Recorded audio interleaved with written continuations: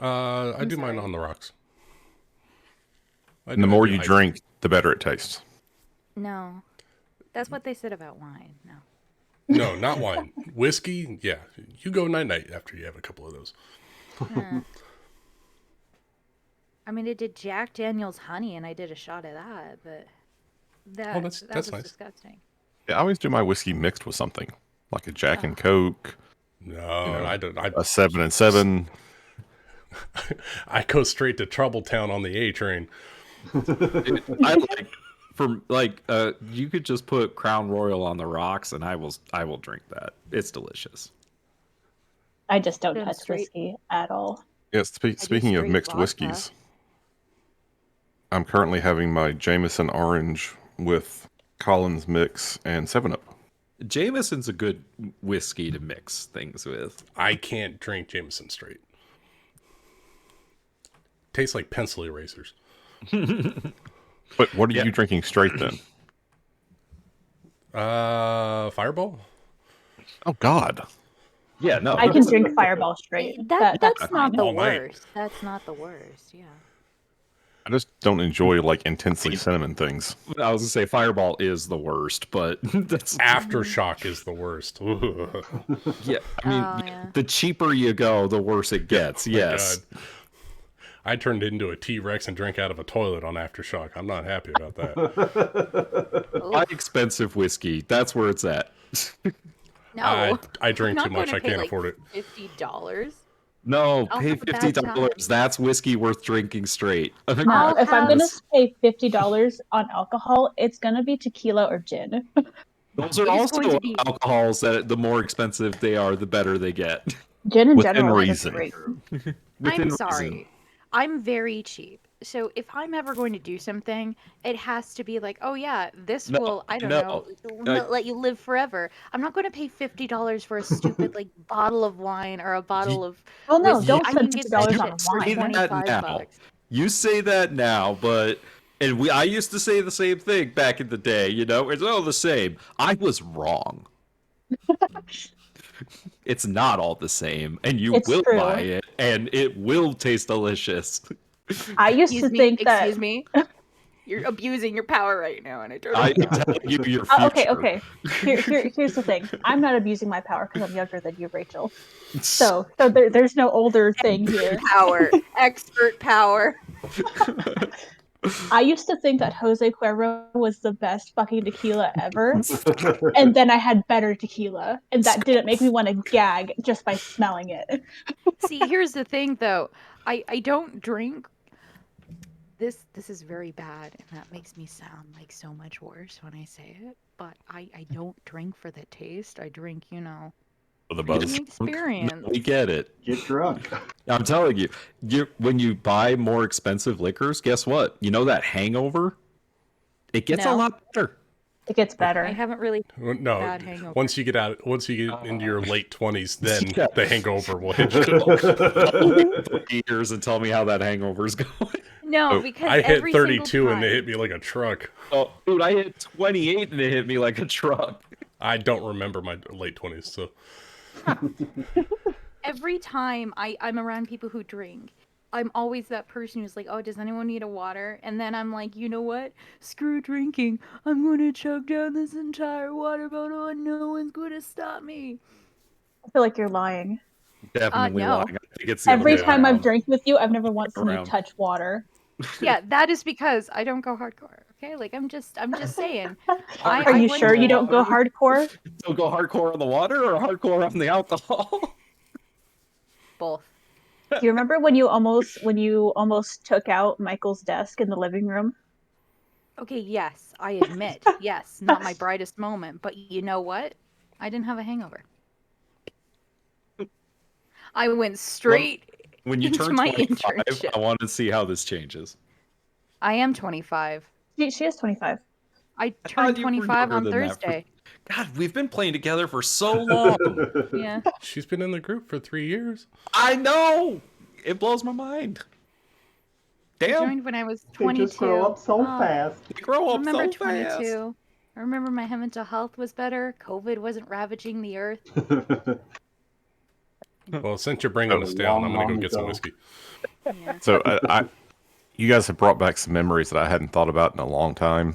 Of pre-COVID? Yeah, I know. But this is way pre-COVID. This is nearly pre-turn of the century.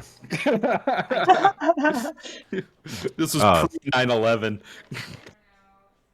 No, wish this I is remembered post that. 9/11. Oh, okay. So then we have our timeline. This was like 2002, 2003. I was on a trip to Scotland and was just hanging out with some guys I'd met over there. And we went to a pub and they introduced me to Aftershock, which I'd never seen before. And we had to try, like, of course we were all drinking, but they were like, we have to do this. You have to have the red one. Then you have to have the blue one. Then you have to have the green one. Then you have to have the purple one. And I was like, I don't see a purple one. You're gonna vomit rainbows. Yeah, but the thing was, there was no purple one. Like, you look on the shelf, there's no purple one. The purple one was you mix all three of them together. What is Aftershock?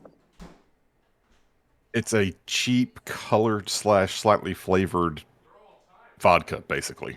Like Mad Dog? I'm sorry, what? It's like Oh, here's a question. Does it fuck you up as much as Four Loko does? No. Never had Four Loko. The answer is no. Don't drink Four Loko. New Four Loko or old Four Loko? Both. Old Four Loko would kill you. Old Four Loko would kill you. I almost died drinking New Four Loko. My puke was blue. Yeah. No, it's closer. It's closer to like flavored vodkas, like I don't know, just Like Smirnoff. Schnapps? Yeah, like no, like different flavored vodkas, like blueberry vodka and strawberry vodka, and like that's just all it is. Oh, Yeah, okay. except it doesn't sounds have a whole gross. lot of flavor to it. It's just colored, like it's neon blue, and Oh god. But That sounds that like whiskey. you're gonna straight up. You guys have reminded me, Lucas. You probably have had this. I'm gonna guess. Maybe Ryan's had this. I'm not sure anyone else will have. Who has had a Four Horsemen?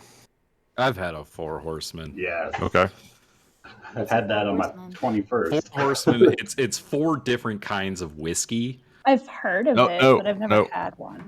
Yeah. If you the one I had, it was Jack Daniels, Jose Cuervo, Johnny Walker, and Jim Beam. So That's it was whiskey. 3 whiskeys and a tequila. Oh god. Okay, I never had them in one drink, but I have them in always like a had- bucket. Yeah, I've always Oh. heard of a Four Horsemen as 4 different whiskeys. Yeah, it's supposed I've to had it be with the 4 Tennessee, whiskeys. bourbon, Scotch, Tennessee whiskey, and Irish whiskey. Right. God. Yeah. Yeah. I had one of those on my 21st birthday. I had a I shit had, ton like- of Long Islands on my 21st birthday. I miss Long Island iced teas. I love had, Long Island. that hard lemonade thing, and I only bought a pack because me and another friend were the only ones who were 21, and we played board games all night, and then we Nice. ended with Secret Hitler. That's my 21st. So Well, I didn't actually go like on my 21st birthday, but it was like that was like the first time When I you went went to out drinking. It was the first time I went to Mill Avenue. Yeah. Like legally. wait, So- what? I missed No, something in there. Rachel's Secret Hitler? Okay, have you ever It- played Mafia? it- It's so fucking fun. Or Werewolf, I think is the other way Yes. it's called. One Night Ultimate or- Werewolf, yeah. Bang. I have played. I have One Night Ultimate Werewolf and Ultimate Alien. Okay, so imagine this. It's 1930. It's 1931. It's the Weimar It's not- Republic. See Germany. It's the Germany. Weimar Dear Republic. God, are you all right, Oh, Rachel? So it's the Weimar No, Republic. I'm Pre-Nazis, okay. got it. It's the Weimar Republic, and basically there are 5 people. You can play with 10 people, but actually 7 people, and around 4 of them are liberals, which are the quote unquote good guys, and there's 2 fascists and a Nazi, and Hitler, and basically what the liberals are trying to do is they are trying to enact 6-7 liberal policies in order to avert history, while at the same time electing a chancellor to be a chancellor, to lead the country through greatness. Only problem is they have to stop the fascists from either enacting 7 fascist policies or enacting Hitler as chancellor after 3 fascist policies have been passed. It's really good. It's parliamentary procedure, and it gets real problematic real fast.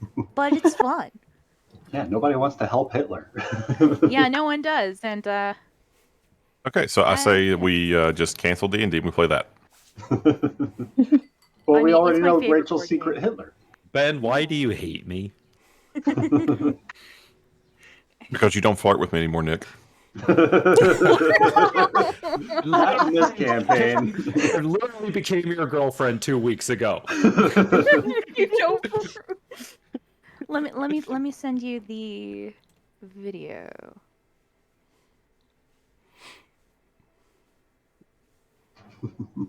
I need to add Ben to the list of my friends that I've dated.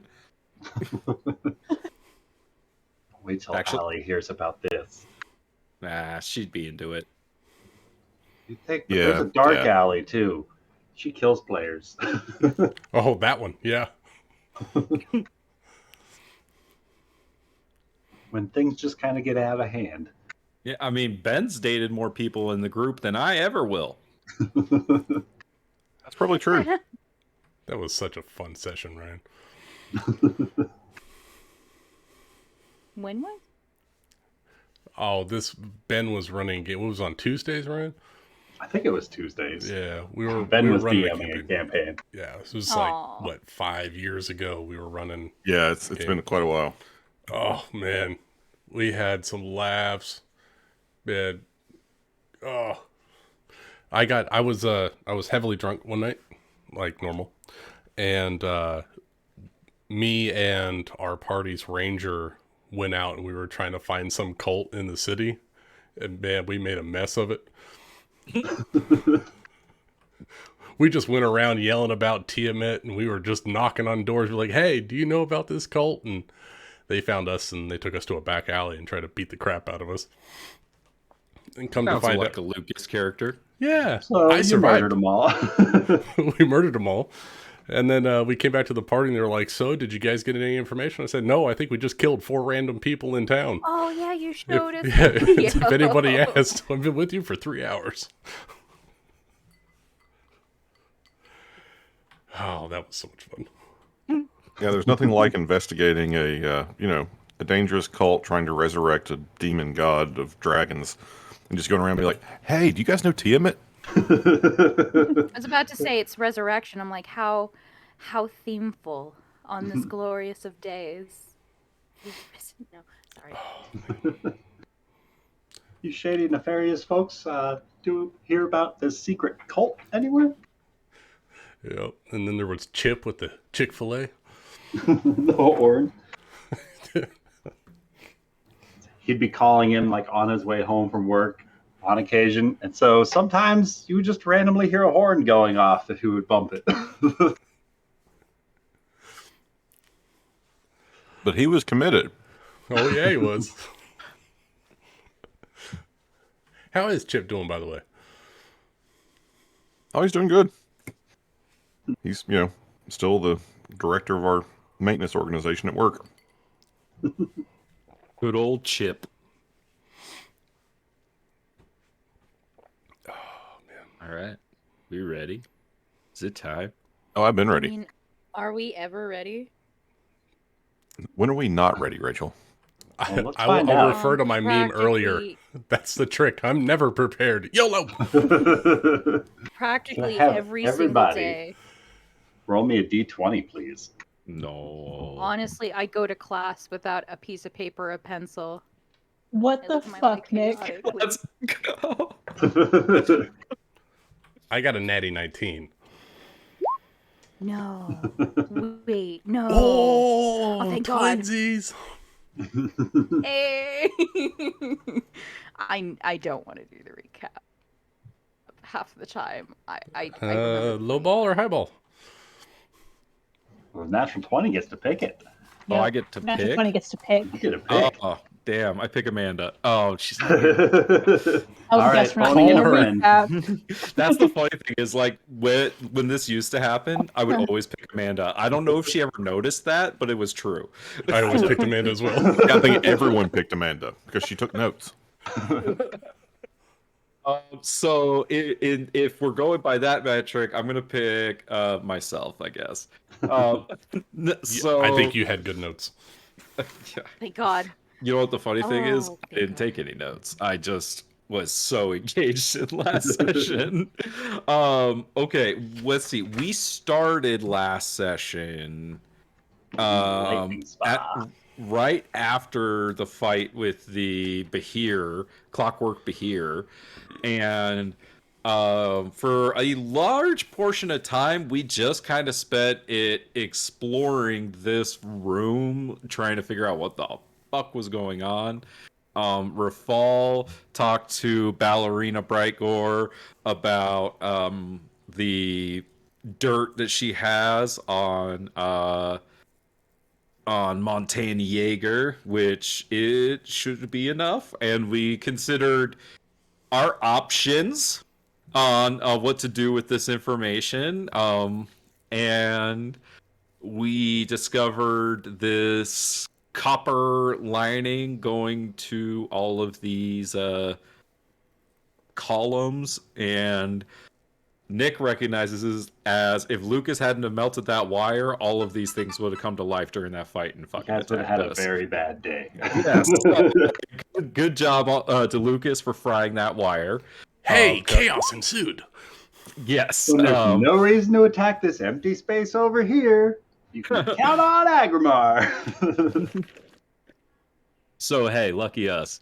But what happened was Thule and Agrimar were trying to read some, or they were kind of examining the room using soul stones, and they went closer to the thing, the little like dais that we like came down on, and it started going down again. And so all of us had to fucking book it over and jump down onto this platform as we rode it down into the darkness, where when we emerged, we kind of felt like we were in this like corridor, and in that corridor we fought these giant Rolling Guardians. rolling guardians. Are they made of stone though, right? They were made of stone.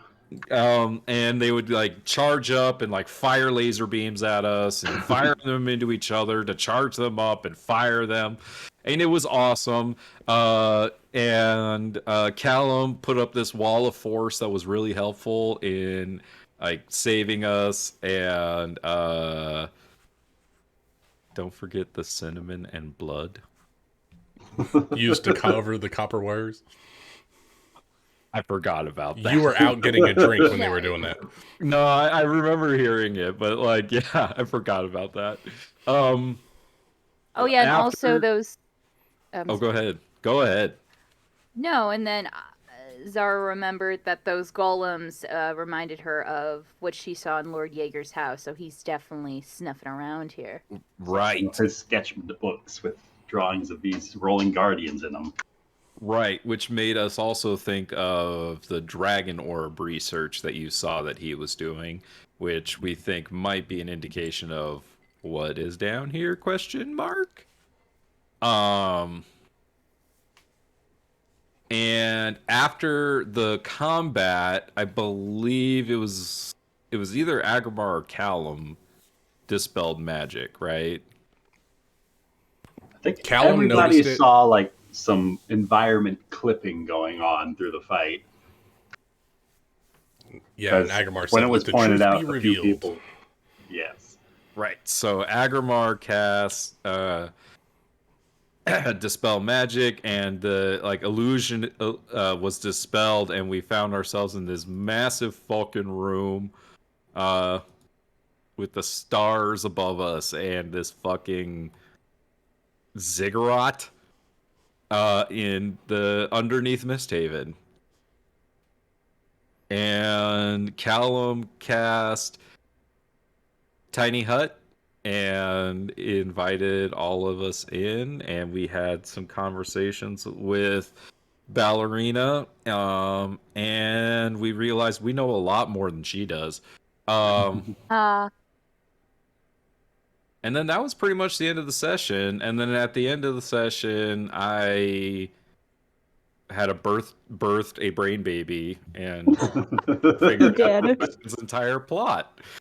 You had an Amanda rant. Theory crafting.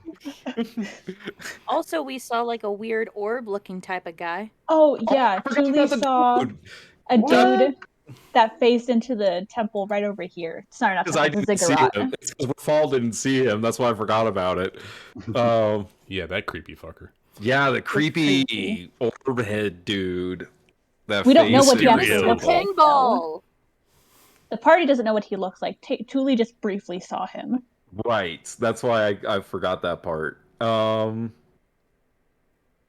But we are quite tired and very and in need of rest. However, I don't know about y'all, but I don't trust Ballerina very much. No, should we make sure that we buddy up during this these watches? Yes, yeah, these watches because Agrimar can't take one by himself. No, that's exactly what I was saying. If we can't do it alone, we might as well have someone buddy up with Agrimar. Agrimar clearly is not going to walk out this time because he's nearly dead. That's what he said has no last confidence. time. I had full spell slots last time. I could have got out of there. Don't believe you. No. Remember can I provide a peace offering? No. What's the peace offering? Wait, is it gold? Absolutely. You've broken our trust way too many times. No. Let's hear him out. Hold on. This guy I know that I have walked away at night before, but I would like to provide a fantastic meal to us all, if you don't mind. No. I mean, we'll accept it, but you still can't take watch alone. Yeah. All right. I'd be on your side if you sweeten the pot a little bit with a little bit of gold. You already have taken everything that I have. Not true. Holds a knife to Tuli's neck. Yeah. Oh, why'd you do that? That would have been great. At this point, Zara is a traitor. Secret Hitler. Long game. No, I offer a hero's feast for everyone. Are we all in the hut? Callum has started to cast it.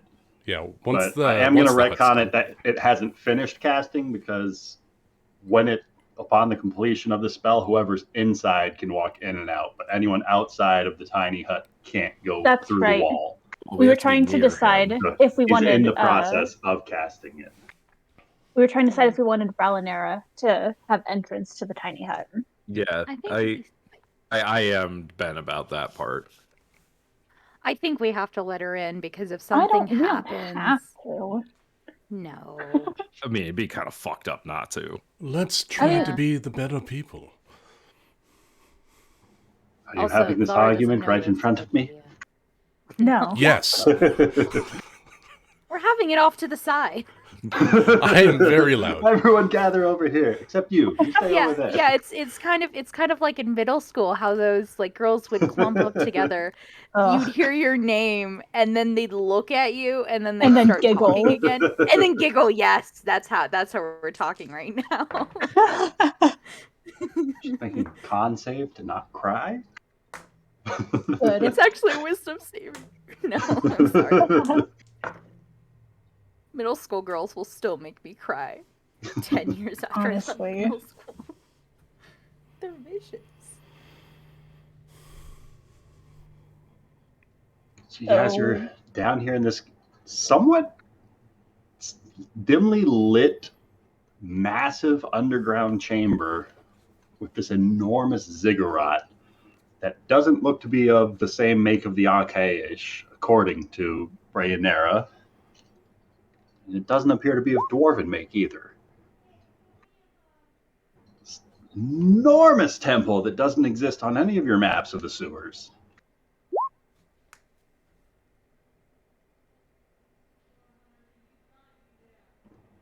I guess my first question is for Agrimar. Where's that soulstone lantern right now? It's in my waistband. At my hip. All right. I'll check a bow wow. It's a good thing nobody can steal it from there. It's got a chain attached, maybe? I don't know. Like a chain wallet? So do we let Ballerina in? Apparently, if we're gonna be nice, we should. When I cast the spell, I made sure she was included so she can join us if she wants to. All right. Also, second question. Are we going to allow the portable hole in several of these, I can't remember what they're called, but those bags things where bag of holding? Should we allow that in the same place where we're sleeping? We've discussed this many times already. Oh my god. Is it safe? Yes. Are you having issues with your bags of holding? No. Faulty enchantment of some sort? No. I'm just, it's sometimes dangerous. We don't know what's in there sometimes. Don't know what's in your own bag of holding. More like we don't know what's in the astral plane. Mm-hmm. Ah. That is truly a great mystery.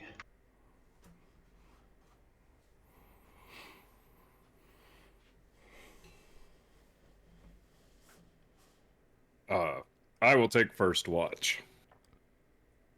I'll take second. Why don't we eat first?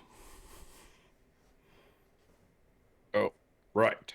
Break bread, it's only proper to provide sustenance to a dignitary.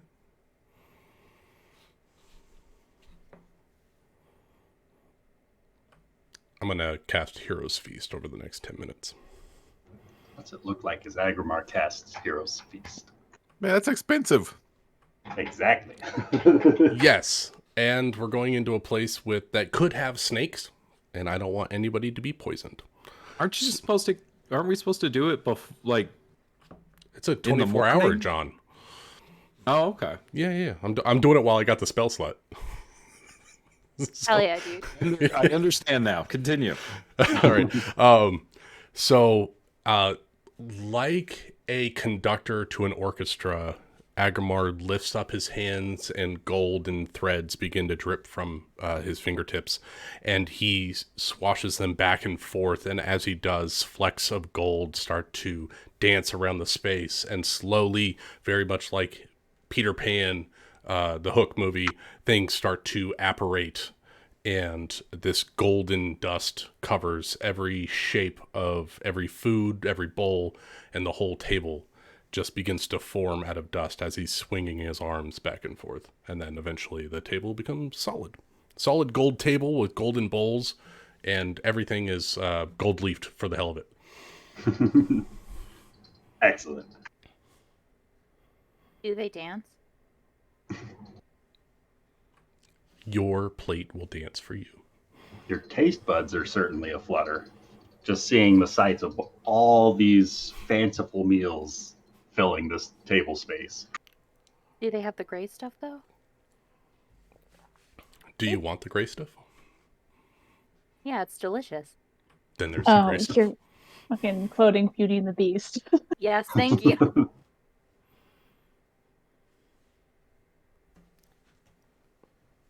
Pretty sure that gray stuff is pate, which is not delicious. No.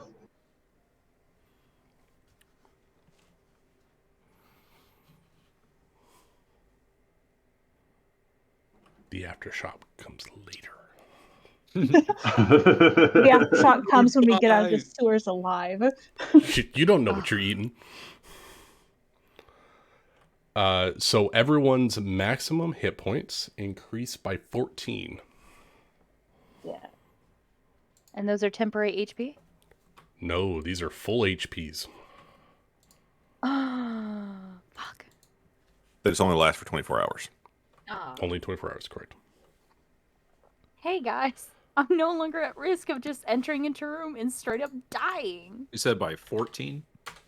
Yeah, 14 is the increase.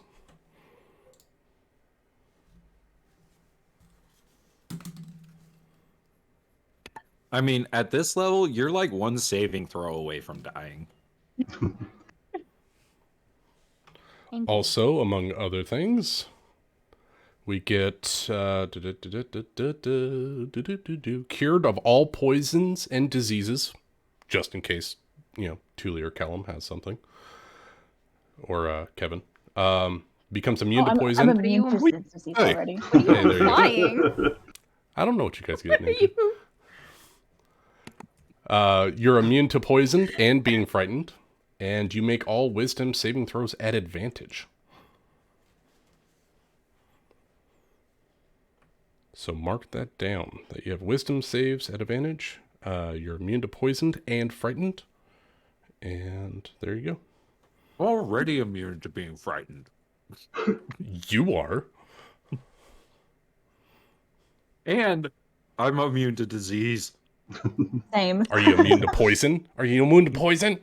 No, that one's helpful. And so is the wisdom saves. So is the wisdom saves. Yes, very helpful. Yes, my paladins, bask in my glory. Agrimar pulls back the bowl of mashed potatoes from Thule and Repulsive. Those ones aren't for you. You get no great stuff.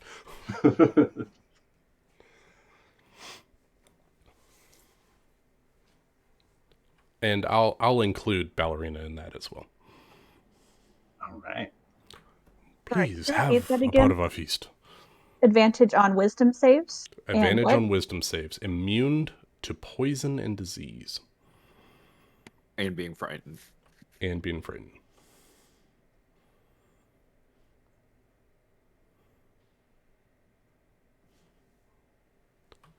I've been sitting on that cup since we were 12th level. Been a while. I remember when you bought it. I spent all my money on material components. Because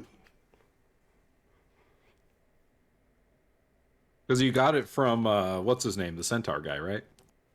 Yeah, Pierre. Pierre.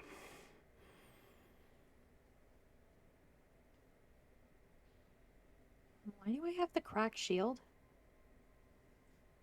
I think somebody cast Sanctuary or something like that on you during Oh Thule yeah, did. I did. or Shield of And Faith. then I lost concentration on it like immediately. Yep. Sorrow. Let's just forget that and have a good meal. So if I already had advantage on wisdom saves against magic, do I get like double advantage now? No, unfortunately, that drops it back down to disadvantage because it comes full circle. Well, if you eat a mushroom that requires a wisdom save, it's not magical. Then I got you covered. Agrimar just hands him pocket mushrooms. Here, eat these. Look. Oh my god, if I was Cookie, I'd be giving everyone sleep dream berries. Not He here. did give everyone dream berries. Oh yeah, that's right. Would be the first time you drugged all of us. Yeah. I'm just having Oh, fun. within the first day of meeting the party, Thule witnessed you give Kevin dream berries because she wouldn't go the fuck to sleep. That's true. This is how we calm emotions here in the party. We make people trip. So in case anyone's interested, there is a homebrew item that you can find. It's a ring called Benefits of Heroes Feast. You just, Did someone make it so you can just alter your sheet and have all the things? Yep. That's handy. I mean, not the hit points, but the advantage on wisdom saves, immunity to frighten and poison. Automatically add it. Yep. So, Your Majesty, I was wondering, when you do find the truth about what happened to your people, what do you plan on doing next? I suppose bringing word of whatever lost truth to be found back home. I'm sure Father would be more than satisfied with our mission, despite some of the lies spun up by your comrade, the nobleman. Lies, such as? That it was under the orders of the nobility, with the permission of the crown. I'm sure King Magmir will not take lightly to breaking of this news. It is interesting that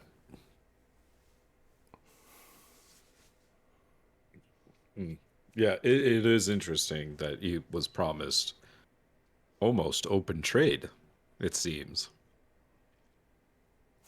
She just kind of starts pushing some of the food around on her plate, not making eye contact.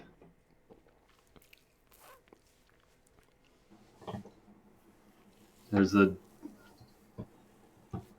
bit of a stained history amidst the Durgar. Many tribes from many clans spread all across the land. But I can only take responsibility for those whose immediate actions I've influenced. What has been wrought by the forefathers of our past, sometimes we're forced to trek through mucky waters in order to find the shore again.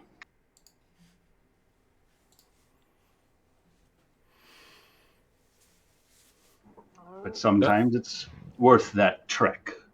A little mud on the boots. Since we have nowhere to go, do you mind me asking, what does that shore look like for you when it is your turn to rule?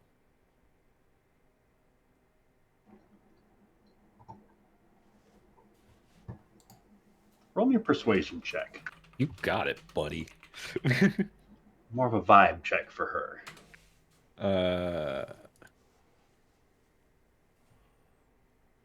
Thank God I have Yikes. advantage.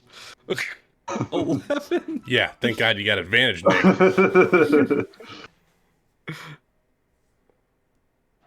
Oh God, that was. There you go. There's the repercussions of getting the natural 20. Sometimes it's best not to focus upon the shores of the futures and focus upon the path and the next step before you. When you're walking through the dark, it's easy to stumble and fall.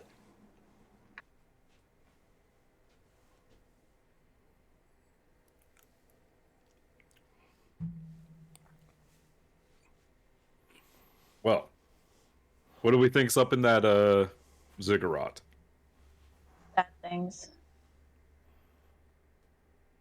Things that Terrible will probably things, kill us in the probably. end. Or some rich asshole. Which is worse. Speaking Well- of rich assholes, Well, oh, what? Go ahead. I was gonna ask, how hurt does Ballerina look? She looks like she's still in the triple digits. Holy hell! She can cast like 9th level spells, dude. She's also a warlock. I will keep my healing to myself. Thank you very much. Then We're about to have a long rest. She'll be fine. I'm worried about myself now.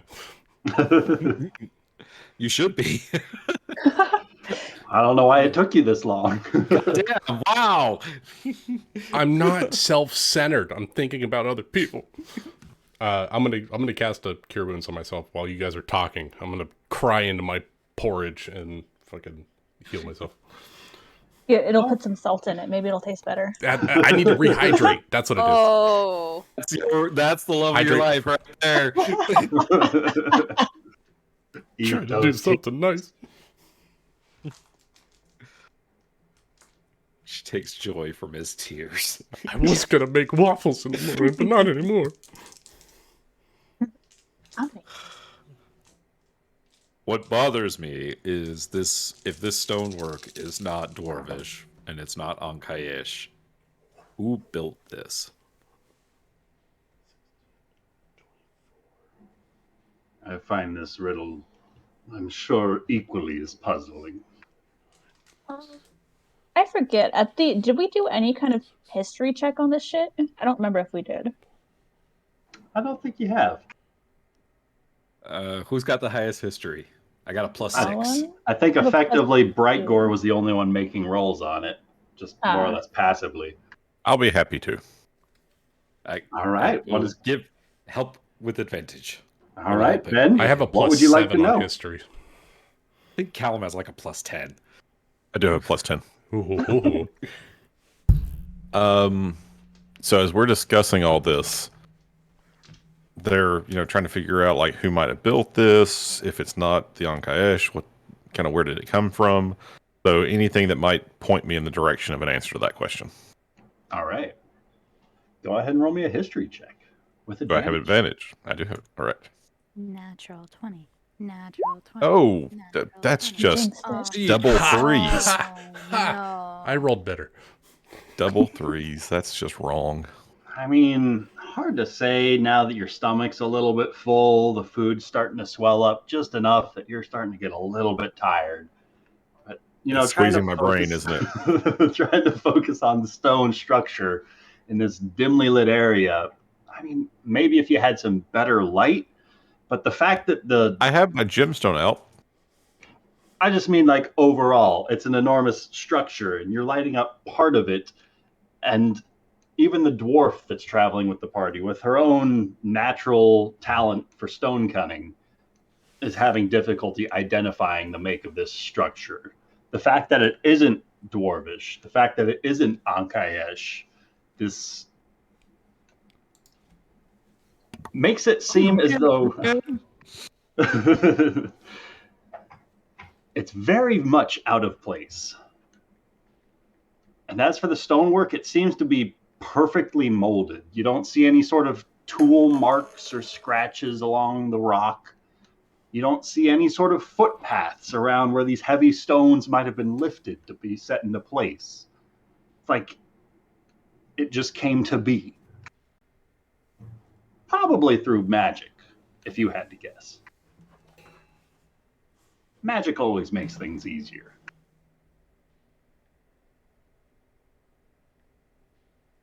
Exactly. It's not magic. I would know magic.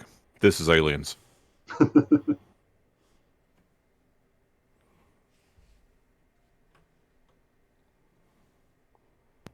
So I share that lack of insight with the rest of the group. Well, that's concerning.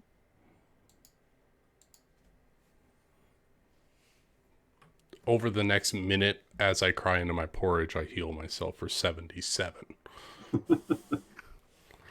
You have magically Lee has to keep up appearances. None of you can see it because I got a giant fucking helmet on. Oh, that's right. You took the shark helmet. Yeah. I'm impervious to your vision. Sharks need salt water. Damn, even Zara doesn't do that to Callum. Jeez. All right. Does anybody else want some healing while I got some spell slots? Anyone else you want to heal while you got spell slots? Yeah, of course there is. So I want to heal. I'm going to spend another minute. Please heal Zara. Channeling. I don't think she needs it. She's being very rude. I'm being very polite, considering relative to what Thule did. She made to me. You're confusing Rachel and Zara. Yeah, I think they're the same.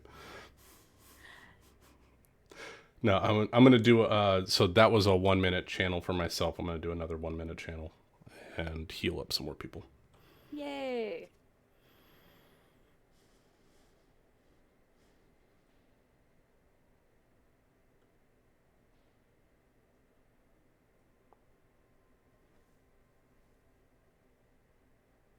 I'm at 120, so I'm good. Stop bragging, man. Why? Because that's higher than your total HP? I came here to have fun today, okay? I feel unnecessarily attacked. I came here to have a good time, and I'm feeling so attacked right now.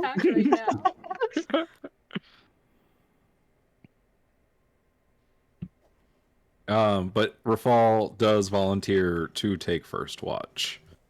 Kevin will take second. Zara will take second. Sorry. You just said the same thing twice. Yeah, I know. I use Kevin and Zara interchangeably. Me Yeah, too. no, I'll take the third watch. I'm getting pretty good at it. Yeah. Zara's going to be on watch with Kevin all night. Right? All night. Yep. That's her buddy. No. If that was true, then I would say she is not in her right state of mind. And she would also be banned from watches. Exactly. I can't see Zara's numbers. How far is she down? God, that's a lot of math you're making. You know I think who she's else is exactly banned from halfway watches? down. Okay, that's Agrimar is manageable. banned from watches. It's Oh, true. yeah. So Alone. that means Kevin and Agrimar can't be on watch together. Well, I don't think Should be able to Agrimar can see be Zara's alone map. with Tuli on watches, because I think Tuli would... No, I think she's got a good head. Tuli is a very responsible rats. I watch forgot about the woman. rats. I Watch- genuinely thought that they were nice, and they weren't, okay? You No, they're also not- went off on watch runs, if I remember correctly. When did I do that? No, I We were in the sewers. Yeah, didn't I attack something? Yeah, it was coming nearby. And technically, I didn't leave the safety of the thing. Yes, you did. I was in... Okay, I will was both of in you be quiet and headshot. take 39 hit points of healing? And just admit that Rafal's the only one that's never abandoned his watch. Callum did. Callum hasn't. Yeah. Callum hasn't had many watches. Because now, even when we take watches, Callum still doesn't take watch. What are you Oh, talking that's right. about? He was hallucinating. Oh, yeah, and he allowed 2 party members to get almost killed by the bagman. Well, that wasn't Callum's fault. no. I'm gonna But save technically, that was Meagram's fault.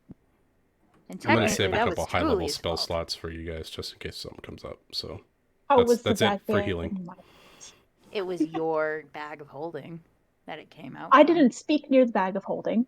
Well, you own it. Can we get through this long rest? Girls, it's okay. You're both pretty. Sorry. I forget, how many watches do we usually do? 3 or 4? 4. Oh, so I'll Tuli take will fourth. take last watch. Nope. Four No. or 5, depending. 4 is the minimum. Are If we want to double Ballerina up, we go could by do herself? 3 pairs of 2 for the night. Oh, that's right. That's the thing about my tiny hut is that nothing else can get inside of it. That hasn't stopped Ryan before.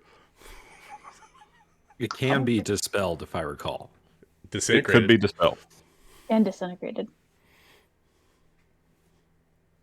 Maybe they'll just ask very nicely, like, "Hey guys, can we lose this tiny hut?" And you'll be like, "Sure, that sounds cool." Okay. So then if we're pairing off, what are the pairs? Or 3 watches. Callum Zara. Rafal and His invisible friend. Ballerina, and then Agrimar, Tuli, Zara, Callum. Why don't we mix it up a bit?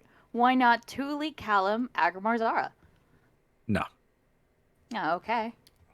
I think that's a great idea. No, I mean, you're both wrong, and I veto it. I'm sorry. I thought we lived in a democracy. We don't. I mean, no. I think his No, the crown way that says we usually- otherwise. The way that... I serve a higher power. You do not, actually. You are sworn to me. Wait a minute, but isn't Tuli technically in charge, like under Ballerina? So technically, it's Oh, that's Tuli's right. decision. Hey, I can't tell you what to do, but I can tell Agrimar what to do. Damn. Wow. See, I was I serve going to too many suggest... masters. I was going to suggest Agrimar and Rafal. That's pair up. fine, too. And then I'd rather Tuli- Rafal be with Ballerina. I can take care of her. I second this motion. Yeah. Sure. Let the Okay, bros so talk. Agrimar and Rafal, Zara and Callum, and then Tuli and God. Bralinera. Oh, I moved it at the same time you moved Whoa, it. whoa. Something None like of that in the hut. But So roughly about this time, for brevity's sake, we could assume the golden feast begins to fade away as you guys get your last couple of bites of dessert in, and you start to feel the full effects of this spell, because I believe it has to be consumed over the course of an hour. Yep, And you 1 guys hour. effectively complete a short rest if you'd like to spend any hit dice to keep healing. Yeah, I guess there's Yeah. no downsides to that, is there? Right? Feels like there is. Feels like there is. Here comes 7. 7 would be half. Where's the short rest? Here we go. 1, 2, 3, 4, 5, 6, 7, 12, 24. Oh, look at that. Triple digits. Oh my god. Did it!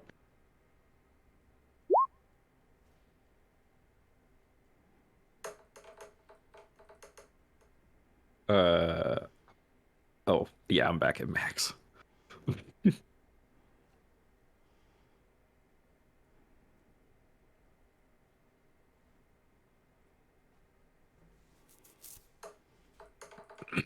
My short rest roll for HP back on 70-10 plus 21 was 75. I'm just going to say, pretty digital good. dice hate me in every way on the internet.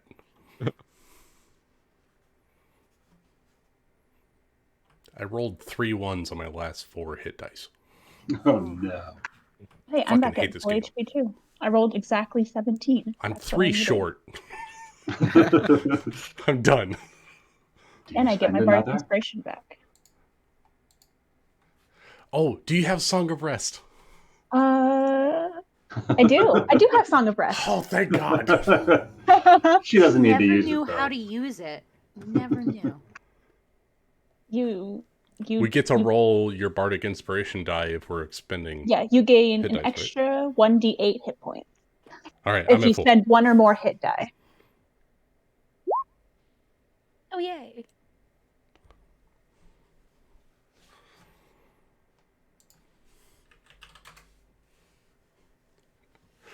I think that's the first time in this campaign we've used Song of Rest. I used it once at the beginning when I first joined. Wow, 2 years. Wow. Wow. The second forget time I you've have earned it. it. We should be using it more often with the amount of HP I lose every time.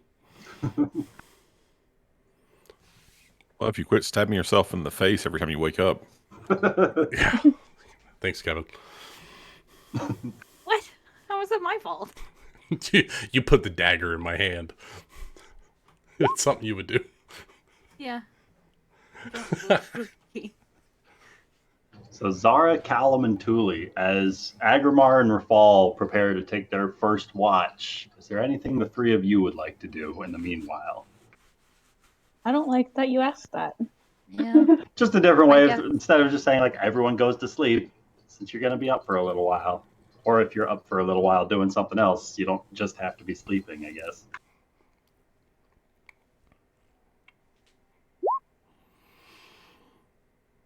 You could totally just sleep too, that's fine. Callum just goes to bed, looks like. He pieces out and the bubble goes away. Yeah, he can't leave the bubble. He's like, I gotta take a piss. I'll be back. take There's Oh, flowing no. water. There's a I river guess. behind us. It's tranquil. I don't know. Keeping watch. Nothing really to do. We have 2 people on watch. Oh, fuck. Never mind. Wait, are you going first for first? What's your group going Agrimar and first? or is Rafal mine? are going first. Oh, okay. I thought you said they were going to sleep. No, Callum is, because Ben BRB.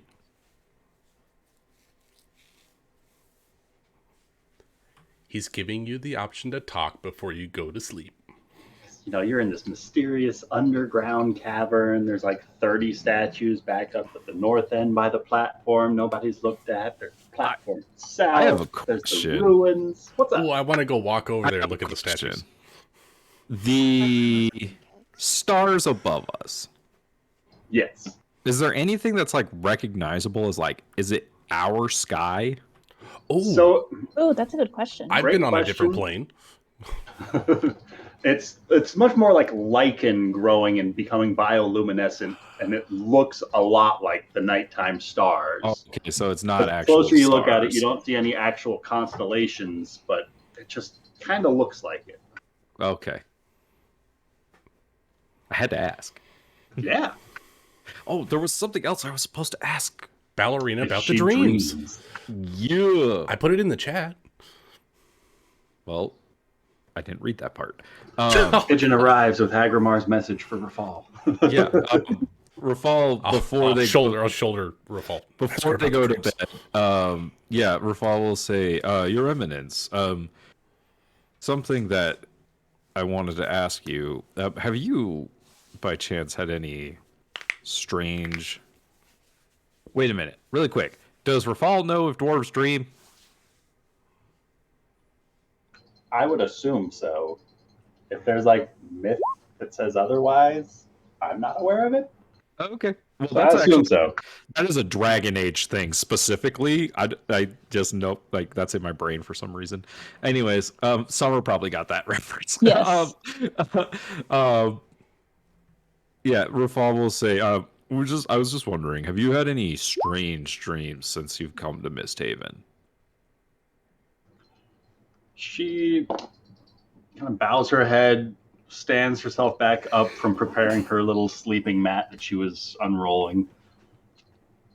She thinks back for a moment, makes a roll of the dice. I mean, I suppose nothing stranger than normal.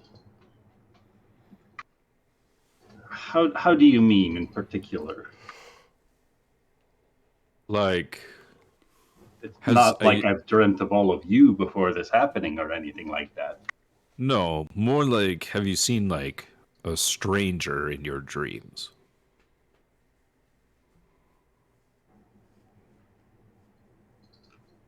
She once again, like, you see her mouth start to move before her brain causes her to purse her lips and silence her action, but you can see her eyes kind of rolling back into thought. Roll me a persuasion check. Could I assist him with this persuasion check? Anything you would like to say? On them, but here we go. Thule overhears this part of the conversation. Ooh, No, dreams. but you already have advantage. You can still participate if you want. I mean, yeah. I mean, there's That not a means lot you could also roll on space it. here. Oh, I could roll on it. Shit, you're right. Get in here. It's just that it's been kind of an odd phenomena. Obviously, we can't give actual people that have been having these dreams for privacy's sake, but if it's happening to people that don't live in MistHaven, are just here for, a short amount of time, maybe it's something bigger than we initially thought.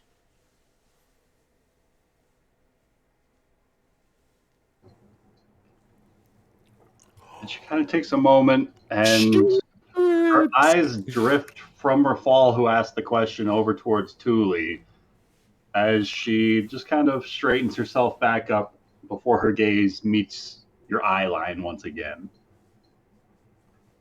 It's not necessarily since coming here, but for a few years back now, on occasion, I've had dreams of myself.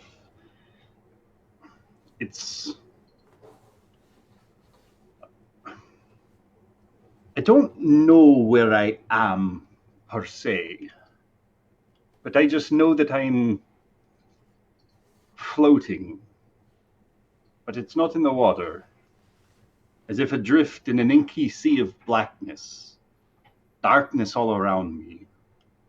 And I don't hear, but I can sense something stirring about, just out of my reach.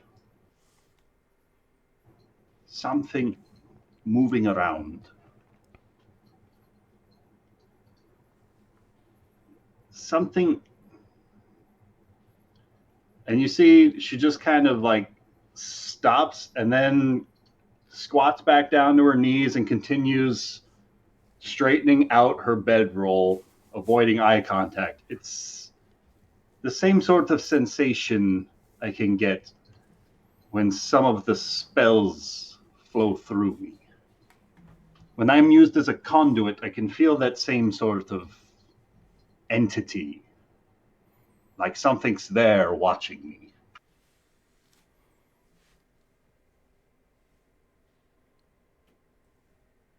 Why do you ask? What do you dream of?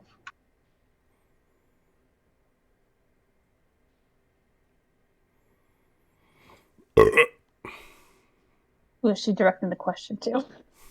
She doesn't make eye contact with either one of you, but both Thule and Rafal are a part of the conversation. Or anyone else if they choose. We will. It's a very tiny hut that you guys are all in together. Have you ever seen the visage of your patron, the one who gives you your powers?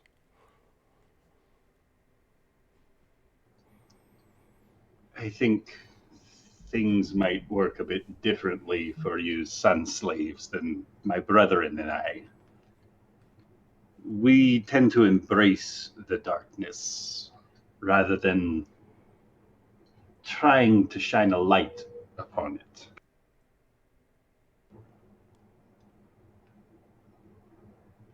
I'm not sure if that makes sense. You take the power without question. I understand that. Not necessarily. Think of it more like an exchange. Like you might pay for goods and services throughout your marketplace, the way coin might buy bread or something else. Your own essence can be funneled through for more powerful spells. The more of yourself that you channel away, the greater portion of your soul, I suppose is the best way of phrasing it. A bigger piece is offered up in exchange for higher level spells. It sounds like you're getting the raw end of that deal. Where do your magics come from? Most of it is myself, but I also do not barter my life away for my powers. I've studied a bit, and I have drawn from a well of power that is beyond what most people can comprehend. But how do you think that well came to be? I can assure you it wasn't by the use of some saints, such as holy men as yourselves. No, it certainly wasn't. But, at least personally, it doesn't require any sacrifice of my own. So as long as the sacrifice is borne by someone else, you're all right with it. Precisely. We bear our own burdens.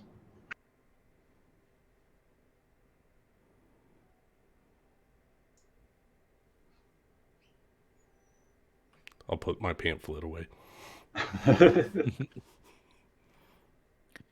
Does the entity that gives you power have a name? He preferred not spoken aloud. Only when drawing upon him for the most direct of connections. Can I attempt? Great power in the name. There is great power in the name. Can I attempt? Would this be like a religion check, Arcana? I'd say an Arcana or a religion check for you, Thule. Religion's higher for me. Never mind. Roll it one more time. For reasons. Okay, never mind. You don't know. Yeah. It's You were not making out ringing with any Vale sort that of bell. Maybe you just haven't read up on Durgar mages. She's very different from some of the other Durgar you've met, too. She is.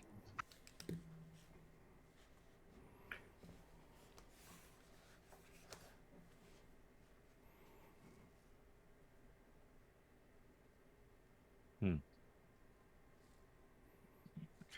trying to remember. Didn't one of us have a very similar dream to what she just told us? Floating in a what Like did an she say? inky- An inky black space. Yeah. I immediately thought of the astral sea.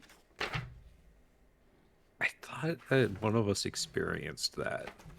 I've had so many out-of-body experiences, I can't remember.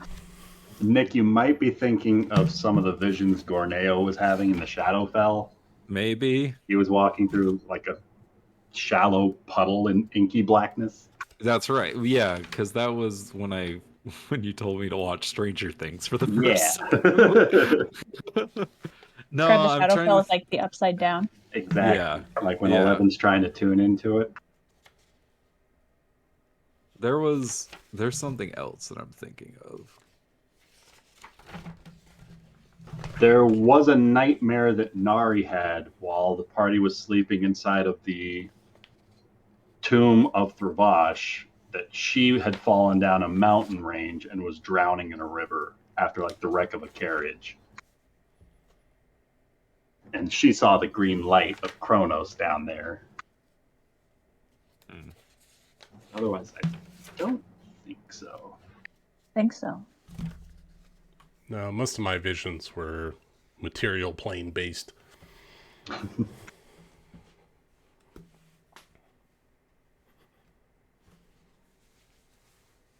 So tell me, have you used spells like this hut before? How long does something like this maintain itself? Can we walk back and forth freely? Are we contained to the space within?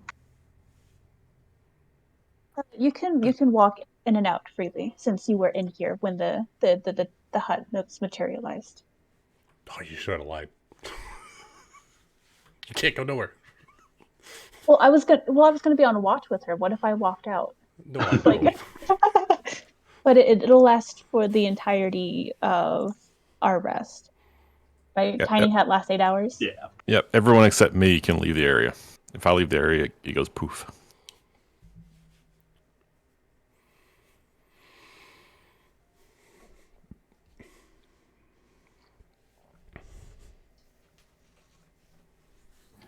You all mentioned you've gone and done some spelunking in the sewers before. You haven't come across anything quite like this, have you? I mean, we've run into something similar, but no. Not in construction, but in magnitude, yes. Yeah. How do you mean? It seemed like another place of great power, would you say? Significance. But the construction of the area was far different the last time we saw something of this magnificence.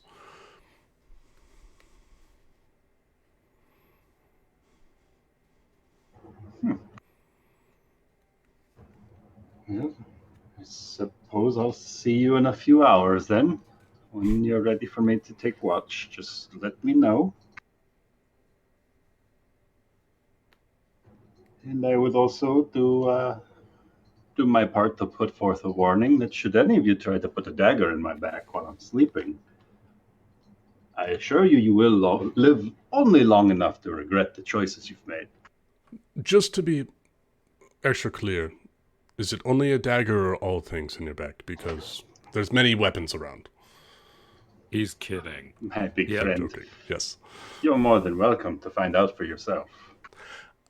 I mean, the same Perhaps goes we'll for find you. out which of our deities is stronger, right?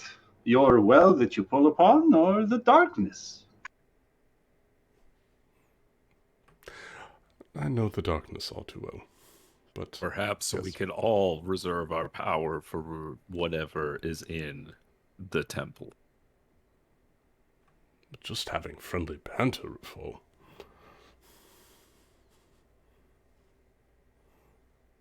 You sun slaves have a strange sense of friendship. Why does she keep calling us that? It's easy, because you and your kind all make yourselves sun slaves.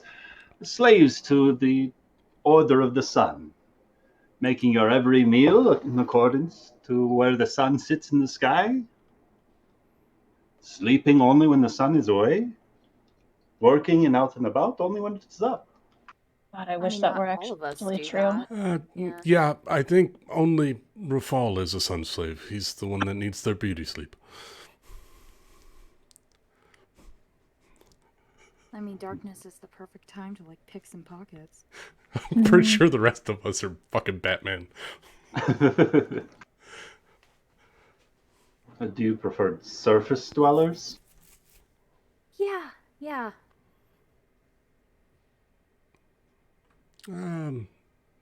I don't And that's- really care if they're below or above, as long as they're cordial to me, I'm cordial to them. What about blinkers? Dig downs, airheads, gropers, scumlords? I think Scumlords should be are you, but, nobility. let's just stop right there. Sure, after all, the scum always rises to the top. It starts at the bottom. You're not wrong. Rafal's gonna step outside. You can still hear us. But less. It's a little bit muffled and warbled. Yeah, he doesn't need to listen to an actual slaver talk about slavery. I'm trying to turn them to the light side of the force, Nick. It's not working very well. No, it's not, and it's not going to work. I'll see you all in the morning light then. That was a joke. See, She rolls over and just kind of tucks herself in. Just you watch. There'll be daylight down here below. God, what an asshole. As she turns Not asleep over, yet. I'm gonna give Zara a pamphlet. Can you put this on her person without her knowing? Agrimar, I wouldn't even read this. No. She'll tuck it into her breast pocket or something. It's very nice. I got it embroidered and got it embossed and everything. I worked really hard on that. Don't We you know what talked about this. Oh, You God! really shouldn't. You really shouldn't be giving out pamphlets. Would a badge be better? If you want to I get think- attention, you have to stand on a street corner and yell at people. Okay, the last time I did that, a lot of people died. Well, I saved a think lot of we'll- people too, technically. Exactly. It helps if you can stand on a box. And a large sign to wear around your neck. I've seen this Right. done many times. Okay, so I'm taller than everyone else, and my sign is on my chest, so that works. Okay, I got it. I'll work on it. Are you trying to make him look like a beggar? No, do you see beggars walking around on street corners with signs? All the time. Yes. The end is nigh. I think Zara killed a couple of them. One of them was an accident, okay? Collateral damage. You know, for someone who murdered someone on the street, it's not really fair to be calling out others.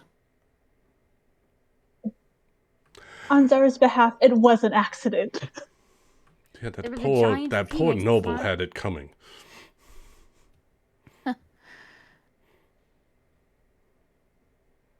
If you weren't aware, Callum, commoners are very easy to kill. I just tried to trip one and he fell over dead. I'm gonna go Yank make him sure off a Rafal's horse. alright. I got 4 hit points. The falling damage was too much. All I did was kick him in the back of the knee and he fell and died. I took an arrow to the knee. And yeah, I punched another one and his just head went 360 and they're just really fragile. Well, I Granted, have that was the noticed that first time I it's, ever killed somebody who didn't deserve it. Ugh, tell me about it. honestly, this is why heroes should be in charge. Eh. So who's taking first watch? Rafal and Agrimar, I guess. Oh, But and they're both Agrimar. out of the bubble. Yeah. You can't do anything from inside the bubble. I Zara, know. you're still You can awake. see. You just watched them both walk out of the bubble. The I bubble is know. transparent from the inside. It is opaque from the outside. Well, who's going to take first watch now that they're out of the bubble? They're taking first watch. Nothing can come 30 into the feet bubble away except from for you. them. You are And I can't leave the bubble. less than 6 seconds away from me. That's an entire round. We both get an extra 10 feet of movement. Yeah, so it's less than that.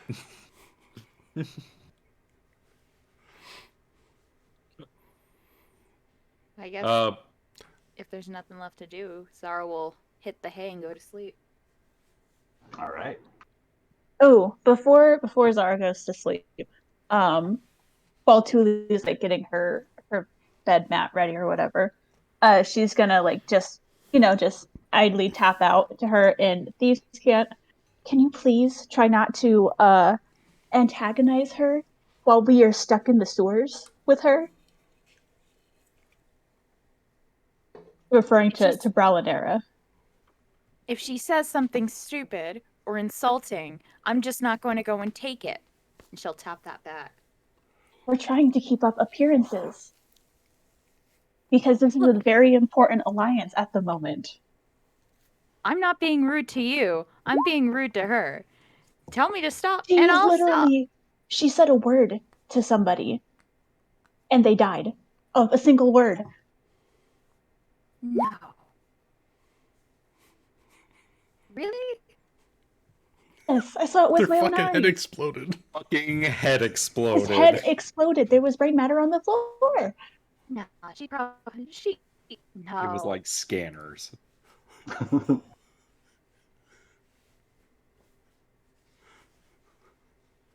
If you could please not antagonize her while she has the chance to kill all of us, because I feel like she could. And if we kill her, then we start a war with the Durgar. This old Thieves can't, by the way, just rapidly tapping back and forth. The longest Morse code conversation. Fine, I'll stop. Thank you. In fact, if you can keep from making any more snarky comments, we'll go on like a heist or something. We'll go on a stealing spree when we get out of here. No, How's thanks. that sound? I'd rather keep my back free of daggers. I still Joke's don't on trust you. you. I lose all my daggers. I know. And none of them have gone into your back.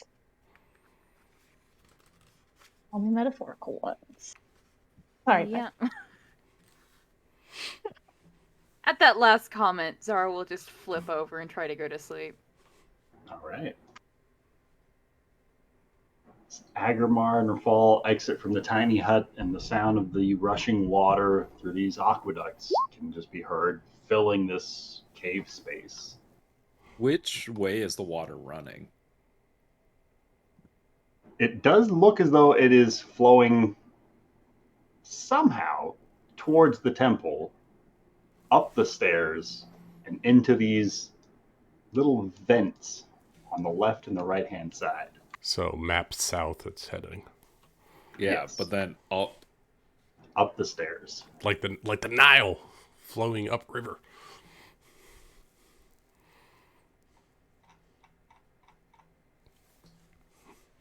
damn it. When we need Nari most, she's not here. I know. I agree. Sorry about the banter in there. I was trying to see if there was any light behind those eyes.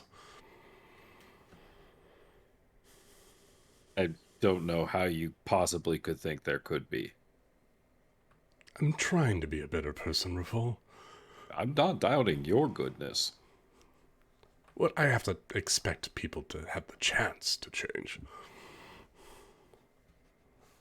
I suppose she's better than her father. Well, the fact that she is willing to even walk with you and not try to slap manacles on you is an improvement. This is true. Though how much of that is her thinking I'm royalty and or not is meant to be. Does it matter? I suppose not. You are who you are. Do these have any, like, artwork on them Glyphs, or anything maybe? like that? Yeah. There's some fanciful patterns carved in, but no like runes or hieroglyphs. Just the Like, sort of do the patterns have any, like, iconography or anything like that? Like ancient Akaish kind of thing going Or on? even just like, yeah, is there kind of like more like a mandala carved into the sides. It's sort of almost hypnotizing trance, like super intricately detailed, almost like the further you stare into it, the more you realize that how many more layers there are to this design. but no like recognizable images? Right.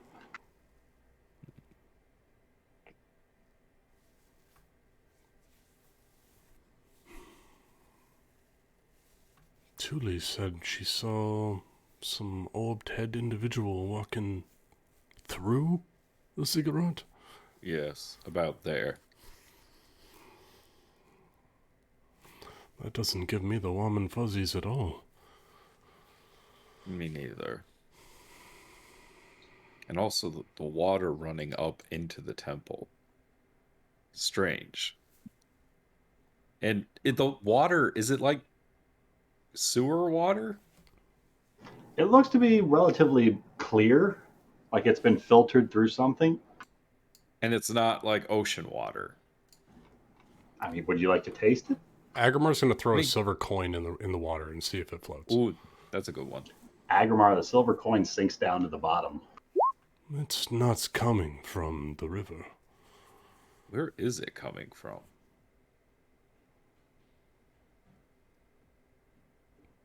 That's a good question.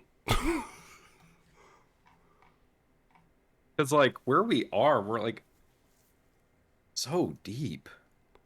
Very deep. Yeah. In the middle of MistHaven, very deep. Like in the middle of the ocean, kind of There could deep. be an underwater lake that we don't know about. Or underground lake that we don't know about. It's like all the water that was running in the sunken cathedral was all like sewer water, right? That was pretty clear water as well. Because I think Agrimar dove into it and was able to see the aboleth through the water. Yeah. And it wasn't ocean, so it wasn't freshwater. seawater. Huh. Okay. Then that could be where this water is coming from. Well, yeah, if they had an ancient cistern of fresh water, maybe from an underground spring, maybe, that would explain why the aqueducts flow with the water they do. Did the spike growth like burn down? Yeah, it's effectively gone. Okay. Do you want to go see if we can glean something off those statues? Oh, no, I don't think we should wander too far. Best to stay close, especially if we know that there are things moving down here.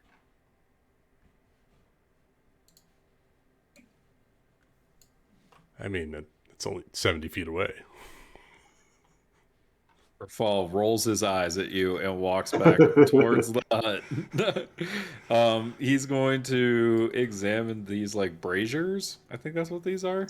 Yeah, that's exactly what these are. They I'll don't assist. appear to be lit, and you can smell like some sort of a charcoal-like fuel inside of it. Like it's ready to be ignited, but it hasn't been.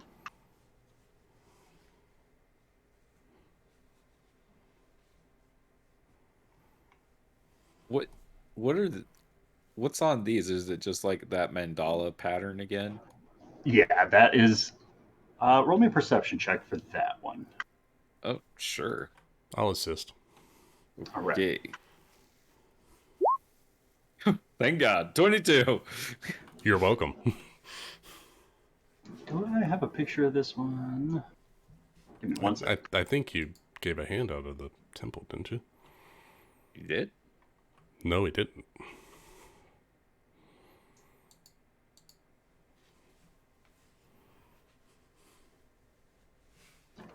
It's the kind of more fanciful carvings of the stonework around the archways, like depicting that this is some sort of like a priest's chambers, or like this is the entrance and exit to the steeped pyramid.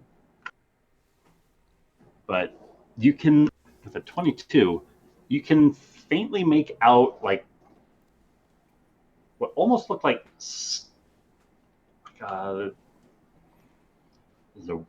I don't know how to describe this exactly.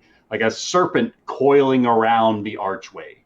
This individual scaled segments of a snake, and then another one, and another one. Each of these wraps around almost like a tendril, a headless snake. You can make out the tail from the points of some of these scaled tendrils, but each of them just making like an impossible knot wrapping around the archway up top. From what Nari told us about Kronos, is that Kronos related kind of stuff? Like an Ouroboros is like a serpent eating its own tail, and that ring sort of similar? A ring of serpents? Yeah, that's what I thought. Okay, so Rafal will turn to Agrimar and point it out and say, isn't that similar to what Nari told us about Kronos? A snake devouring itself? Yeah, that's what I'm getting from it as well. This is either a temple dedicated to Kronos, or it is maybe a vessel, burial place. Ziggurats have been used for burials for many a powerful beings. Said to be focal points. It's quite possible.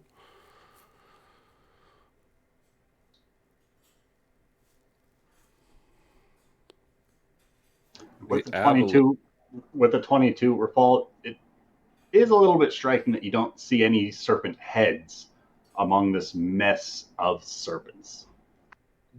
Does it look like anything's been broken? Or was it intentionally carved that way? Okay. It looks like it's been perfectly restored, not even so much as a crack in the stone. Something seems to be preserving this place. Both above and here, it should be deteriorated. Yeah. I only was able to end one magical effect, but I can attempt to see if there's something else that's keeping this temple pristine, or perhaps there's something deeper within. I'd imagine it's the latter. This place appears to be very important, but to whom? Well, the fact that the snake doesn't have a head, and it's just its body continuously wrapping around what appears to be the pillars and the arches. And maybe there's some form of time magic on this temple, some stasis that doesn't allow it to corrode. I mean, Kronos is a master of time and space, right? That's basically what he is. Basically. I mean, my visions are anything that Kronos broke one of the moons that surround this world.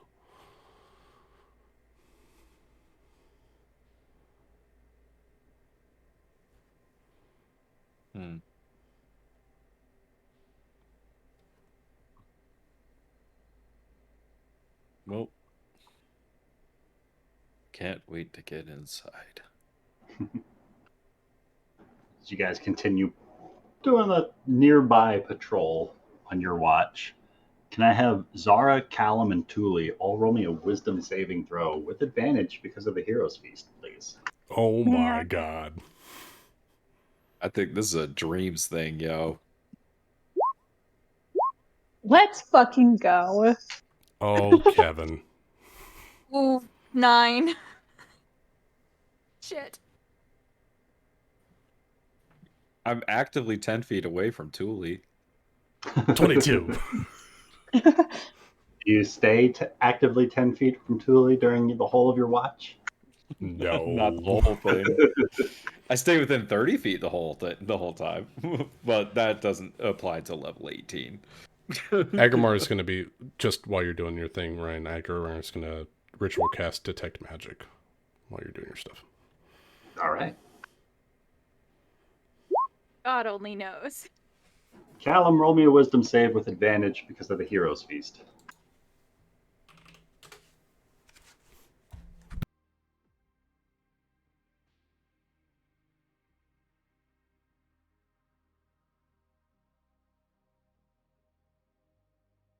Good save, good save. All right.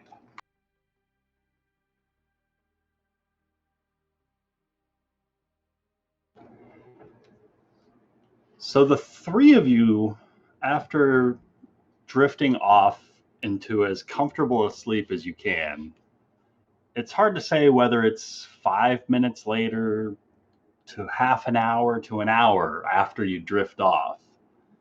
But each of you have this sensation, you feel yourselves just walking.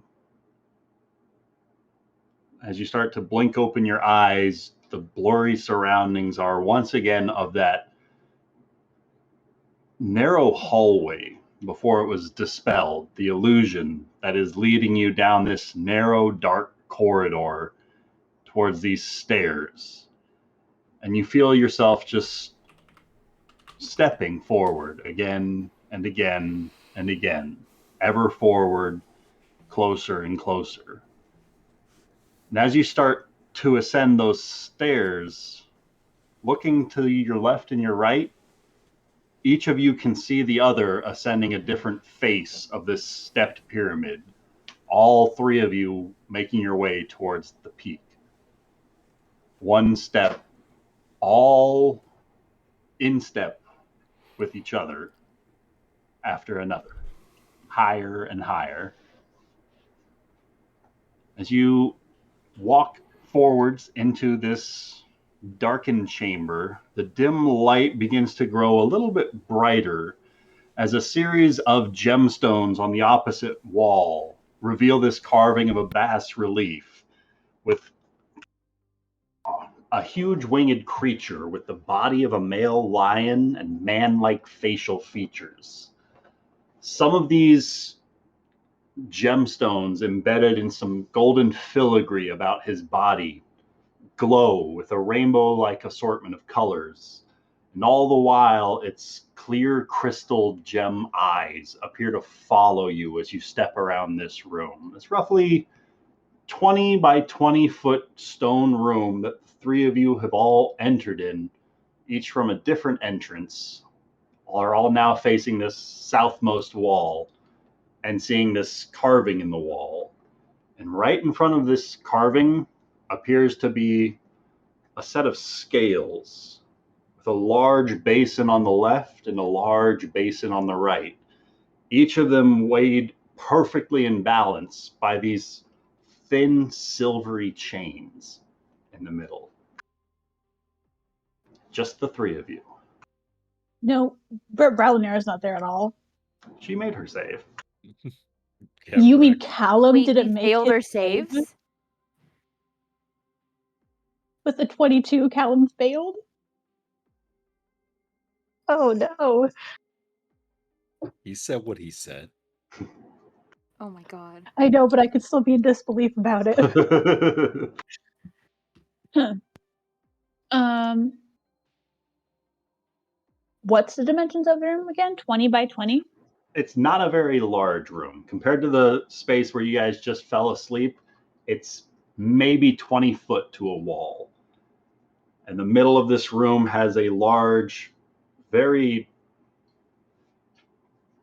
posh looking set of scales in the middle. And the far wall has this carving of an andro sphinx. And the three of you are all facing it as it glows.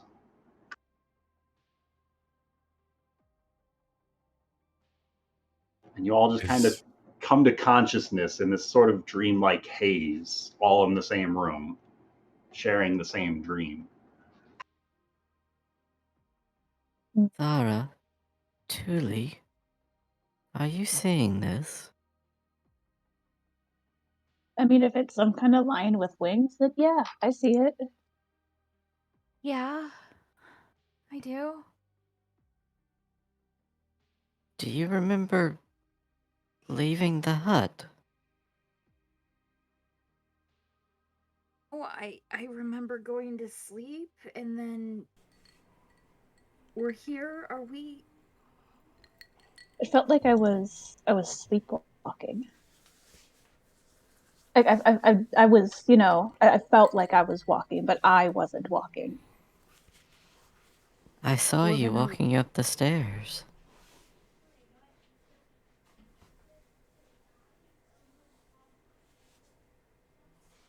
I wonder what he wants. And Callum's going to start walking towards the scales. Callum, you start to walk towards the scales, and the crystal eyes of this carving begin to glow with this golden light. And it shines sort of like a ray upon these scales, and they begin to sparkle with the same golden glow about them. And this disembodied voice fills the chamber, but it pulses with the same intonations as the eyes glowing on the bas relief in the wall opposite. Hail and well met, adventurers. I see you find yourselves stumbling ever forward. Stumbling, seeking what exactly? Truth? Knowledge? The path? You find yourselves before me, I believe, because each of you has something to offer. Before every one lies but two paths, the path of the knight or the path of the knave. The knight always speaks their truths aloud, the knave ever the liar. What have you to offer for the truths that we've conspired? Step forward one, step forward two, step forward three, and each of you will present a gift to me. The path before you will be revealed based on those that you've left here. I present to you these scales of judgment, offer equal in value to the truths that you seek here. Just remember, there are two paths that lie before you. The path of truth with the knight, or the path of the knave and the liar. As the glow fades from the crystal of the eyes and remains about the two scales in this room. The one scale with the two basins in this room. So, do we have our stuff? You have everything available to you. But it has to be equal in value to what we're seeking. What the fuck are we seeking, though? What does it think we're seeking? That's one of the questions it asked you.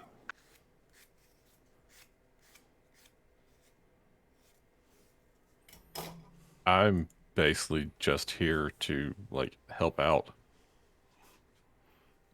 I mean, Get rich or die trying. It's more like, Callum feels like he has made, real friendships and is just trying to, help and almost pay people back for believing in him, even when he was not quite himself.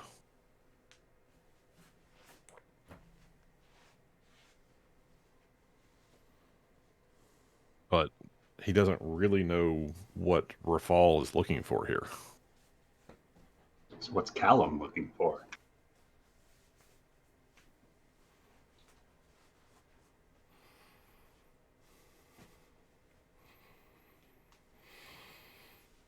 Insight, I guess, just how we can... Callum wants to know how he can help Rafal, and in some ways how he can help bring Nari back, because this seems like something she would have been absolutely fascinated by.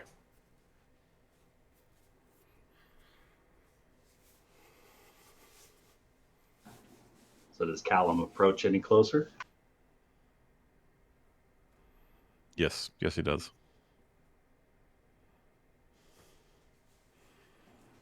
As you get about 5 feet away from the scales, the crystal eyes once again glow golden, as if watching you as you approach the last couple of steps to the scales.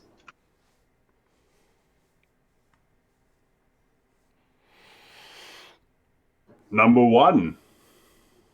State thy name, your purpose for coming here.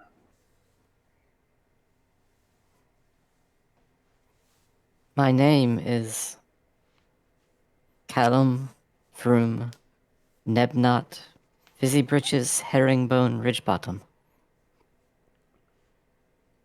I am here to help my friends. To help them understand what is truly behind the nature of MistHaven. Then this is the truth that you've come to seek. Tell me what gift you would offer to receive visions of such a truth.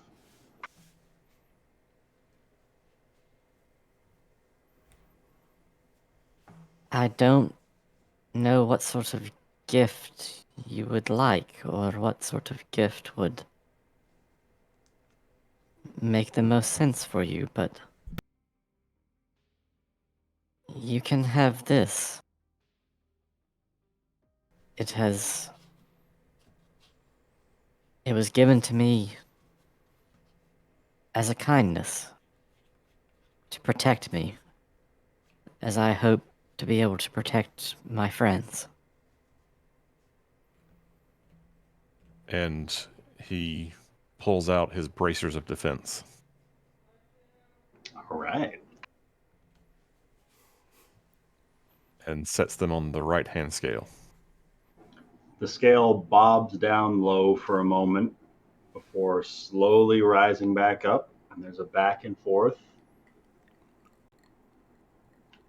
What would you do with these answers once given?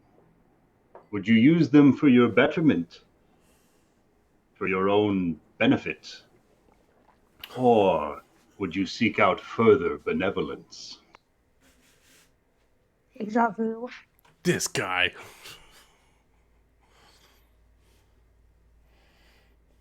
I would do my best to use the knowledge to bring back my friend Nari, and to help out those who have done so much to help me. And the scales jerk to a stop suddenly. Perfectly balanced.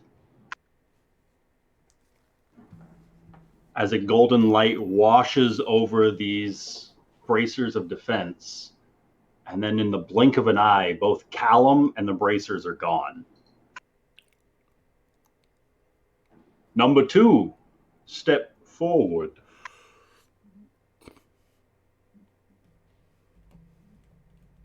What happened with Callum?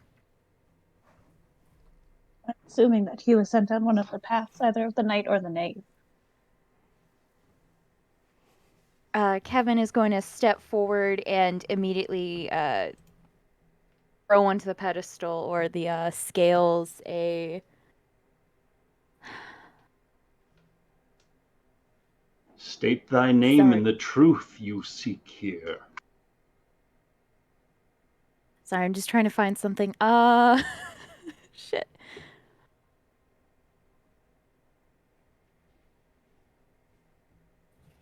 Sorry, trying to. I had it. I literally had it.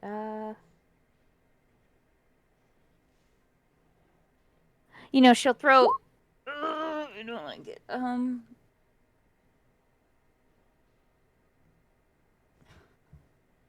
She'll throw down the ring of free action, and she goes, I just want to know where Callum is right now. Where is he?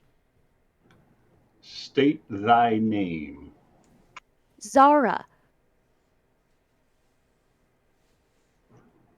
Zara approaches seeking the Callum who stepped before.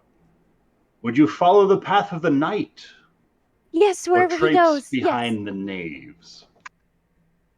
Yes, what happened with Callum? I don't want to lose any more people, okay? What happened with Callum? Callum accepted his fate as was set before him. As you watch the scales begin to jostle under the weight of the ring of free action, and they begin to just teeter-totter back and forth. What does he mean to you? And why do you seek him here? I mean, a lot. He's been incredibly nice. He's just someone who I look forward to seeing all the time. His ass is great. That's a joke. These are truths that you speak from your heart. But I do not believe these to be the truths why you came here. I mean, I want to help out my friends, and recently I've been wanting to speak with someone who I haven't spoke to in a while. Then speak aloud these wishes. Make them real. Speak of your true desires and hear the truths as they come to you. No more concealing what you seek to hide, for all shall be revealed. I mean, perhaps in time. I want to speak to Kevin again, but I just want to make sure that Callum's okay.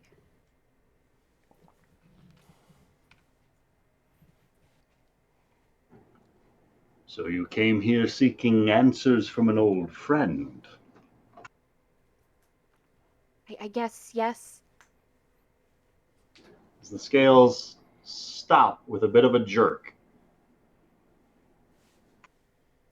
They're slightly off balance, and there's a white light that flashes across the crystalline eyes that begins to glow and fill the room. And in the blink of an eye, that white light flashes and Zara's gone, as is the ring of free action that she placed in the basin. Step forward number 3. All right. Tuli will step towards the scales. State thy name and truth that you seek. My name is Tuli Corpella. I came here to find answers for why all of this is happening in MistHaven. Why the Golden Lotus? Why is Montague doing this? Why are we fucking down here? What's so important about this? I want to know why. And she will put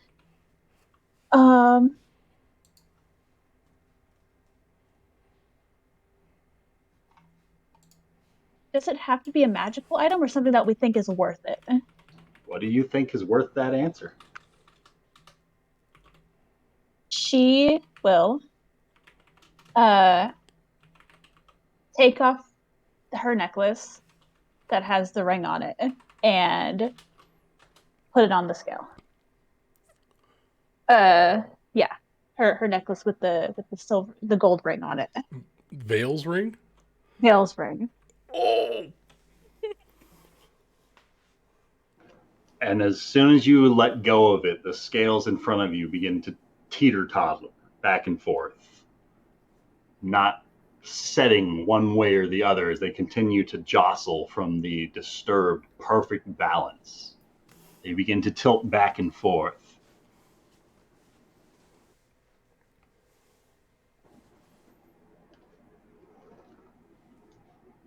You speak the truth for why you step before me. The same cannot be said of all of your compatriots. Do you all seek answers to what lies forgotten? I unfortunately can't speak for my friend's actions. Then I allow you to speak only for yourself. These are your unbridled but true intentions. Was that asked as a question? Yes. Okay. Yes, those are my true intentions. I am not down here for any other reason. In fact, I'd rather not be down here. Once again, the scales stop perfectly in balance, and there's a golden flash of light that begins to build up about the irises of his eyes, and there's a blinding glow that fills this chamber, and both the ring and Thule vanish from this chamber.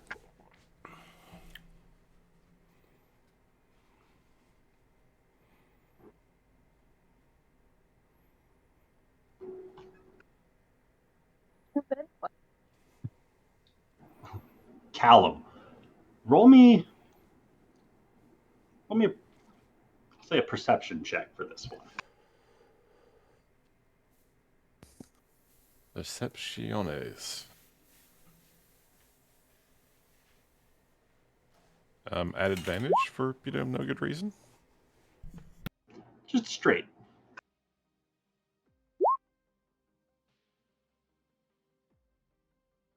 You feel yourself stumbling about this darkness. For some reason, you're unable to open your eyes, but once again, you feel your body compelled to keep stepping forward. One step after the next, you proceed, drawing your way forward, and you begin to sense this sort of tingling.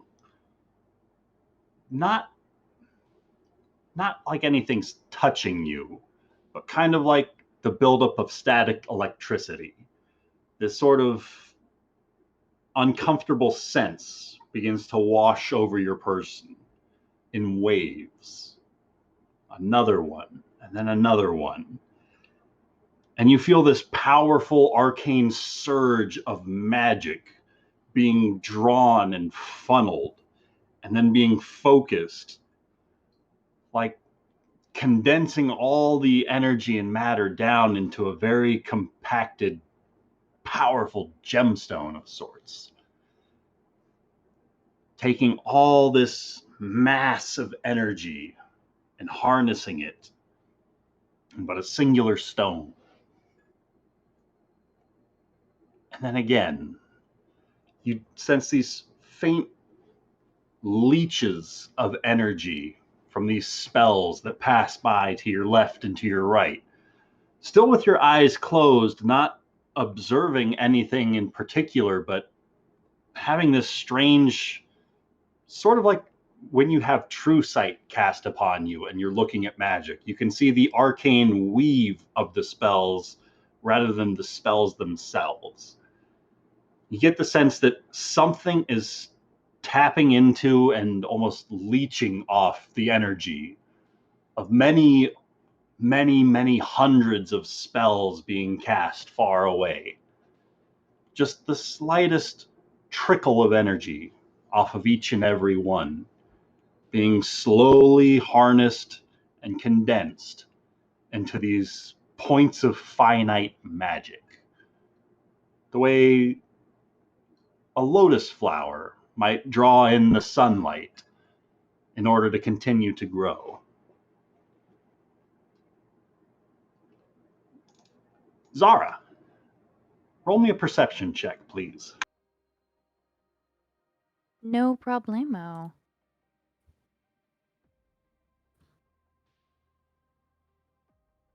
Not at advantage. Sorry about that. Forgot to click it off.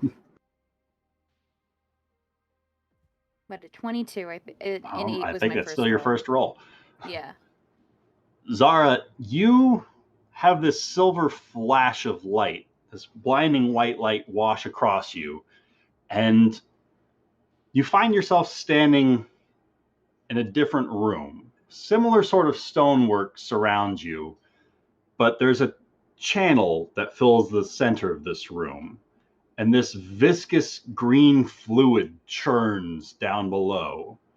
It roils and boils, setting off the occasional bubble of acid that just scars and sears at the stone before the stone is slowly healed, allowing the acid to continue to just boil in its pit. Opposite you, on the far end of this pit, you can see Callum lightly stepping his way forward as if not a care in the world. His eyes are still closed shut, and he's just softly, almost dream walking forward on the other side of this pit of acid. Behind you, there's another one of these pits with a ledge, and on that far ledge, you see a very decorative, bedazzled, and jeweled chest. You could probably fit 3 of Zara inside of one of these chests. And you find yourself stuck in the middle of these 2 channels of acid, with Callum at one side, about 25 feet away, or this enormous chest on the other side, about 25 feet away. And you don't feel the weight of your wings with you.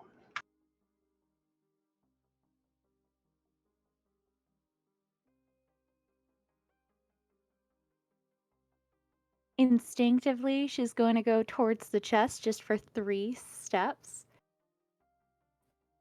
You get a little bit closer and you can smell that burning smell of stone just decaying from the acid as it burns and corrodes away. But she's going to snap herself out of it and go towards Callum, even though there's probably like a lot of treasure. But she'll go towards Callum after she's self out of it. There's 3 Callums in that chest. Damn, now you're making this harder. No. So what would you like to do about this channel of acid between you and Callum?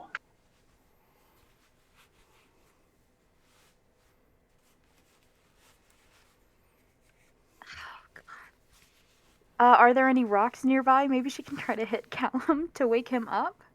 There don't appear to be any loose stones inside of this dungeon you find yourself in. Then she'll take off. Does she have her crossbow with her? He'll survive it. You do? She'll fire at him, wake him up at any point, and just start yelling his name. Roll me an attack roll. I think with advantage because he's unconscious. Yeah, I mean, he'll be fine.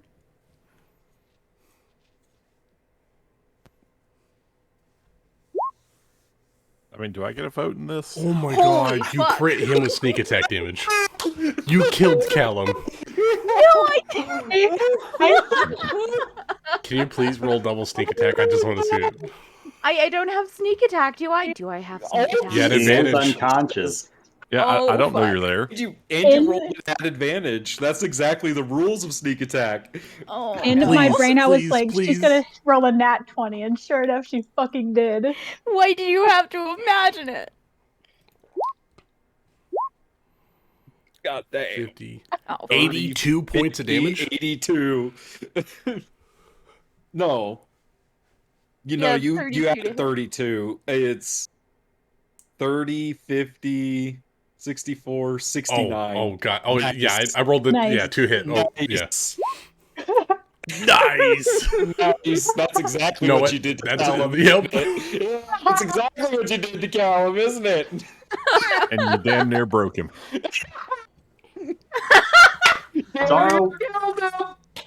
Zara, what does it look like as your bolt, whether purposely or mistakenly, crits Callum? It hits his chest. I guess it just goes through, like It straight on sinks through. deeply into his chest, and you can see his eyes just kind of flutter open with a clear expression of confusion. Callum, you feel yourself being pulled away from all this energy that you're sensing all around you by this sudden stabbing sensation as you are yanked from your slumber and you're staring at this bolt sticking about 6 inches out of your chest. You think it probably collapsed one of your lungs, and for the briefest of moments you find yourself just shocked for breath.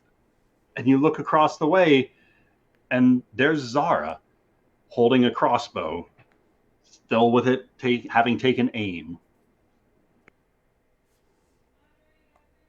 So, not that I'm going to argue with the DM, but could I perhaps make a perception check to see if I see who actually shot me? Or is it just she's right there and there's no question about it? She's the only person in this room. Okay. So it's possible it was a trap, but you did just hear a twang of the release of the crossbow in the direction that she's now standing at.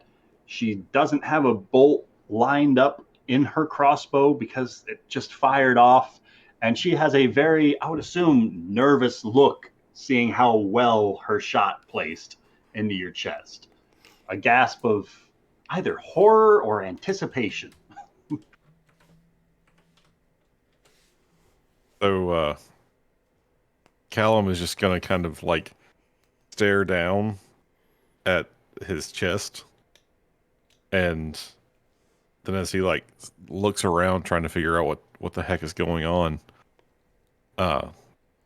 he's going to see Zara and just kind of look at her and sort of mouth, "Why?"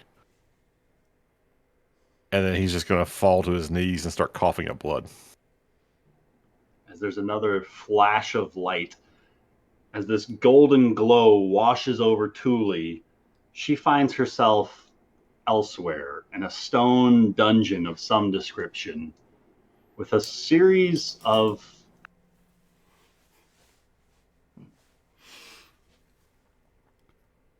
some crystal-like flowers lining the chamber that you're in. Each of these flowers has a series of petals spread out over a 20-foot diameter for the whole of the flower.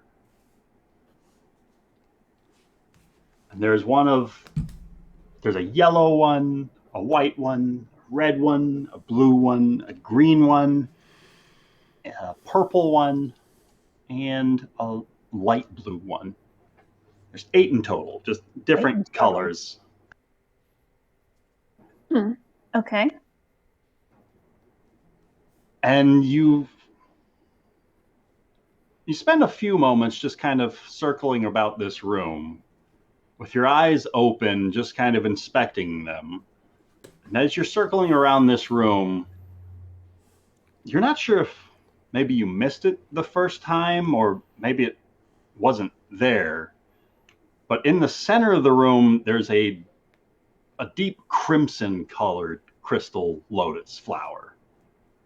And that deep crimson color seems to be almost pulling you towards it. This unnatural draw towards it that you're aware of, that you're conscious of, and you can avoid if you choose to. But this, for a 20-foot wide flower, it's strange that you didn't notice it before. Can I... Can I make like a perception check to see if like the room is moving in an odd way and maybe that's why she missed it? Sure thing. Roll me a perception check. 18. As you're trying to get a better sense of the room, these flowers, it's almost like they start to move in your periphery. Some of the flowers extend a little bit wider open. Others start to kind of close themselves off, but never while you're looking towards them. Huh. And then there's a crack along the blue flower. You see a split along some of the crystalline petals, and it just starts to leak out what looks like water. This blue fluid starts dripping and then pouring out from the crack in the crystal. And you see that deep crimson red flower just begin to glow a little bit brighter, this reddish hue. And as it glows a little bit brighter, the water spilling out starts to slow down as that crack is slowly healed back up. Interesting. Fuck it. I'm going to go towards that red flower. All right. Roll me an investigation check. 10. Anything in particular you would like to know about this crimson red flower?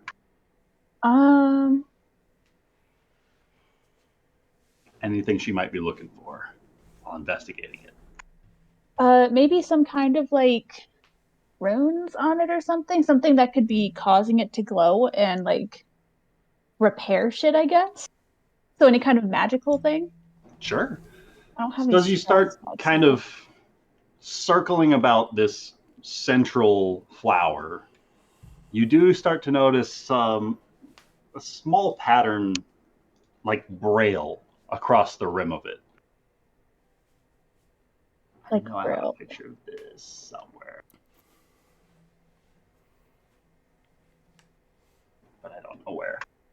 It's essentially, it's like a series of dots and lines traced into the outermost petals. Mm. Ooh, Morse code. Is it like actually like enough that you think it's some sort of a language, but not a language that you're familiar with. Not like any kind of like written type of thieves' cant or anything like that. Not thieves' cant, no. Mm. But a little bit more kind of foreign, like the way primordial might be written out. Very strange patterns and mannerisms. Is it similar to primordial at all? Because Thule does speak that. It's similar to primordial, but noticeably different. Hmm. In fact, since you do speak primordial, you do notice around some of the colored flowers on the outside of the room, you start to notice some primordial patterns about the crystals. Just kind of different descriptors for like the orange one has petals that read fire, burning, blaze, igni, and it's all written out in that primordial fire language, but it's a part of the flow of the glass petals, not like something carved into it or written on it. Do any of the other flowers have the same kind of writing or just the one? So all the colored flowers on the outside do. They've got, let's see, spark, aqua, corrosion, crystal, I think I said aqueous, terra. Sorry, which eight? All the elements. Aqua, crystal, terra, wind, fire, rot, spark, and corrode. Okay. So I But think no similar such primordial written across the crystal petals of that crimson red flower. I would Just like that to kind of touch the braille flower. pattern. The red one? I want to touch it, yes. The crimson one, yeah. All right. I don't. You didn't sound like you were happy with my actions. I I'm approve of super red happy. flowers. Okay, that's all I'm saying.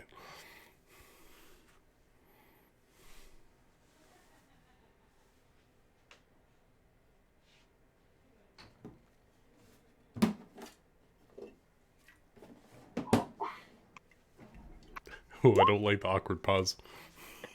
Well, I've got the token for what I want her to see on the map, but I just didn't make a handout for it, and I don't know what I called the image when I saved it. So I just got to take a second to find the image. My logic for this is that if all the other ones on the outside are certain things, I think the middle one is healing, considering how it repaired the water flower. So I felt like it was safe to touch it. Okay. So, Thule, you go to touch the petals of this crystalline flower, but there's this odd, almost like a force field, something that you hit before your digits make contact with the crystal of the petals. It feels like a larger glass tank of sorts. And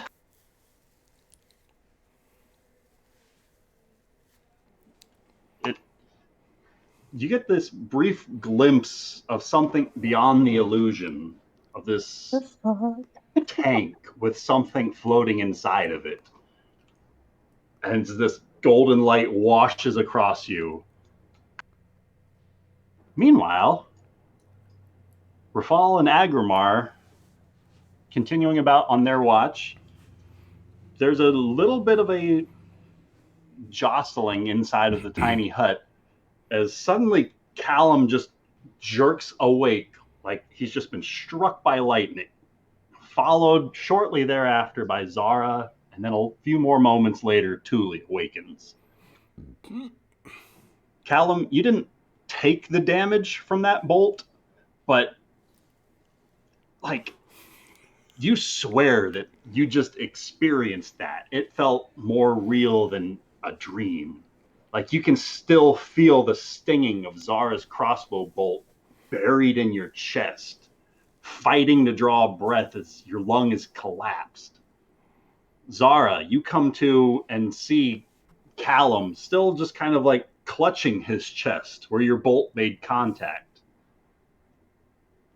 Thule, you gain consciousness with no sign of crystal flowers anywhere nearby, and Brainera tightly just bundled up in her own sleeping roll, slightly snoring away. Everything okay, guys?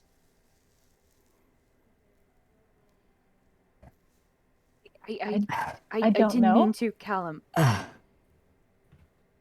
don't. That's, it felt.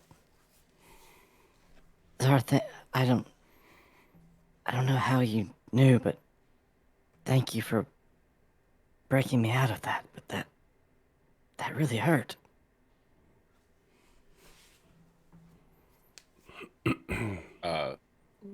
What happened?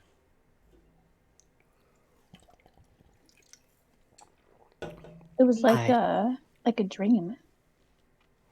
But Zara was there, Callum was there, and then they weren't there. And you were Up to there. this- And you were there. And you were there, but you weren't there. But you were there. We were inside the ziggurat. There was a scale, and we were given answers. I think By there's something in there that is leeching power. I could sense all these spells, all this magical energy being focused and sent around, and small pieces of it were being pulled and condensed, almost like the energies that were being called upon they were being compressed into a gem of some kind.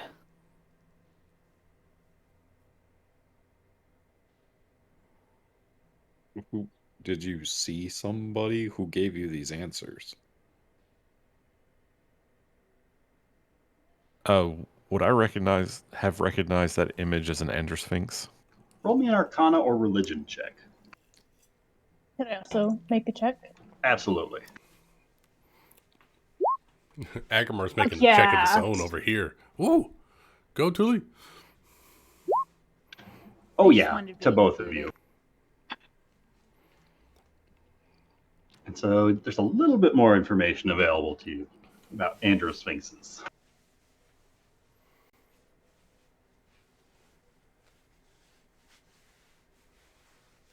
So this is dwarven shit. What did you give in exchange for the, would you say, truth? Callum's going to check his possessions. Does he find the braces of defense? You do not find your bracers anywhere among your things. Similarly, if Zara were to try and look for her ring of free action, it appears to be gone. And you're also missing one crossbow bolt. And Tuli, that ring of that Veil gave to you is missing.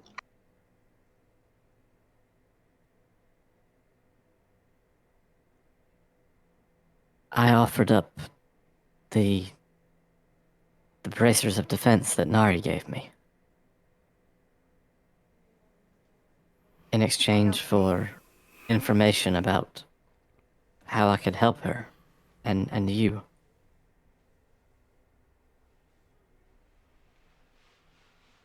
I offered up a ring of free action because Callum disappeared and I didn't know where he went, so I wanted to go where he went. I gave it Veil's ring because I wanted to know why all of this is happening. In fact, I'm fairly sure my first thing that I asked was why did this all happen about the Golden Lotus, and then what the fuck is happening with MistHaven and all that.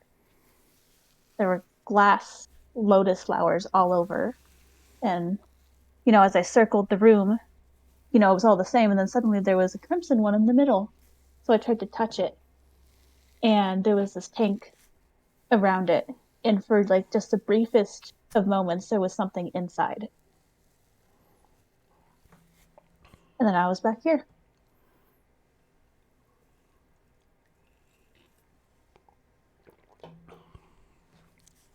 So did you get the answer to your question? No, I have more questions.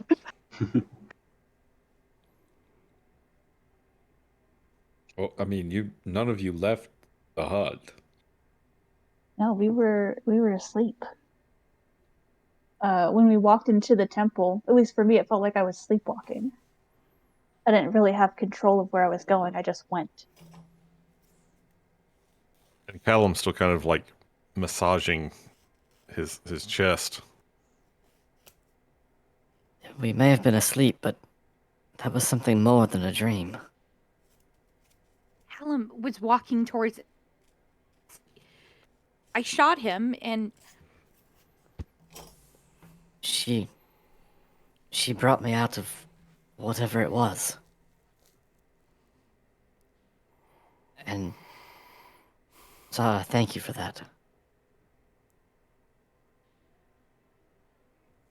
I don't know where I was, where we were. But in the dream, the vision, whatever it was, we entered the ziggurat. I think we need to be prepared for something quite dangerous inside there.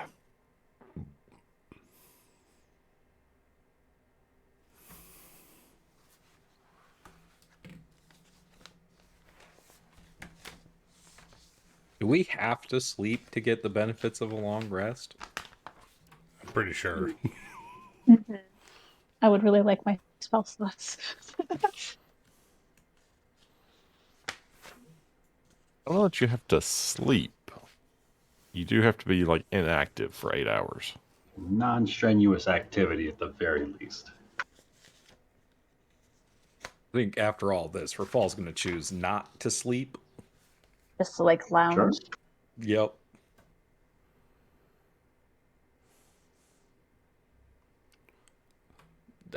Do we think that we can recover our spell slots and still not sleep?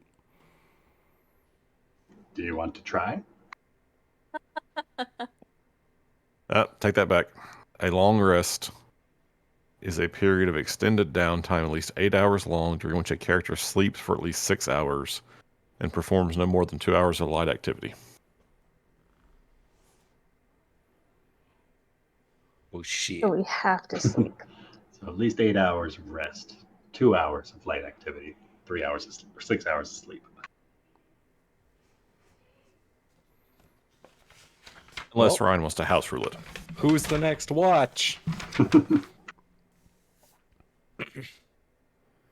So, detect magic on this cigarette.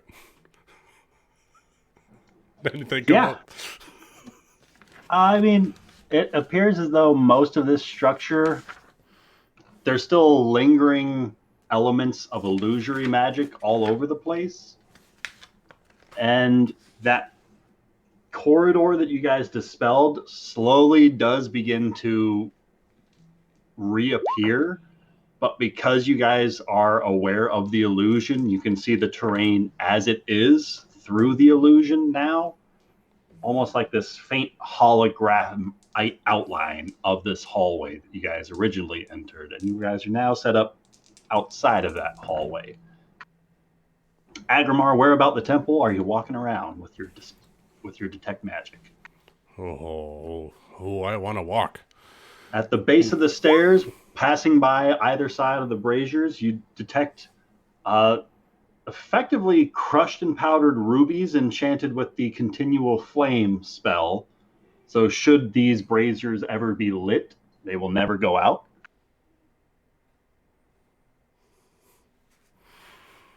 Hey. Where do you think you're going? You're busy. You do detect the occasional, not so much a create water spell, but shape water spell present in some of these canals, helping to flow the water both around and then up that sort of reverse gravity section of stairs, if that's what you make your way around to investigate. Yeah, just to not piss off or fall, I'll make sure that I stay close, within 30 feet of the doom. So I'll just kind of pass around over the bridge, see if I can get stay within eyesight, see if I can see close enough to the far side, see if I can ping anything over there. And then I won't take any steps up the ziggurat, but I will just kind of waft it around the perimeter, kind of going. And it's a 40-foot reach on detect magic. 30 feet. 30 feet. So I think you're not close enough to even get the wall, let alone the far side of it. I'll get a little closer. Continuing to inch away from your party. You're still not even close enough to detect the platform where you're standing. Yeah, so if you want to keep close to the tiny hut.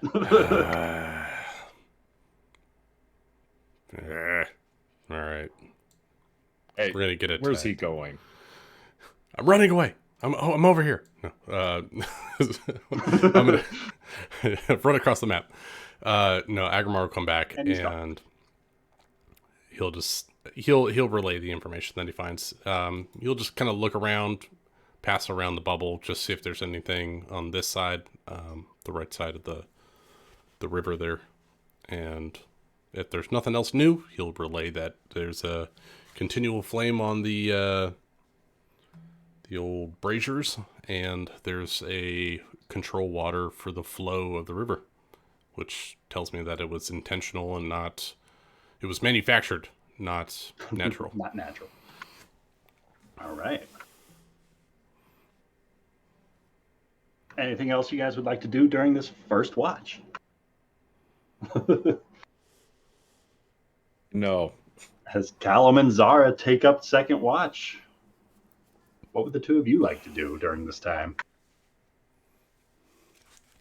I'm going to sleep exactly 10 feet away from everyone. Well, It doesn't matter. It's not active while I'm unconscious. Callum has to stay inside the hut or it'll, dispel. So he can kind of like stay awake and keep an eye out on things, but he can't really wander anywhere. All right. Looking for anything in particular? Just keeping awake. Oh, keeping awake, and if Zara decides to go out and explore anything, he'll, keep an eye out on her and be ready to run out if anything weird happens. Is there anything weird going outside the bubble? What do you consider weird? Weird bulb guy? Did Thule describe this? No, Where are you she only looking for saw him? the. Huh? Where would you like to look for him during your watch? On the pyramid? Maybe, looking at the ziggurat pyramid? If there's any movement, just anything weird. Sure. Roll me a perception check.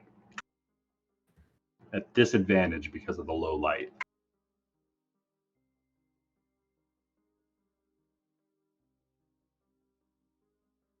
$22.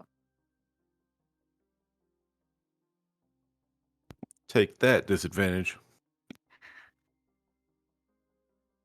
It's about an hour, maybe 2 hours into your watch with Callum. It's hard to say without any sort of like a sundial. Keep track of how long it's actually been when you can't see the sky above. But you find yourself just kind of trailing about, looking at some of the lichen growing up above, these star splashed patterns across the walls. As your eyes are continuing to drift around, they start tracing the outline of the ziggurat.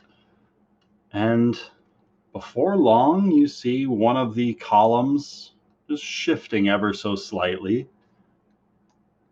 as you see this mysterious spear-headed individual just hovering near that top step, facing the direction of your tiny hut,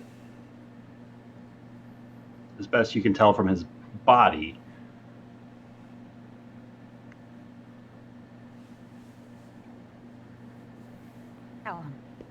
Callum. Zara, as you start to stir and shake Callum, you see this figure starts to twirl its staff around as 7 motes of light start to drift around like a ring, like a halo almost, above his head. Callum is totally awake, so you just have to like get his attention and point him in the direction. Oh yeah, she's just shaking you for like, look, right over there.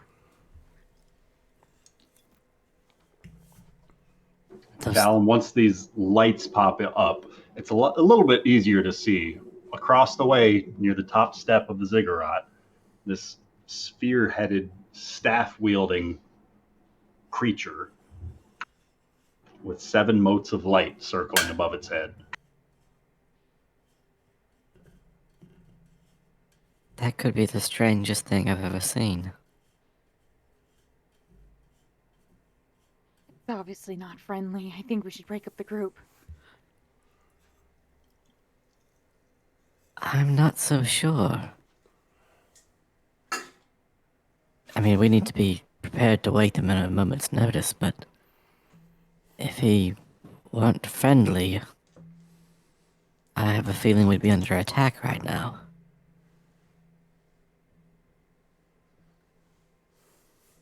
Maybe friendly's not the right word.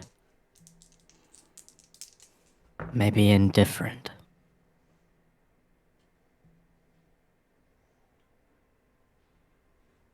How long has he been there? I just saw him. Is he doing anything else, or just kind of? After he stops circling his staff around, the motes continue to circle like a halo above his orb. If you continue to watch him, he starts to drift a little bit out over the ledge, about 10 feet up from the next step. And he's floating. Floating in the air.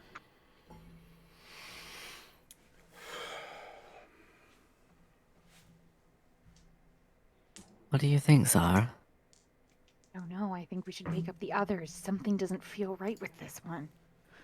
You see his offhand reaches up and just breaks one of the teeth off from the jaw of his staff. And as this happens, a few other images of him just kind of fracture off as 3 mirror images of this entity appear right beside him, floating in the same space, just all moving and clipping through each other the way only illusions could.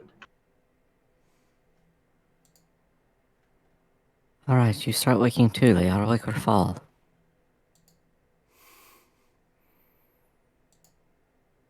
Thule, wake up, wake up, wake up, wake And up. I'll go and wake Rafal, but not like in a, panic, just kind of a, you should probably wake up about now. Sure.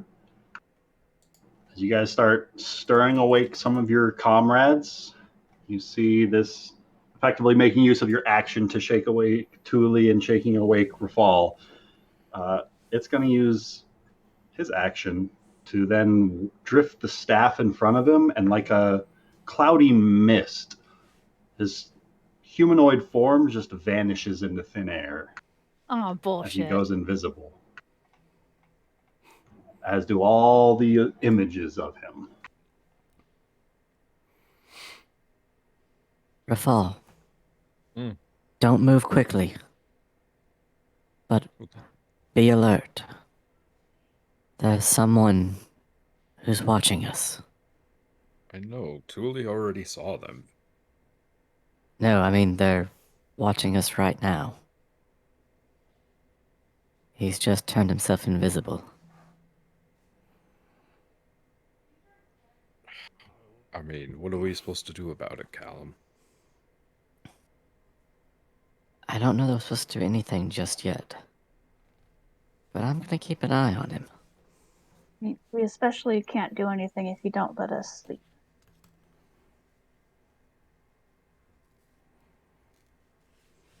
We just thought you'd like to know.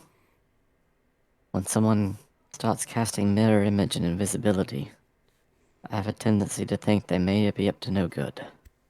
Mm-hmm. I mean, to be fair, we're in his domain. Kind of intruding. I mean, isn't this where like evil shit is going on? I mean, We don't know what's going on here, Zara. Okay. All right. Fine, I guess. Like, he'll probably stab us in the back, but okay, go back to We'll sleep. probably Who get cares? Well, Zara, I can't do much if I can't cast any spells, can I? Well, you can't do much casting. I'm sorry. Zara, Yes. as you say this to Thule, Callum, you watch as there's a bit of a warble across the tiny hut, as suddenly it starts retracting itself. As this bead of light seems to burrow into the side, and then slowly by slowly, the walls of your tiny hut just start to wither away as it's being dispelled. Grimar. Ballerina. Time to wake up. Didn't you go back to sleep? No, Rafal didn't. Oh. Yeah, So Callum will say, he's doing a little more than just watching now. Yep. Everyone might want to wake up. Already just begins Sorry, you're being stirring Perception to themselves wake awake. up. Sorry, you're being a little An bit action to be paranoid. roused from Not by unconsciousness. Nobody even said you were being paranoid. That's what Zara got out of it. Agrimar, go ahead and make Ready a to perception me. check at disadvantage. I would love to. See if you or Brightgore wake yourself. Or don't you have a straight roll on that because of a hero's feast? Perception checks? No. Isn't it wisdom based? Wisdom Saves. saves. It's only saves. Oh, Only okay. the saves. Well, Brightgore rolled a 4, so she doesn't hear any of this going on. She snores a little bit louder than Agrimar. Yeah. I don't think my shield gives me anything on this one. Are you wielding your shield while you're asleep? But this group, all the time. No. Let's see. That's a +4 for a 7 for Agrimar. Nice. Agrimar's snoring a little bit louder than Brightgore now. The two of them remain unconscious. Can I use my action to kick them? Absolutely. Rafal uses an action to kick awake Agrimar or Brightgore first. Agrimar first. All right. You've got 2 attacks, don't you? No. Garth? I do have 2 attacks. Oh, God. And you can I was attack about both of them if you want. Yeah, I'll just kick them both. Stab them both awake. No, kick. You can even smite them for free. I'll give you that. Attack. At advantage. I'm hearing smiting. That's what I'm hearing. No, kick. Arm attack. And I you hear get sneak kill. attack on that. I'd like to kick. I'm not going to make you roll for it, but you are able to kick them both awake with your action. And with my item interaction, I will draw my sword and prepare my Alright. shield. All right. What? An action to prepare the shield, but draw your sword. Why? What You see, is going on? Rafal's standing over you with his sword drawn. That should tell you a lot. What else is new? You're always standing there over me with your sword drawn. What? Is something happening? Yes, the hut's been dispelled. What's Who going on pissed there? off who? I swear I did not do anything to anyone this time. Just be on alert. The hut's been dispelled and we're under attack. Oh, that's just fantastic. Sure, let me get out my mace. Do we know what or how many? No. One. No, but it looks like he's got an orb on his head. And looks like he No, created assault more is of himself. fucking problem. Spellcasters. Dag. How many more? Unclear. Three illusions. There's So 4 of in them. total. One of them is real.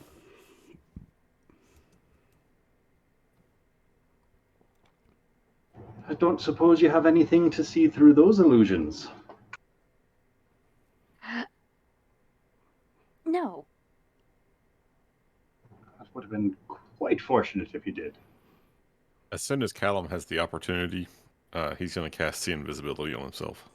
All right.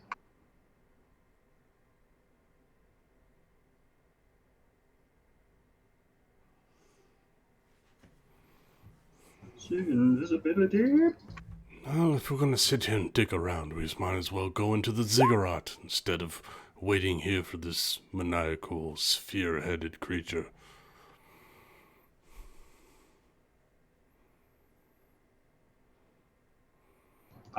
Callum, after you complete your spell, across the way, just still floating above the step of the ziggurat, you see these 4 entities just filling the same space, still looking towards you guys, just floating there, crisscrossing amongst its illusory mirrored images.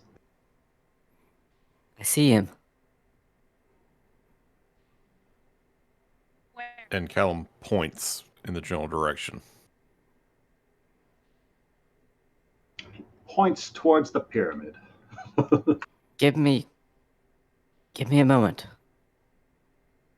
He hasn't turned hostile yet. Is the tiny hut being dispelled, or has it gone. dispelled? Gone. It's been dispelled. Which, Callum, that would also tell you this is at least a greater invisibility cast upon this thing. Callum, no offense, he just got rid of our shelter. Our shelter. I think that's pretty aggressive. Is anyone hurt? No. Then it wasn't My fucking feelings. aggressive. What are you talking about, Agrimar? Magic was cast in its domain. That could be sign of aggression from us. Okay, We out of are character. trespassing. Hold on a second. Out of character, Lucas. What the fuck are you talking about, dude? I don't know. I'm just going with it. I mean, technically, it's not hostile. Nothing bad has like, happened. Okay, but like, just from an out of character, dude. Your tent has just been ripped away. Go to sleep, and we told you that the fucking thing has been dispelled, and you're being a smartass. No, I'm just being Agrimar. No, I mean that's not. I mean, being to be Agrimar. fair, I kind of don't want to get into a fight just to get that stupid long rest.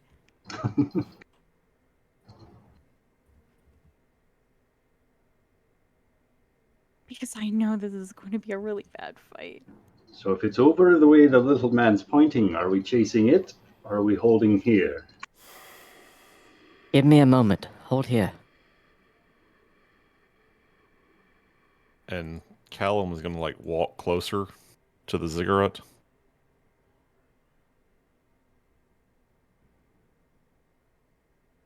Creature. Man, entity. I know not what you are. If you can understand me.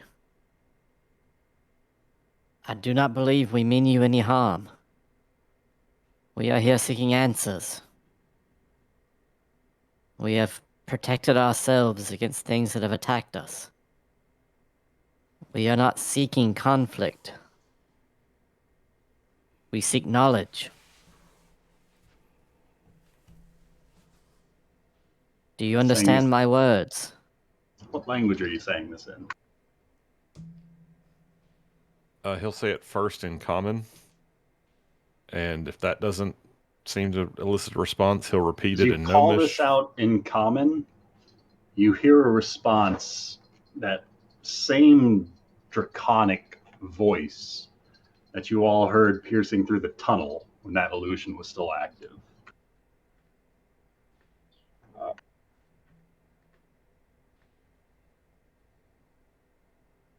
Maybe. Where did I put it? Thyros et Rithux et Sarian, Sarix et Golos, Gos et Thyros. That same fire is water, water is stone, stone is air, air is fire. Riddle of salt and stone. I've really got to get that helmet I keep meaning to get.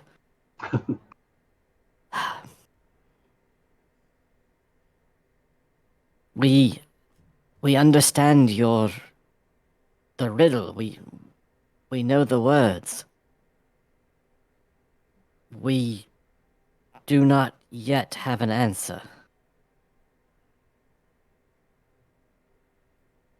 Then he looks around at the group and kind of says, We don't actually have an answer yet, right? No one's figured it out. There's not even necessarily a question.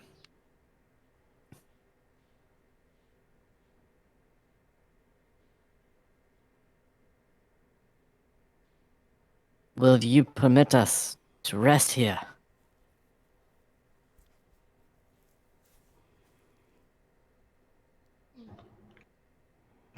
Roll me a persuasion check, Callum. that's totally one of his best stats. We believe in you. I can inspire you. Well, that's why we voted you for the party leader, right? I'll take it. If you feel like inspiring me. Yeah, I'll inspire Callum. I got those back with the short rest. What does Thule say to assist? You got this, man. Like, don't let him like spook you or anything. We've got this. And what's the die I get to use? A D10. Sweet. Oh yeah, you didn't even need it. I mean, persuasion actually is one of his better ones. He is a shopkeeper.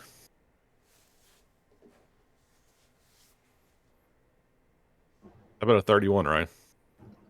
You watch as this figure continues to drift about itself.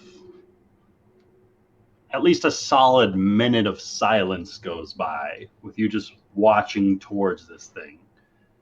As one illusion drifts into its body, and then another, and then the third, leaving just the one entity left. And it's still just floating there, lingering, as it slowly drifts its way down through the solid stone and out of sight.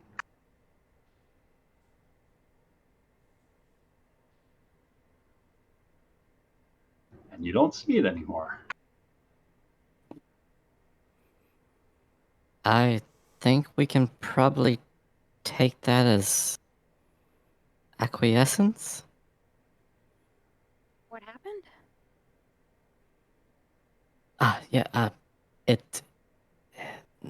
The mirror images, they dissipated and it just went inside the ziggurat and passed through the stones. But it is leaving us alone. I think it will let us rest now.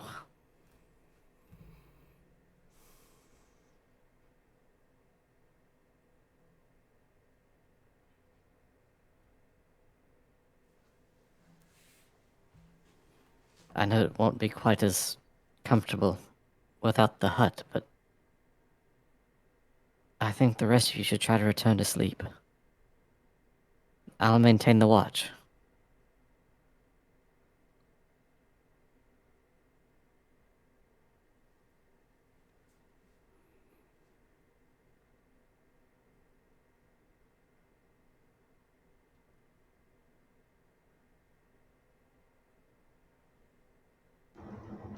Callum, you hear the same voice, but this time your compatriots don't.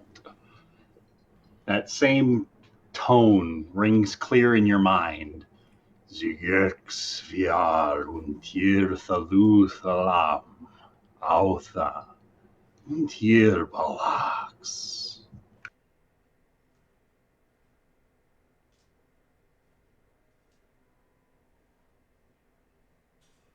And Callum kind of looks around to see if anybody else heard that. Is everybody else like just settling back in?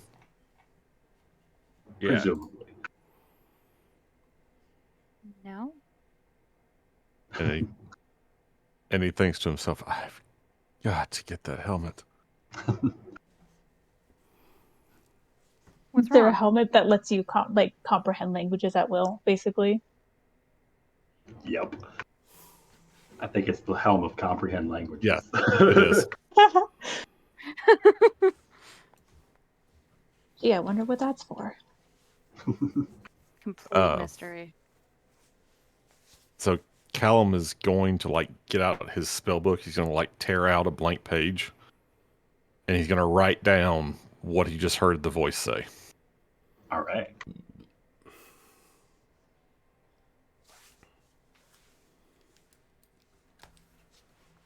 And then once he has that, he's going to spend another 10 minutes ritually casting comprehend languages since it expired. Right. In that case, roll me either an intelligence check. See if you can sound out these draconic runes.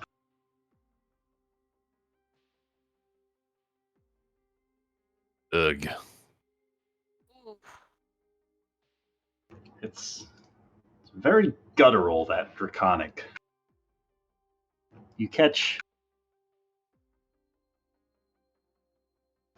maybe a piece together a couple of the words.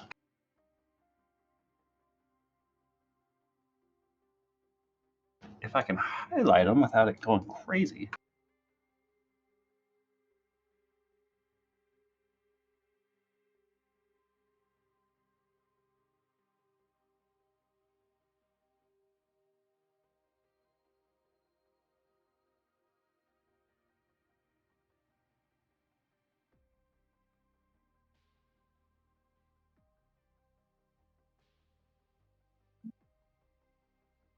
None of those are good words.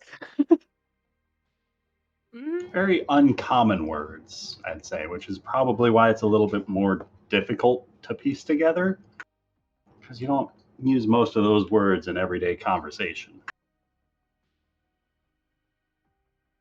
Well, you don't talk about the blighted and scourged? I mean, that's like, that's breakfast discussions.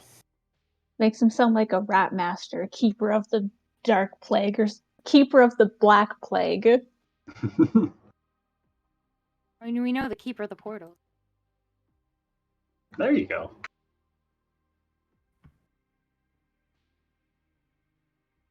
They're in a band called Keepers of the Realm.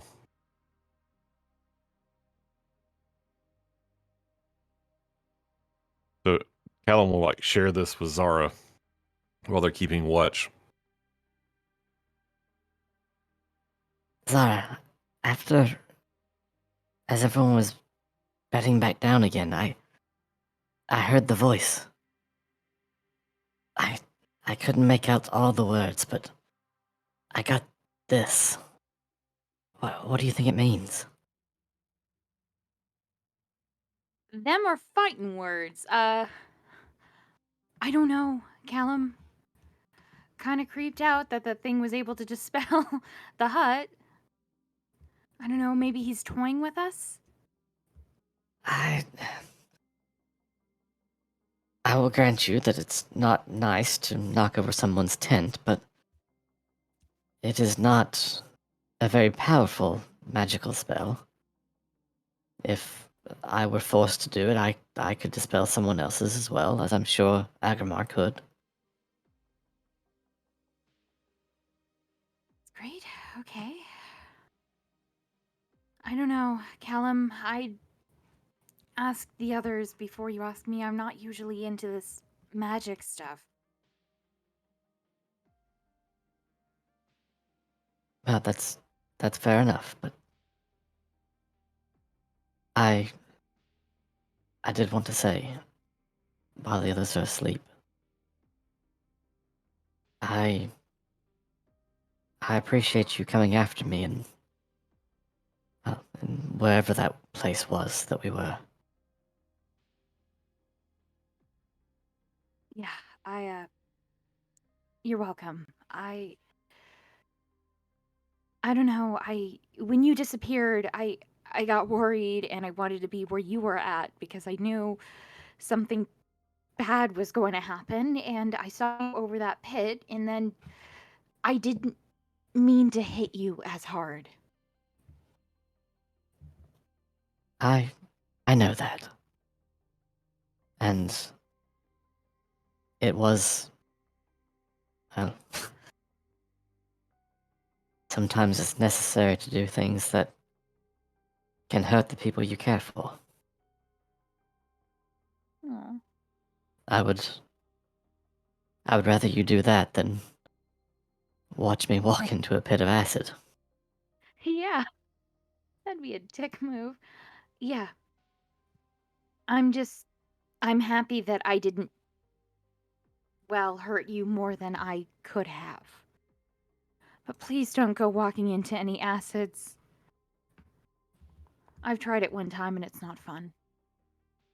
Definitely not high on my list of activities to try. Don't worry. That's good. Right. But, I think it's about time for the next watch. Yeah. By the way, Callum, I'm wondering, do you know any spells that can talk to people who've been dead a really long time? I know of those kinds of spells. And I you personally have not learned them, but I'm sure I could reach out to the exchange and find someone who could prepare a scroll. if you could, I just don't have anything the person used to have, and I'm just wondering. But thank you. Yes, It's no problem. Once we get out of this godforsaken sewer, perhaps I can track something down. I will certainly reach out and do my best. Thanks, Callum. It's of course. But I do want to ask, who do you need to speak with? After almost dying and everything, and with the with Verada gone, I want to talk to Kevin. I just want to apologize and say goodbye, and I don't know if there's just... I just want to say sorry. I think I understand. Yeah, And I'll be happy to help you. Thanks. Well, I'll go wake up Ballerina and Thule. He's start to head to sleep. All right, I'll get the sleeping rolls set up.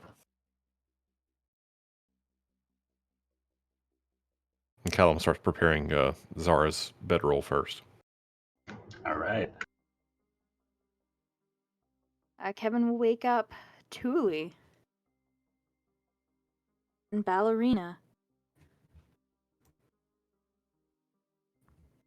She stirs awake a little bit more at the ready this time. Blade quick to her hand, as opposed to the snorts that she gave when Rafal kicked her awake. Is he back? No, he's not back, but it's time for your watch. All right. You feel free to curl up. I'll keep a weather eye on you.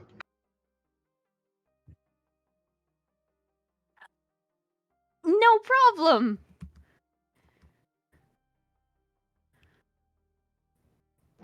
Sleep tight, dear.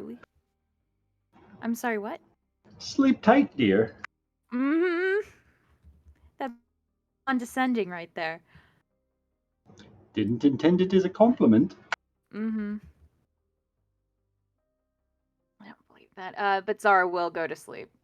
All right. So how long have you been making your way about with the likes of them? About a year now. Coming up on a year. It's a long time. Oh, I know. We've been through a lot.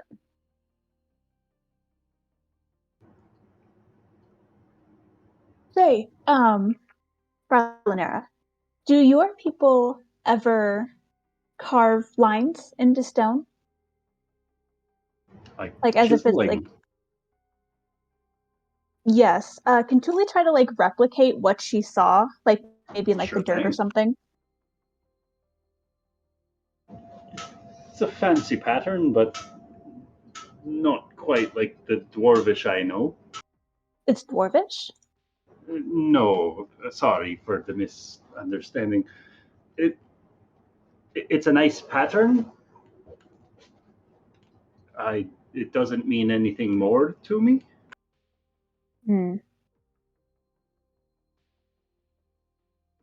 I saw it in a dream. At least I think it was a dream.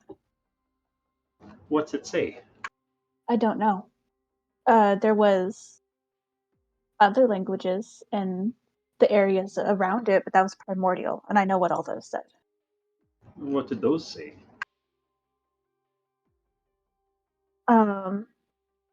She'll list off what it was because I don't remember.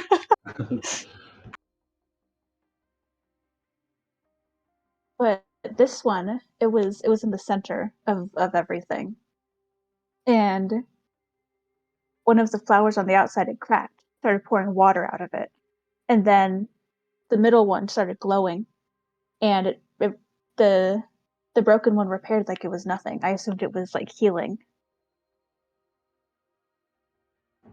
Huh. Cracked flowers. Cracked glass flowers, like a lotus. Is that like one of your sunflowers then? Yeah. In fact, how Kevin is sleeping, can you see like the golden lotus symbol on her cloak? Sure. She'll point it out. That's a lotus. Huh. So like those, but glass. Yeah, they were made out of glass. Can't say I've come across something like that. Did you check with the mages of your college? The academy? Tuli will actually laugh a little at that. I didn't study at a college. So how did you come to speak primordial? Because I'm a genasi, that's what my parents spoke. So you knew your parents well. No. I mean, I don't remember if I knew them well. They're dead. They died a long time ago. Well, perhaps it's All for the I best. know, maybe. Growing up outside of a shadow. Always expectations lingering about. Oh, I still had that even with them dead. So you grew up on the streets then? I grew up in a temple. I don't even know why I'm telling you this. Didn't take you for a nun. Not a nun. Should I be calling you sister then? Please don't. I am far from holy. I suppose I see why the church sent you with these ruffians.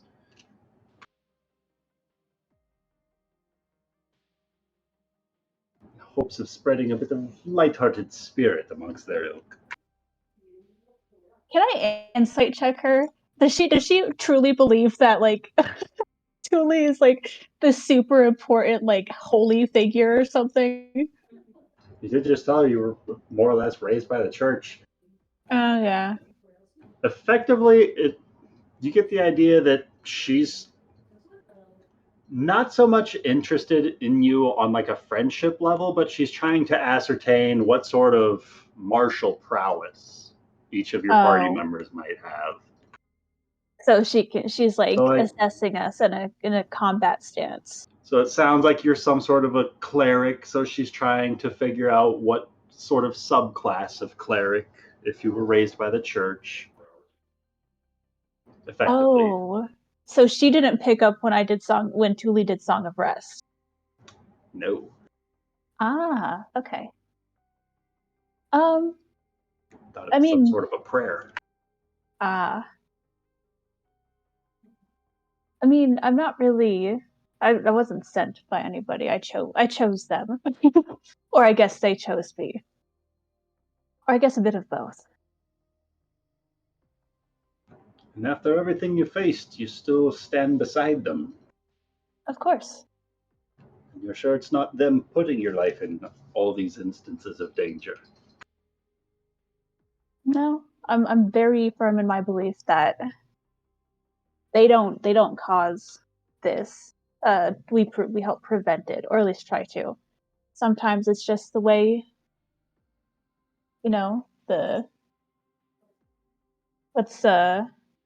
just the hand that you're dealt sometimes. You should be more careful than to just give your trust away so freely. More times than not, a dwarf will find themselves killed and dumped down some sort of a ravine for lending out such trust so easily. Oh, that my trust wasn't gained easily. And I didn't gain theirs easily either. Is that so? So how did you earn it? Or how did they earn yours? Saved my life, I saved theirs.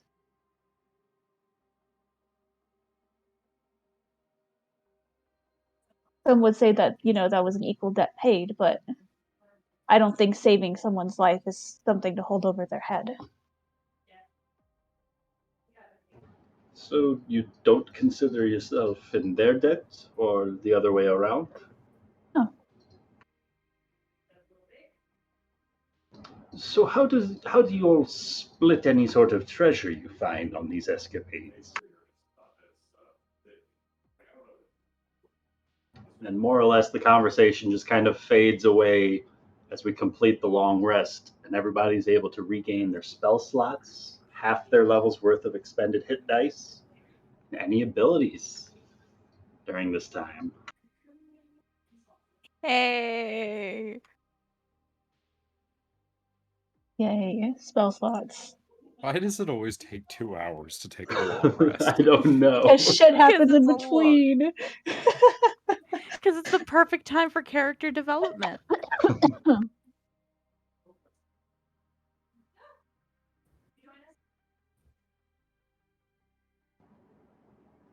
So, suppose it's time we rouse the others. Yep. You ready for whatever might be inside of that thing? No. But, well, maybe we are. You never know. We won't know until we get in there. Have you considered that once you go in there, you may never step out again? Yep. You're still prepared to step inside? Of course. Then I think I want you beside me for this trick. What trick? This trek. Oh, trek. It might not hurt to have someone of your convictions standing close. Oh, I'm flattered. All right, then.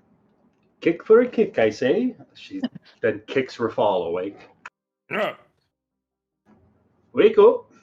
that's fair. And Julie will set about waking the others up.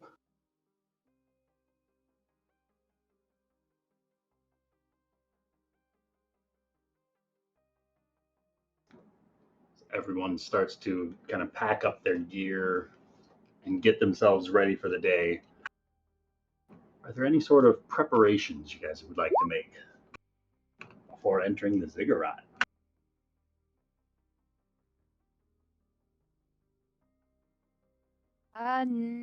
Nothing on my end. Nope. Ready to Alright. find out what we're working with here. We successfully complete our long rest. Yes, sir.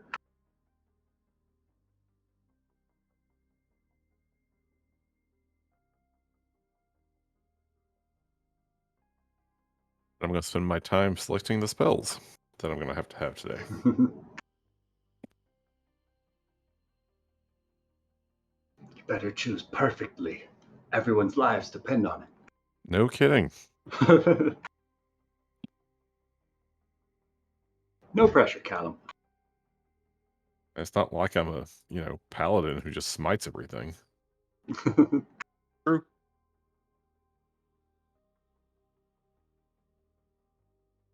That's not true. I have some very good paladin spells that I have to decide are worth preparing. You guys want me to prepare teleport? Just in case we got to get out of here? I think so. I think that'd be a good spell to have in the back pocket.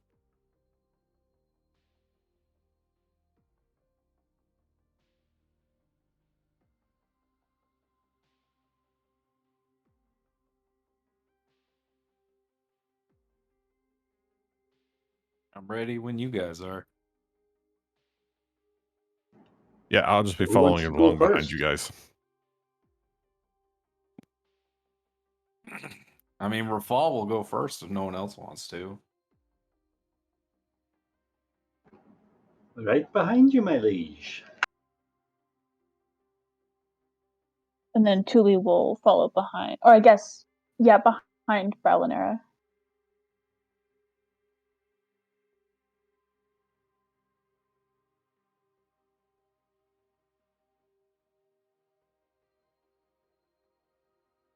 Evan will bring up the rear. Why does this not have an X on it? Sorry, trying to delete tokens to get them out of the way. Okay. Oh, surprise!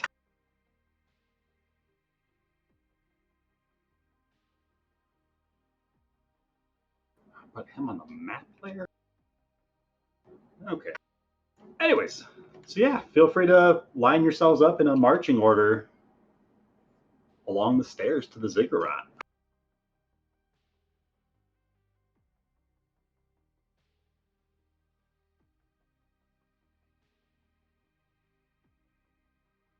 As the party starts to ascend, much like in the dream state of some of the party members last night, you feel yourselves following in Rafal's footsteps, ascending, stair after stair, flight by flight, rising up the height of this ziggurat. Agrimar stays behind for some extra bacon.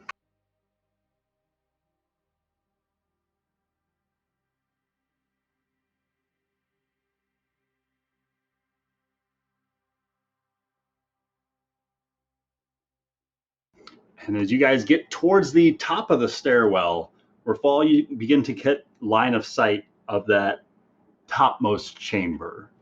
And it looks to be relatively plain, save for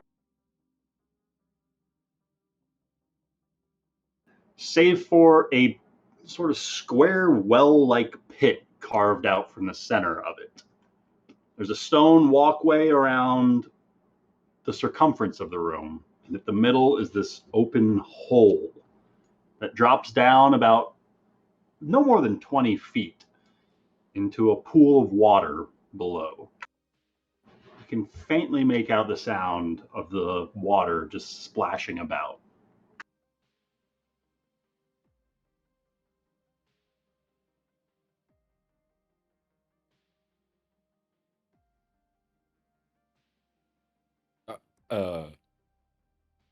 It's clear. There's just water.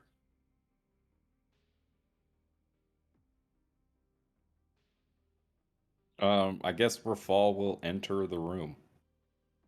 All right. Rafal, you step into the room and you get a little bit of a vantage of the chamber down below. So, wait, where's the chamber at? Like, how can I see the chamber?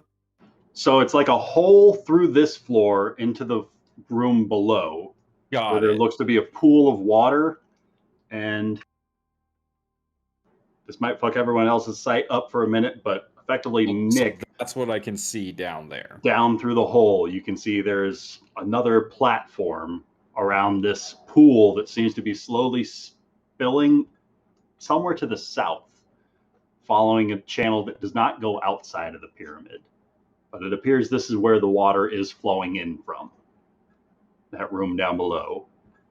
And in each of the four corners of that lower chamber, you can make out a large crystal flower.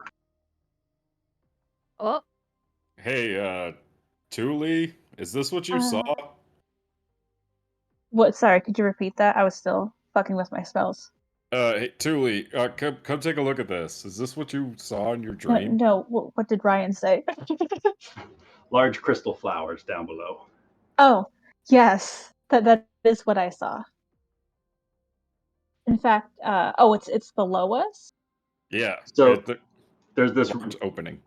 Yes, a room up at the top, and that room has a pit cut into the floor, and through that pit, there's this pool down below with crystal flowers in the four corners of that lower, slightly larger chamber,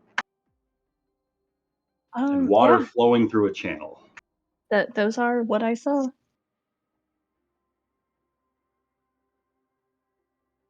So what do you think? Should we go down? Is there a way down? There's a hole, about a 20-foot drop, and then water. There doesn't appear to be any sort of a stairwell or a ladder that you can make out. Anyone got some rope? I have rope. I have so much rope. If need be, Zara, I could cast levitate on you because there's water down there. I have a ring of water walking, so I should be good. Oh, there you go. I forgot you had that. I have 50 feet of hempen rope on my cloak of many things. Cool. Let's tie it off somewhere and rappel down.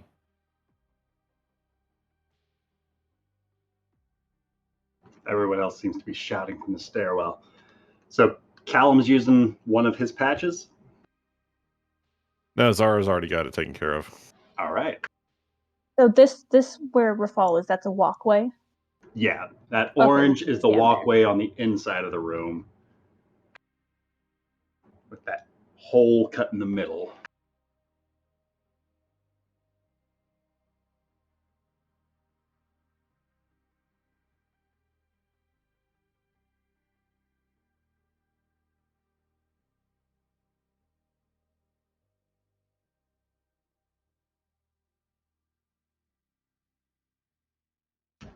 And just for everyone else's sake, if you peek down that hole, it might be a little difficult to see some of the corners, but that looks like the room you can see beyond. Okay, I can see it. Oh wow, those are a lot bigger than I thought they were. Very large crystal flowers. And the water seems to be flowing in from the east and the west, pooling up in this space, and then there's a channel cut out, diverting the water's flow to the south.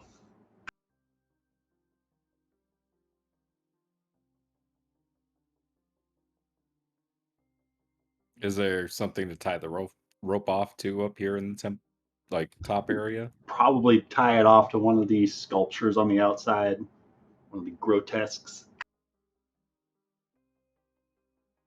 All right. That's what Zara will do. All right. Feel free to draw out the rope where you would like it to be.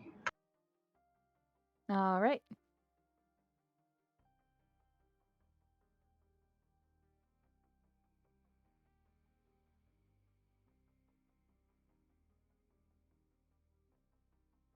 Perfect. I guess I'll go down first.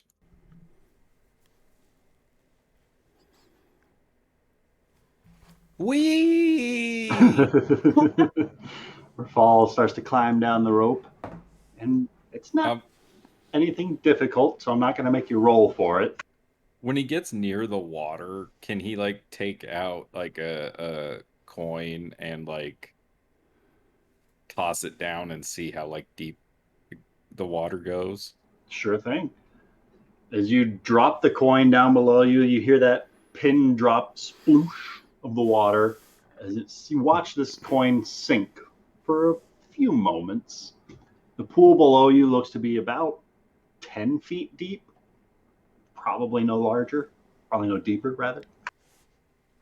And the channel to the real quick, the channel to the south looks to be no more than about 6 inches deep, though.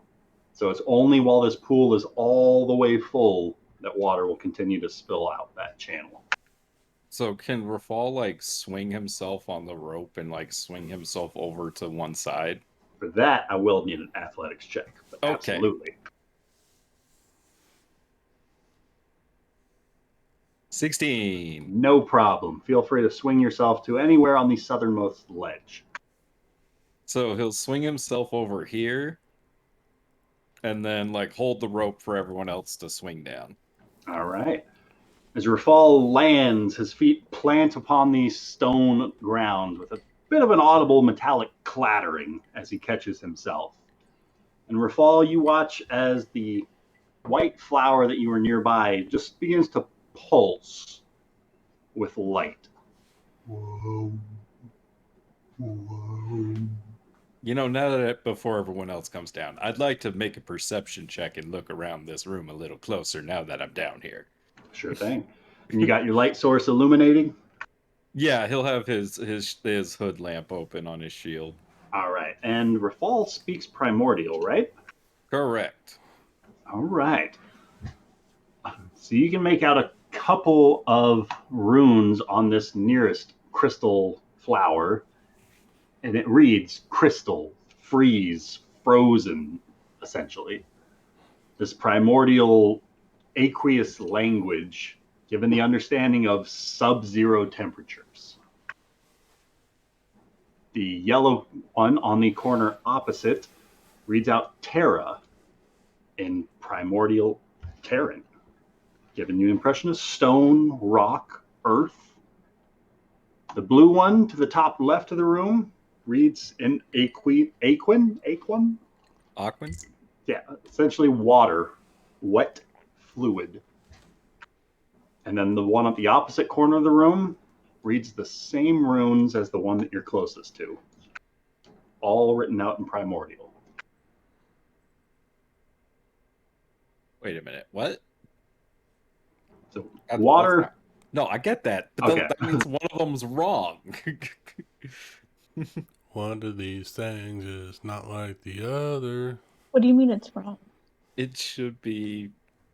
They're both the same color. No, but I mean, like, shouldn't there be fire? Four elements? Yeah, fire should be here somewhere. The riddle of While salt and Rafal stone, is contemplating this, who wants to be the second one down that road? Ooh, Agrimar. All right. What's it look like as Agrimar scales that rope? Like Paul Blart coming down the chimney. Just a terrible fucking mess. No, he's gonna try to swat his way in as well. Trying to swing your way in? He's gonna try to rappel down to a respectable level and swing over to Rafal as well once he sees that he's on a platform. All right. With Rafal assisting you, go ahead. I don't need a roll from you with your impossible strength score. You are able to land on the southernmost platform with Rafal's assistance, holding the rope. Ooh, I zip line. Whee! What do you see, Rafal? Well, all of these crystal lotuses have primordial written on them. 2 of them the same, these ice ones. 2 different, water, earth. Make of that what you will while the others come down. Perhaps. Agrimar, as you plant your feet on the stonework down here in this room, the yellow flower begins to emit a faint pulse of light. Whoa. Whoa. And that white crystal that Rafal first saw starts to quicken its pulsing. Whoa, whoa, whoa, whoa, whoa, whoa. Oh, that doesn't seem good. Agrimar, try going to the other platform. I will jump to the other platform. Agrimar jumps. Over Rafal. Agrimar, you jump to the far platform as there's a audible splitting sound, like glass breaking, as some of the petals across this white crystal flower nearest Rafal start to crack open, and you watch just like snowfall and ice just start to freeze some of the corner in that nearby area. I'm going to ask everybody to roll some initiative. Oh, God. What kind of a trap is this? Oh, I love it. Gross. Oh, man. I got advantage on mine. Hold on. Why do you have advantage? Because of my shield. Oh, yeah. Natural 20. I didn't hear you say you pulled the shield out after landing. Oh, I didn't. I was gone for like 15 minutes. Of course Isn't I had it the shield. as long as he's attuned to it? Technically. Neat. Even if it's on my back, I should have advantage on perception and initiative. 23 for Agrimar. Nice. Add it into the tracker.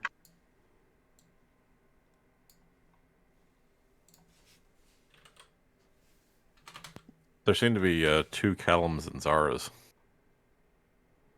Not anymore. Not anymore. The other versions of you are all dead. There's just some rough initiative rolls. At least we're all going to act near each other. That's all that matters. Right? I was hoping to do Except for some Agrimar. bullshit before I went into combat. Agrimar was prepped for shit to go down. I like it when the enemies go either like all before us or all after us. That's always nice. Why did Zara have disadvantage? I forgot to turn it off. Turn it off I already. She rolled a 3 for the first anyway. Yeah. 8 on the first. okay. Yeah.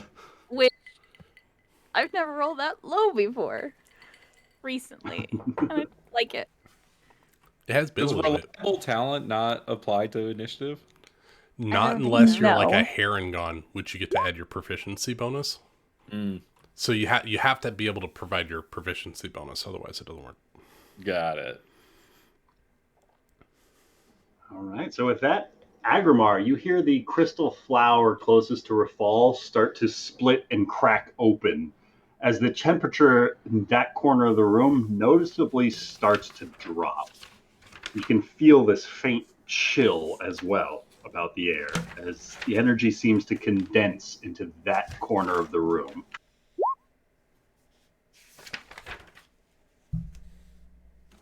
What would you like to do? I'm trying to find my notes on the riddle of salt and stone, but I don't think ice was on there. Yeah, this has definitely never happened before. The only time that we had ice was with the snake dudes at the beginning. So what do you do? I cast Dispel Magic on the white lotus flower. All right, what level are you casting that at? Just a 3rd level. So feel free to roll me an ability check. Let me cast it first. Hold on.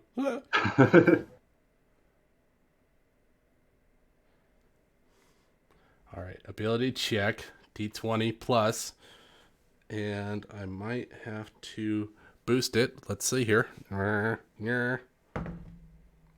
gonna expel a mythic die to add a D8 to it.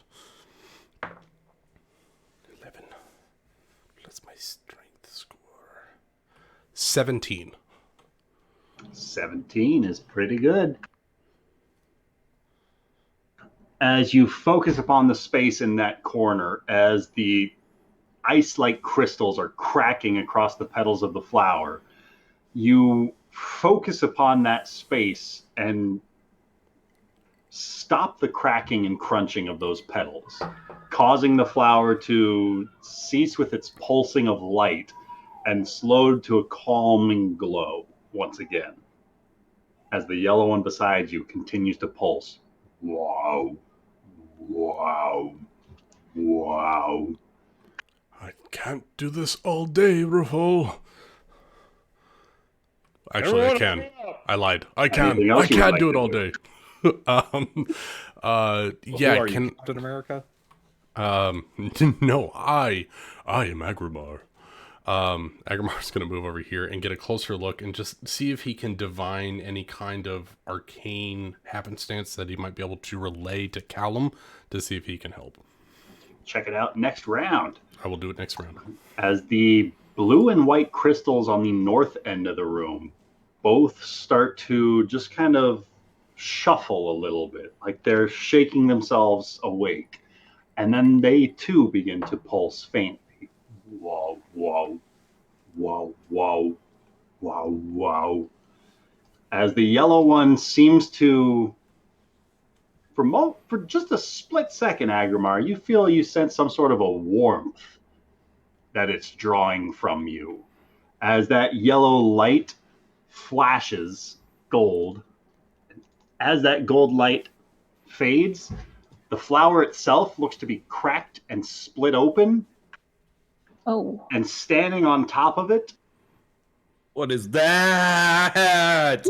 is a creature that appears to be made of solid stone with a number of large dread-like limbs traipsing over its head, standing bipedally on 2 legs with one large stone eye and a closed but visible large mouth just beneath that. Fuck, Oh Ryan. my god, it looks like a Murloc from WoW. It does look like a Murloc. Oh my god, it's a stone Murloc. God, Is that good? Is that no, bad? No, those those guys are terrible. are the deadliest The arrow creatures. plant blooms. It moves 5, kind of want to give it a hug. 15 feet forward, as one of the tendril-like hairs on the top of its head sinks down into the floor by one of its feet, and you watch as the stones start to move, writhing and churning, as a solid wall of stone is erected, blocking the only means of escape, also pulling off the water, damming it up from flowing beyond. Oh, and meaning that it's going to start raising in the chamber. Great. Okay. As Brightgore makes her way around the chamber. She goes 20 feet and is going to loose a couple of Eldritch Blasts at that guy down by Agrimar. Rolls terribly on I suppose all we're of not those. talking to the stone Murloc, right? That's your choice. I mean, you do Truly. speak Terran. We all do. Well, half of us anyway. I don't even have enough movement to make it to the rope. I forget, what's the thing for jumping distance? You can jump as far as your strength score plus something if you took a running start. What are you trying to do? I have a thing. Because I'm much more likely to negotiate a jump than, than go by the I rules want as to. written. So I want to move 15 feet to the edge and try to jump to the rope. All right. Which is Go ahead about and roll 15. me an athletics check. Can I make it an acrobatics check? Absolutely. This is definitely acrobatics involved here. Jumping and grabbing a rope. Flip. 21. Shit. Yeah, she takes like. Oh, nice. This is not the first time Thule's done this. No, it is not the first time she's done this. No wonder Agrimar likes Thule. Look at that plus on that. Wait, you have a plus 13? I have expertise in acrobatics. Wow. She's literally a contortionist. She's a performer. Come on, y'all. Considering Agrimar's almost a demigod, only has plus 11 in athletics. Is that your highest modifier? That's my highest you don't modifier. Perform as well as My Thule highest does. modifier is plus 14. You're a bard. You get expertise. Mechanically speaking, you have an advantage than I do. Yeah, my highest is also athletics at plus 10. So yeah, basically move the 15 feet to there, and then jump the 15 feet to the rope and slide down to where Rafal is. Absolutely. Your hair would be blowing in the You wind. can move yourself within 5 feet of her fall, but that's your full movement, effectively. Okay, yeah. You can get down into the chamber. And now that I am down here, I would like to cast Shatter at this wall, please. All right. At roll damage. Where would you like to place Shatter? Well, just hitting the wall? I can take it. What's its radius? It's like 10 feet. 10 feet, right? Like a 10-foot square? Yeah, like a 10-foot square. I bet you hit the wall could. And Terra. I could. I would like to do that. Or the wall, Terra, and Agrimar. I don't want to hit Agrimar. Or you could try to hit one of these flower crystals if you Ow, No thanks. Did I just get friend zoned? I'm going to cast it at a. And I don't think it's possible for you to get friend zoned. You're already in a relationship. Exactly. I wouldn't know. I'm going to cast it at a 3rd level. All right. That's a con save? Yeah, I need it to make a con save, please. That's some good damage. But I'm pretty sure since it's made of stone, it'll take the full damage. As long as it's a construct, right? The wall is taking the full damage. Right? The stone wall is vulnerable to shatter damage, so the wall takes 46 points. Nice, Dooley! Nice. Oh. You see all sorts of spider-like cracks ripple across the wall. You think it's probably easy enough that Agrimar might be able to knock it down from here. You've done some serious damage to this dam that has been erected.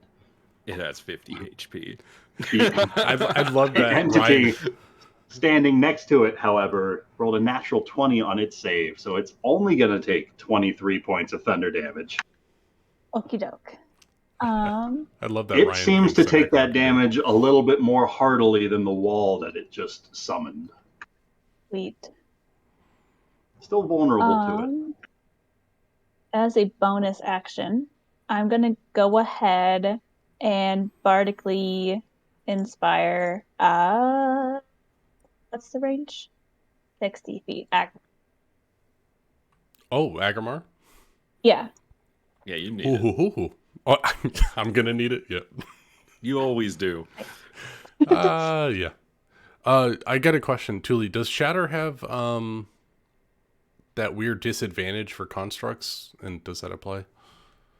Let me check. I don't think so. I know there's some spells that Creatures made of crystal or stone are vulnerable to it. They're Yeah, vulnerable, creature but they made have of- disadvantage. Yeah, they have disadvantage on the saving throw. A non-magical object that is being worn or carried also takes the damage if it's in the spell's area. Oh, they do have Disadvantage disadvantage will on the drop saving his throw. natural 20 down to a 16 on the save. Let's fucking go! That's Oh, a yeah. fail! Terra is taking an extra 23 damage.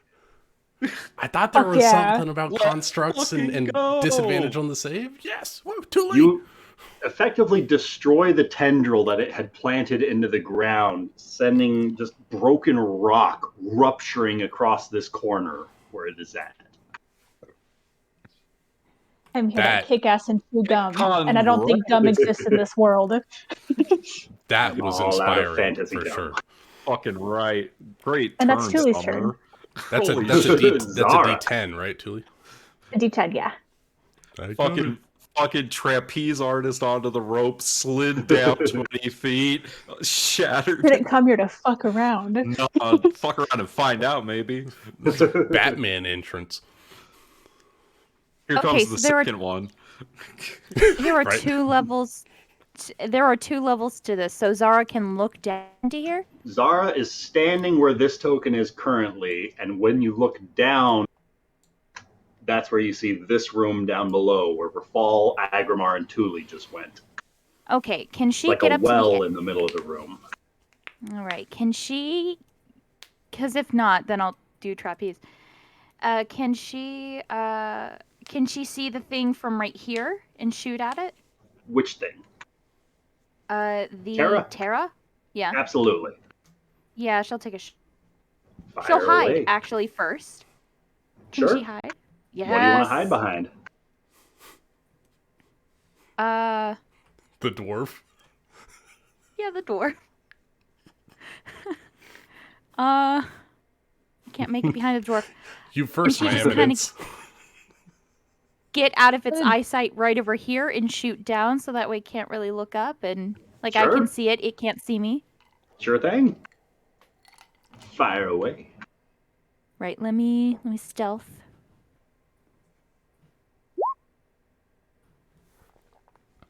Fire with advantage. Do I fire with advantage? Yeah, you're stealthy as shit. It's 25 is your minimum stealth.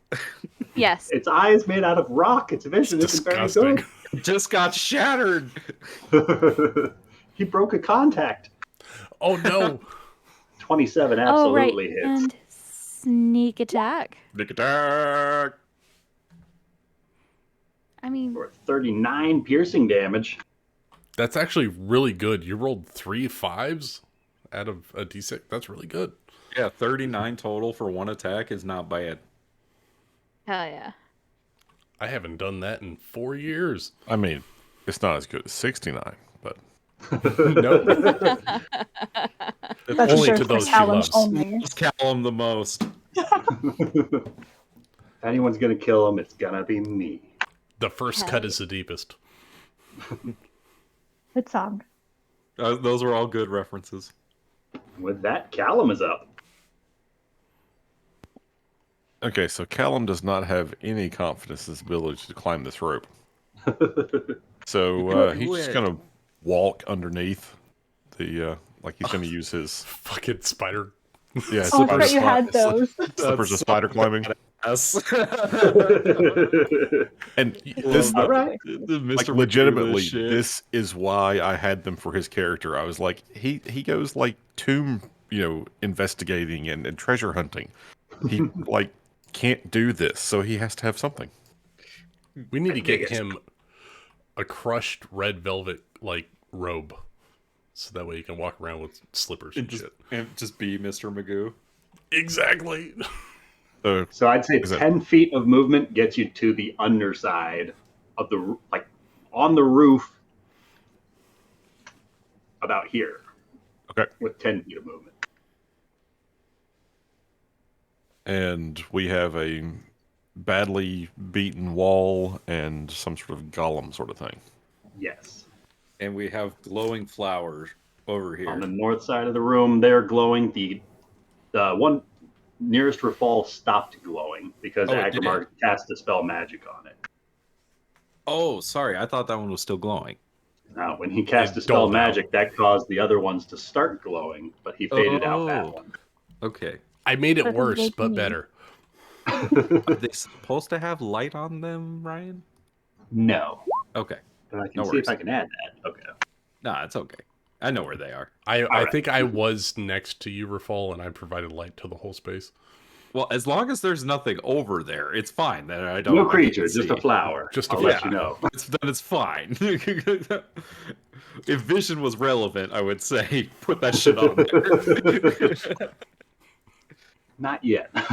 Fucking Gorneo comes out of a shadow and just beats the shit out of Rafal. It can be relevant. He teleports to the shit. So how much is the water building up? Hardly at all yet. It's just this wall, this stone wall that has been erected is now stopping the flow of water through this channel to the room beyond. But it's not like the room is. You're not in danger of drowning anytime soon. Okay. In that case, I will just whip out my wand of magic missiles and use 2 charges to shoot the golem. All right. Roll DiMaggio. 44 plus 4? Yeah. Oh, come on, Callum. I still don't know why it only does it one at a time. So it can be annoying. Yeah, seriously. Let me fill up a whole screen worth of text. 3, once 4. Did I tell you guys that Crawford said the official rule for Magic Missile? What? That you roll once and all the missiles do the same damage. Interesting. Yeah. That would make it easier. Yeah, but, so you just multiply it out. I also don't like it because if you roll a 1, that sucks.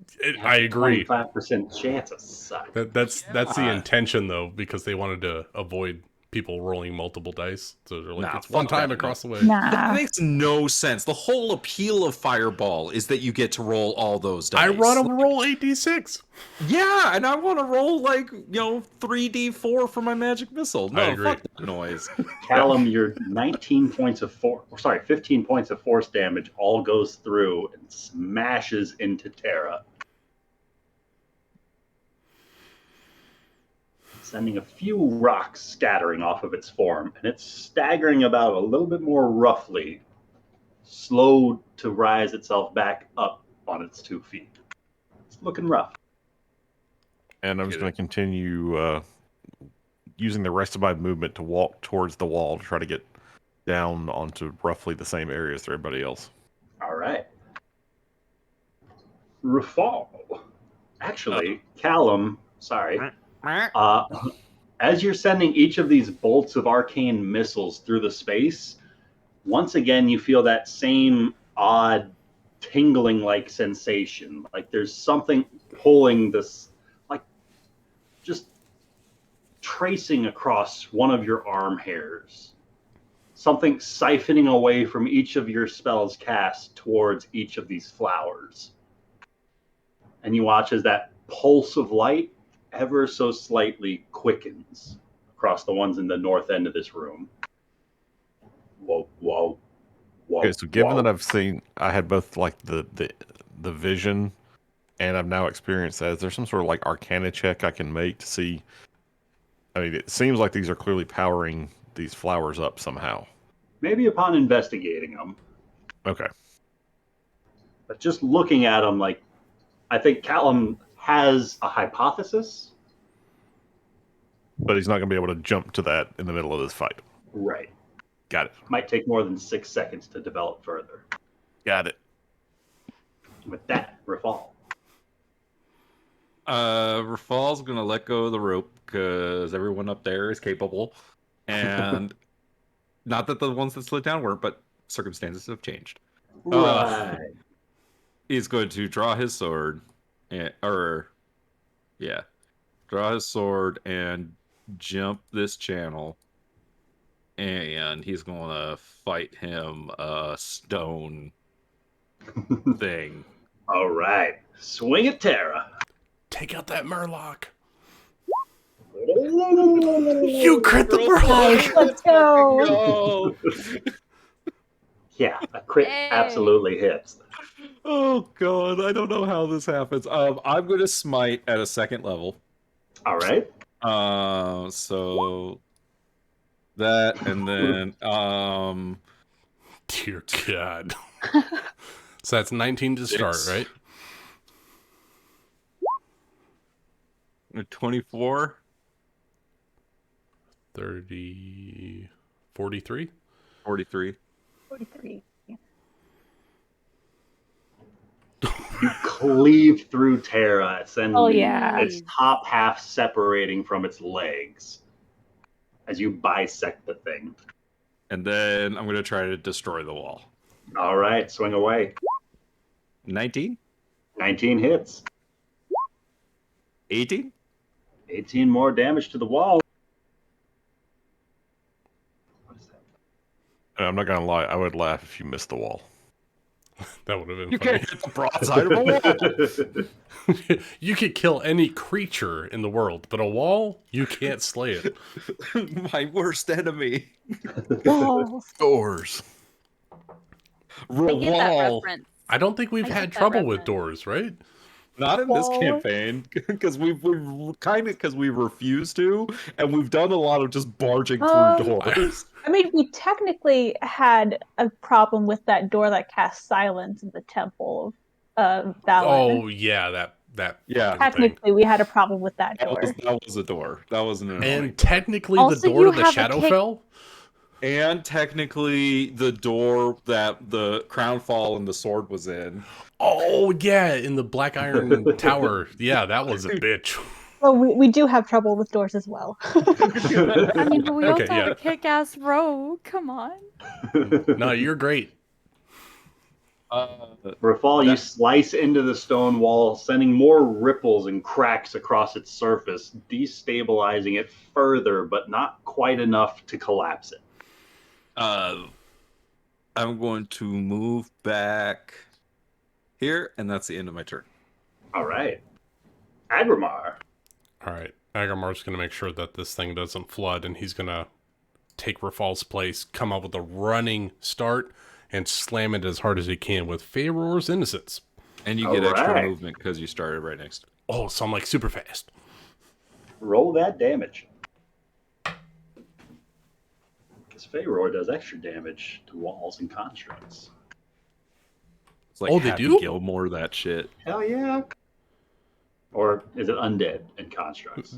Do you want it to be walls? Isn't it? Doesn't it do extra siege damage? I have never fucking used this thing, Ryan. I know. That's why I don't know what it is. No, I think it's against undead because I can fear undead when I hit them. So I think it's just a regular attack. It's just a good cleric weapon. Roll a Just- regular it's- attack. Yeah, that's gonna hit. That's a 17 for a 29. Oh, 17 for 29 just misses. Oh, fucking Roll damage. thing. You're All right. good. Yes. D6 plus 2d8 radiant damage. All right. That is going to be, that's plus 7. So that's 11 points of bludgeoning damage and 7 points of radiant damage. Agrimar, as Feyror's Innocence slams into the side of this wall, there's a pulse of divine energy that just explodes out from it, sending what looks like just bricks scattering back into the hallway beyond. where there's a flight of stairs that descends further into this pyramid. And it causes the channel to once again continue to flow into the next room. Wall down.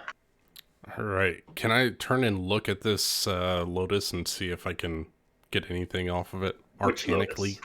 The Terran one? You want to go up and investigate it? Yes, I want to investigate the lotus. Woo-hoo-hoo. All right. Over You here. make your way closer, and on your next turn, you can make an action to investigate. God damn it. All right. That's Agamar's turn. The second time. Always something for Agamar to do. Never a chance to learn. Callum, that pulsing sound intensifies until it stops upon the vibrant sound of like glass cracking, ice breaking, as the two flowers on the northern end of this chamber both split open, and with a blue and a white flash of light, a pair of creatures are standing where the flowers just broke open. I must say, Ryan, I love the cracking you're putting on the map. It looks That awesome. looks dope. What The the shit is first that? seems to spill out this golden fluid from the blue crystals of the leaves as they crack and split open. This red shell then begins to spill after the golden ooze and scooping it up, much like a sea anemone, as it begins to fill this space in the top left corner. The top right corner of this map begins to freeze a frigid cold as those crystals begin to grow and split, branching out from the north corner into almost bird-like wings. Each of these crystals tipped with a jagged, sharp end. This almost humanoid-looking figure made entirely of this white ice crystal with blades for arms. As the Aqueous and Crystal 2 have joined the combat. Callum just bamfs out. That's why he chose teleport. The Aqueous one is going to start Almost flowing. go with me. If we leveled up, I would just earthquake the shit out of this place and just put a hole into it. Well, don't let me stop you. I can't. It flows 15 feet towards the edge of the pool and is going to use its movement to splash into the water. Oh, God. Goes almost directly underneath where Zara's token's at. As the crystalline figure likewise moves itself to the edge of the water and dips one of its arms into the water as it begins to just freeze solid into the space around it. As the original crystal flower begins with a low pulsing one more time. Whoa. Whoa. Like the one that The one that Agamar was dispelled? Yes. It starts again. As Brainella from up above is sending a couple of Eldritch Blasts down at the ice friend up here. Yeah, I got nothing for this puzzle, guys. The highest she rolled was a 5. She's not doing it this time, guys. She's going to take a second to inspect her blade as if there's something wrong with that. Perhaps you need a new power source. Alrighty. I have openings at my church. From where Tully's standing, can she see what this thing is made out of? The aqueous? It appears to be mostly fluid. Mostly fluid. But like it's scooped up in the shell of a sea anemone, and that's what it's using to move around.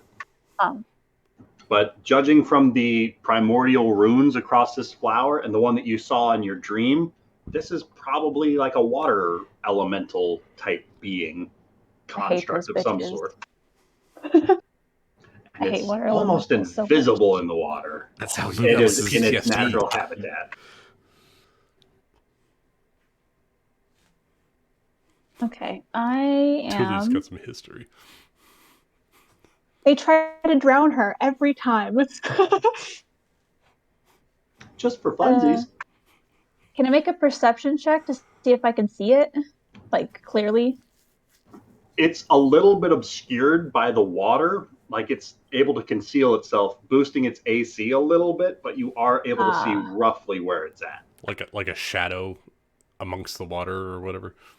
Kind of like partial cover. It's using the refraction of the light in the water to hide itself. Oh, I think Ben had to leave. Oh, did he really? Was that a joke, Ben? No, I'm back. I just want to go get a drink. Oh, I thought when you said I'm out, it meant like I'm done for today. I thought Callum teleported and you went offline. It was just like, oh shit. No, that I'm out was the ice thing coming out with wings. I was like, nope, fuck that. Not fighting Ice Blade Man. I don't think you're gonna have a choice. He's got like fins for hands. He's got blades for hands. He is not the scariest thing we've ever seen by any stretch of the imagination. Okay, I have no means of fighting this dude in the water, so I'm gonna go after this one with Shatter. All right. Special. This time it's gonna be at a 4th level. It needs to make a con save. I believe at that sucks. At disadvantage because it's made out of crystal. Well, it's going to drop its 19 down to an 18 with disadvantage. What's the +0? +0? I don't know. Oh, I think Shatter is it's 5d8. I think it's figuring for like a feat if you have elemental adept or something. It could also just be there because of the one that I rolled. I don't know.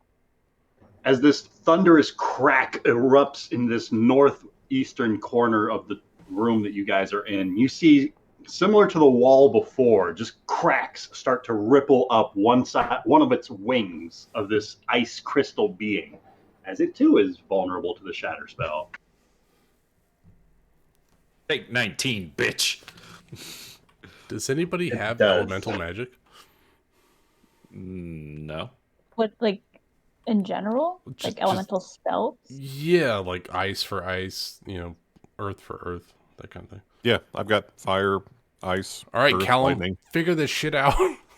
You're the smart one. You're supposed to know all these things. Got smite for everyone. You get radiant. I have, yeah, exactly. I'm radiant as well.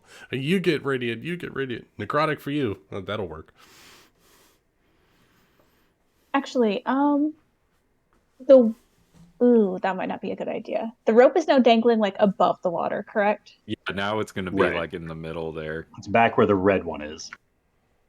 Julie, get over here. I mean, I'm fine right here. If something comes out of that one that just started pulsing, then I'll kill it too. Okay, if you're sure. That's Paladin auras, I think, is what he's referring to. It's fine. Gotta love Thule. If she's sure. Yeah, she knows what she wants. Mm-hmm. And then your turn right there. Apparently. I think so. All right.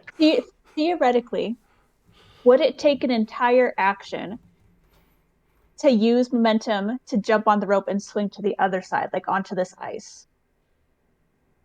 You can use up to your movement speed as part of a jump. So you can move no more than 30 feet. Mm-hmm.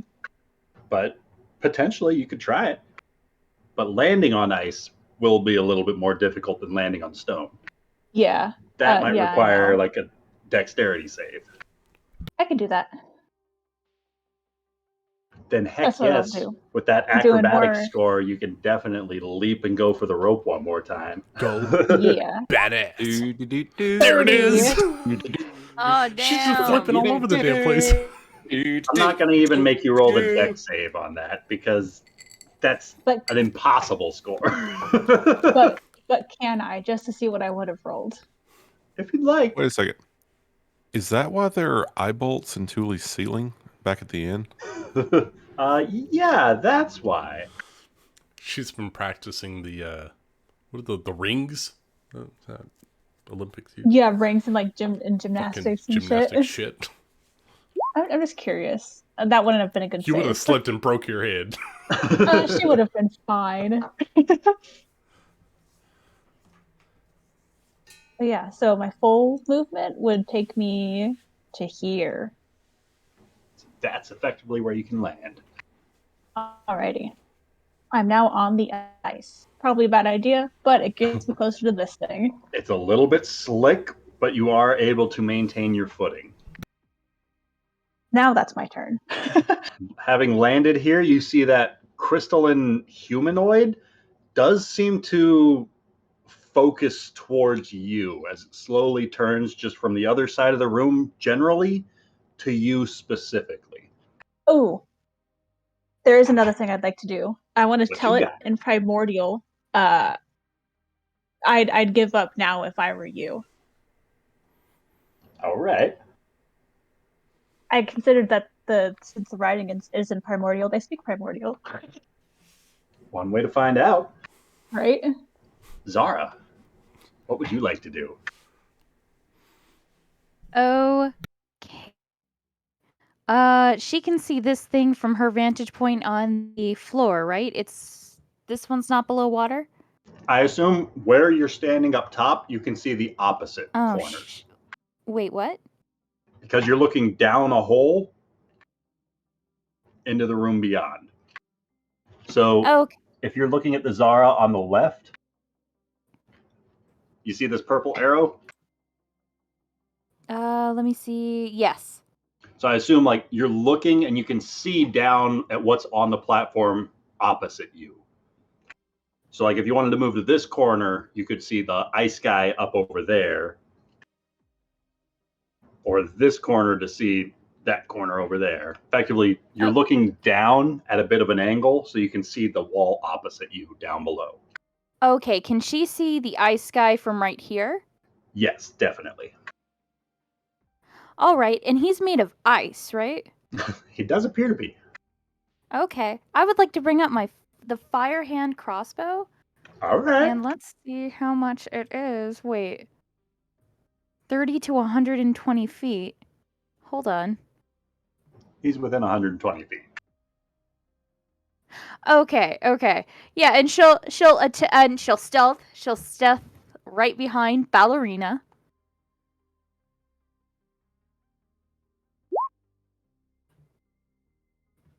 $27.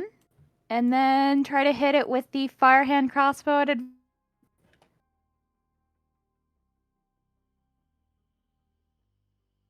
Did my internet go out? Nice. Jeez. Where'd you get a shot like that one? Your 29. 29 definitely hits. And if you had an advantage, you get sneak attack. I do have advantage, right? I can. If you don't want to roll it, I understand. That's fine. No, You don't I have want to. to. I don't want you to feel forced, though. No, I. All right, that is 34. 34, yeah. You used Agramar's crossbow? Ouch. I did, yes. Aww. I'm surprised you used that still. It doesn't mean anything. It's okay. Zara, you see where the flame burns into it? It does seem to burrow a little bit deeper, effectively doing 2 fire damage with the attack. Ooh. But as soon as the ice crystals melt, it immediately just washes out the flame, preventing it from lighting on fire or anything like that. Oh, that's fine.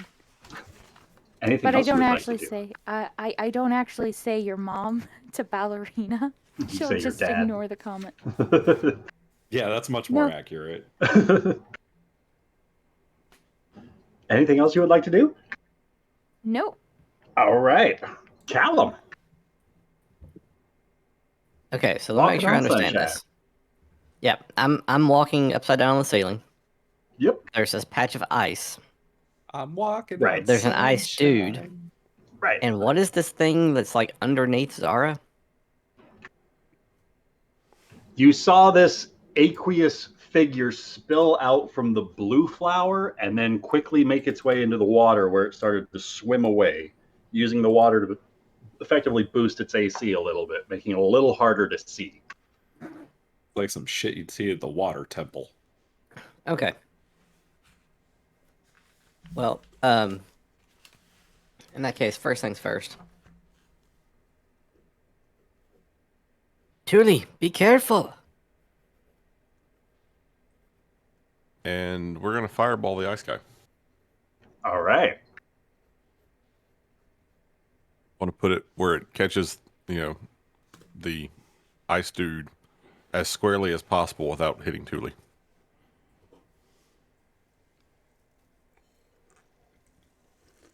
Something like that.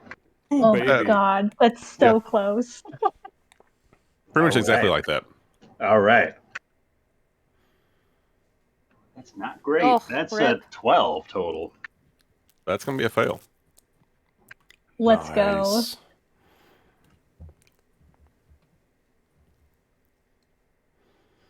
Does that Oh, yeah. also melt the platform that I'm standing on? That is definitely going to do 36 points of fire damage to the platform you're standing on, as well as 36 points of fire damage to that cracked crystal it's back there. dead. Did you 72 damage to that thing? Yeah. Oof. Holy Nice. shit. Good So job, good. Callum. Thule, you watch Like as Thule this said, we're out of gum. fireball explodes that corner of the room that you were just swinging towards.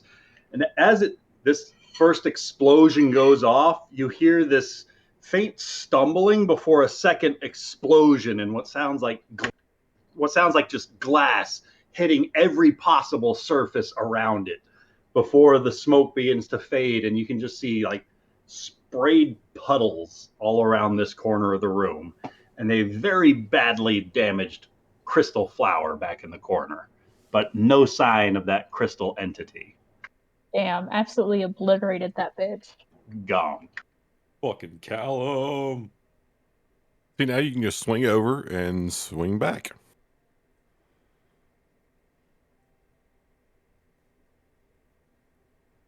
I don't know if it'll be that easy, especially if like any of this is damaged.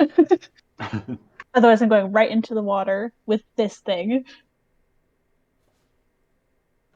Because of the placement of the fireball, I'm just going to assume the platform Thule's on just melts.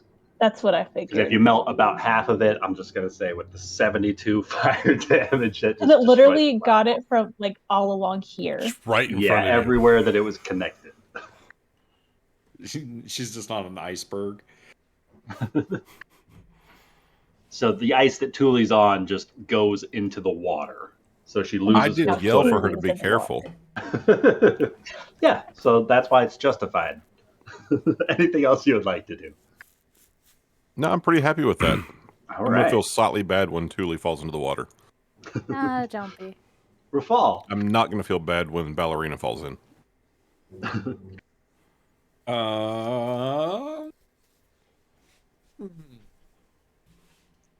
10 feet is deep. Rafal's gonna run and jump over here.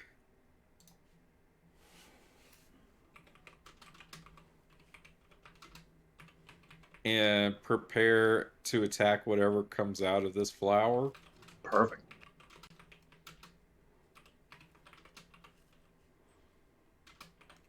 With that, Agrimar is up.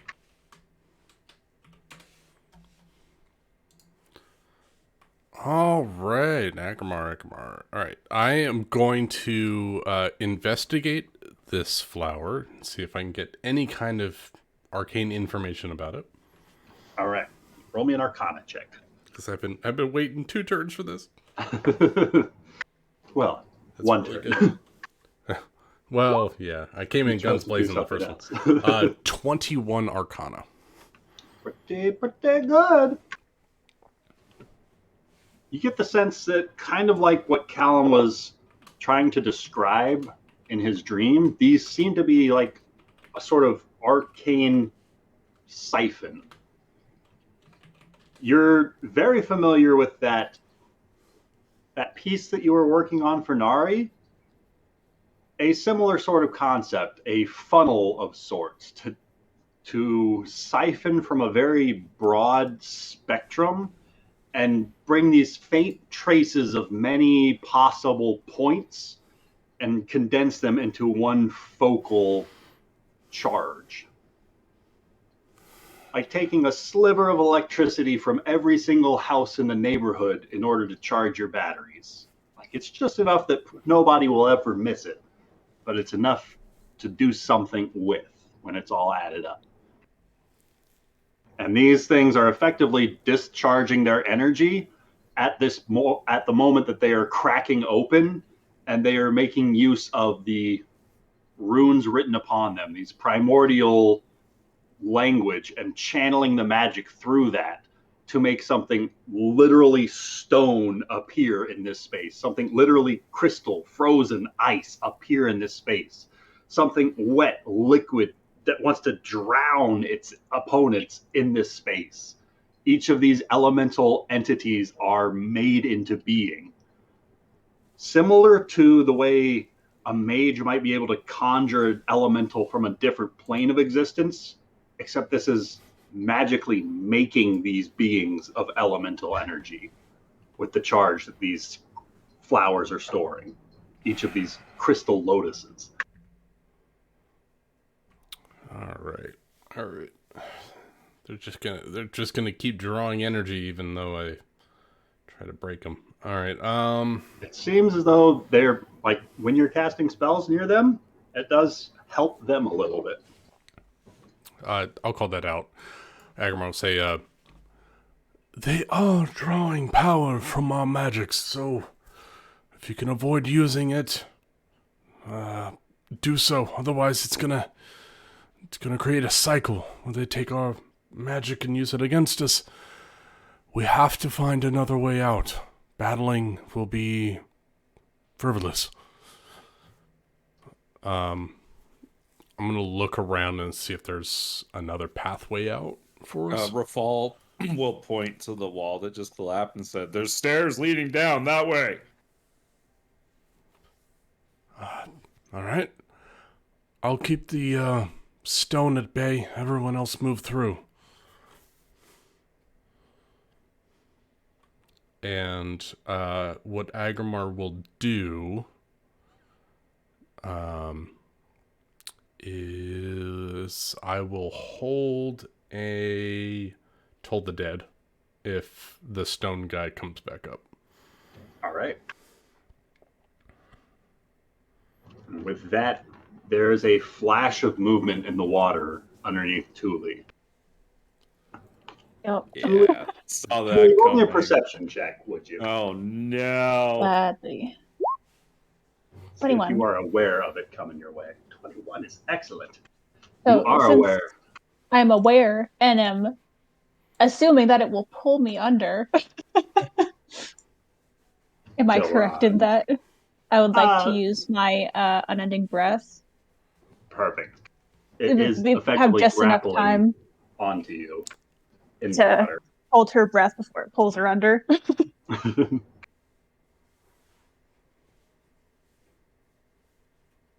But for attack rolls, that's going to be a 23 on the first attack. That hits. And a 25 on the second attack. That hits.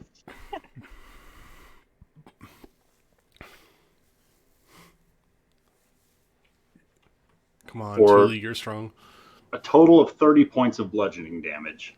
Okay. And you feel as these golden tendrils just wrap around you and start effectively restraining you, but because you're holding your breath,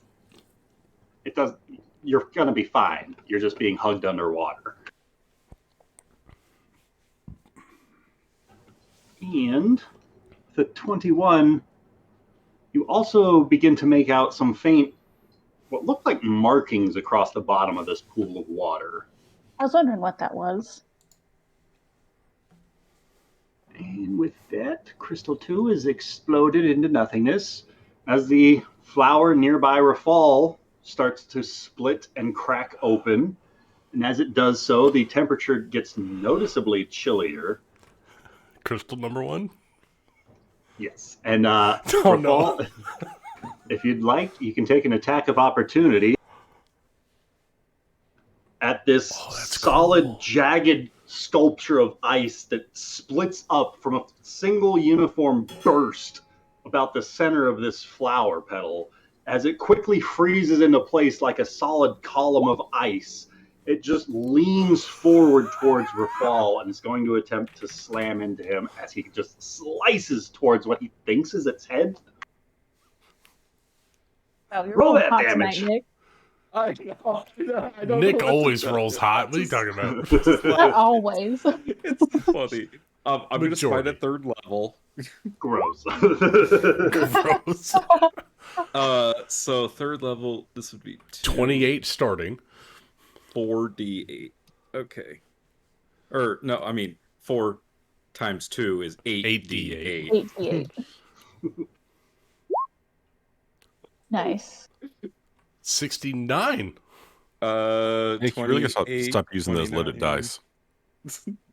69. Let's go. Nice. Nice. Nice 2.0. We got 2 69s. Track it. And a Rafal, 70. you effectively cleave this thing in half, having its hit points as a chunk of it is prevented from solidifying all the way. You drop it down to about half of its height. Now, you said that was an attack of opportunity. Is that correct? Yes. So I still it was have effectively a two- held attack, so you can unleash on this thing if you would like. I would like to attack it a second time. Yes, But that is what I was before getting you at. swing, I will have you know that you do take some cold damage from the strike. Okay, You take 10 points of cold damage I will hit it a second from time. the frigid temperature. All right. 25. 25 hits. As you Or take 15. 10 more cold damage. I accept this damage. 15. Takes the 15. More splintering cracks ripple across its surface. It may continue with its turn. 84 points of damage, Nick. Damn. It is going to attempt a few slams at Rafal. Do-do-do. A 22 to hit on the first one? That's a miss. Damn! How about a 23 to hit on the second one? That's a miss. Damn it! As this, you see it like solidifies an arm of ice from the crystals below it.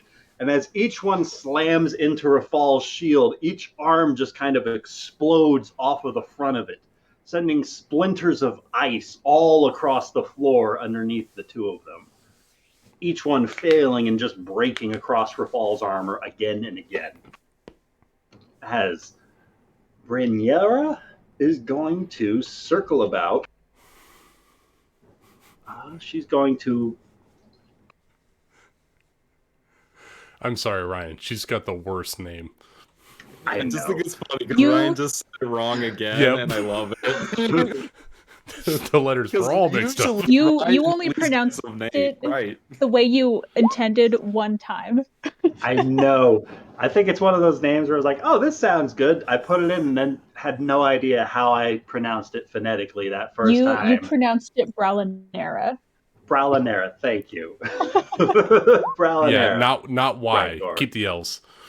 Is going to start circling around the circumference of this platform, pulling out her sword and grasping hold of it with both of her hands as she takes half a step back before leaping forward and plunging into the water, going for the thing that is wrapping around Thule. Damn. That's going to be a I natural thought- 20 on that. Let's go. Oh, Damn, God. Alright. I laughed because I thought she missed the rope. No, dude, she just that shit. She just swan dives spear or sword first right into the creature. Yeah, man. As her blade just starts to sizzle through the water, Thule, you feel the heat of this blade as it pierces down beside you and starts to slice into the tentacles of this watery monstrosity beneath you. As she crits it and then hits it a subsequent time. But that Like is a her G. turn. Thule. Alrighty. Still grappled and restrained by it, but Yep. help is Let's here. see. What happened? Just somatic spells? Sure fucking don't. Or at least assistance. I don't even know if you need help. What's the roll to try to get out of a grapple? It's athletics, isn't it? Or acrobatics. Athletics or acrobatics. Oh, fuck You yeah. got that plus 13. Oh my god, you crit! Yeah, you Julie. break your elbows down against the spot where the dwarf just sliced through this entity, and it seemed to be a bit of a weak point, and it snaps open, allowing you to wiggle yourself free the rest of the way, swimming out into the water 5 feet away from where this thing was grappling you. Okay, so like right here. Yes. How deep under did it pull me? Maybe about 10 feet. 10 feet. So if I go up and then back down, that's only 25. Oh, that's easy. Okay. So Cooley's gonna go swim up 10 feet to the surface just momentarily. I would like to bonus action. I'm gonna use it right this time. Gonna use Searing Smite correctly. All right. I'd like to bonus action use Searing Smite, and then Prep your go back blade. down. Yeah, so I can slice into this thing. All right. Fry that water, bitch. Okay. So next time I hit it, let's hope I have advantage. You do have advantage. Flanking. Oh, Does come a on, 14 Julie. hit? Because it's underwater, a 14 just misses its AC. Damn it. Wait, can I pass Thule my inspiration? That's not how Is that that how works. that works? No. Oh, I have wait, a DM inspiration. I have inspiration. I'd say she could use that. Well, I've been never holding mind. on to it for a hot minute. I've had mine for like 6 months. How does that work? I forgot. One more D20. D20. One more D20? Like just roll it again, or? Yeah, effectively, you get triple advantage on this one. Okay. Let's go. There's a 24 Julie. hit. 24 hits. All right, so for 12 damage there, and then the Searing Smite damage. What level did you cast Searing Smite? I cast it at a 3rd level. Like 100. So here comes 3d6 for 12. Yeah. 24 And do I need to talk to do Searing to do Divine Smite, or is it just there? No, that's inherent. It just happens. It just happens. All right. Yeah. Oh, that's the wrong thing. There's that one. Yeah, it's just when you hit with a melee attack. And I'm gonna do that at what is it, Nick? At a 2nd level? That would get you 3d8. 3d8? Okay. I'll just do 3d8 plus Paladins. Ugh. 3d. Oh, it's just 3d8. There's no additional, right? No, Right. just 3d8. Not unless it was undead, but this is an elemental. For 8 more damage. All right. 32. It is starting to look rough. Good. As it's slowing and it's swimming a little bit, and parts of it are just coagulating and falling away rather than continuing to flow about into its body the way it has been thus far. And with that, Zara is up. Okay, I want to do something cool. Can Zara get to here? And can she, because I want her to hang upside down using her legs to kind of grapple, hang upside down and shoot. Look down and shoot. Crystal 1? Yes, this one. You know what I'm talking about, right? Yes. With a successful acrobatics check, you could probably just wrap the rope around one of your legs and go upside down under that ledge to take a shot. She's not going to wrap it around. She's just going to kind of hang upside down with her legs like holding on to the stone and doing Roll that. that acrobatics check. Hell yeah. What's mean, with at least- circus delay in this fucking cavern? We have. That's how you do I good rolled a shit. 19 first, so a 29. Yeah, no problem. All right, and I'm just wondering too. Could I have hidden first, and can I have advantage on that? Because that's like real I'm gonna surprise. give you the sneak attack on this one because that's a cool move you're doing. Was that Charles, Ryan? Yeah. Hey, He Charles. doesn't agree with me giving away sneak attacks like that. 27. That absolutely hits. Roll that sneak attack.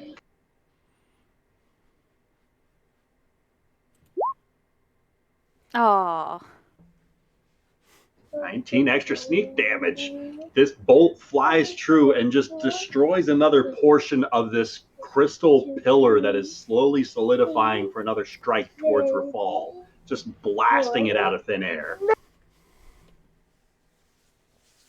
Tight. Yeah, but that's all she's going to do. All right. Staying hanging down or picking yourself actually, back up? Picking herself back up. All right. Callum. Okay. Did this thing seem to take any special damage from the fire? The crystal ice one does. It seems to be vulnerable to the fire, but the water one doesn't appear to be vulnerable. Okay, then I'm just going to turn a firebolt against the ice one. Firebolt. Finish it off. Kill it now. Kill it with fire. Oh, yeah. It should do That it. definitely hits. Do it. Times 40 2. damage. Yes! The ice monster destroys the crystal elemental. Rafal, can I have you roll me a dexterity saving throw, please? No. As this bolt of fire shears across from the ceiling above, slams into this crystal pillar, and just sends the last of its cracks all the way through its form as this jettison of force energy explodes from the center of it, sending shards of jagged ice everywhere into its immediate 10-foot radius. 14. 14 is just going to fail. Damn. So close. Wow, but only 7 points of piercing damage. I'll take it. I Rolled accept 2 this ones on damage. that. It would have been less. It would have been more if I had hit it.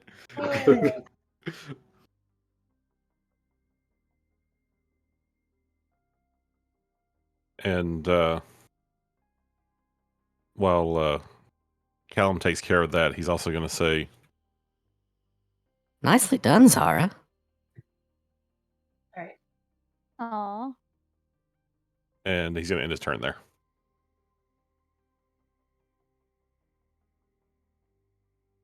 All right, Rafal. Rafal's gonna go check out this hallway, I guess. All right.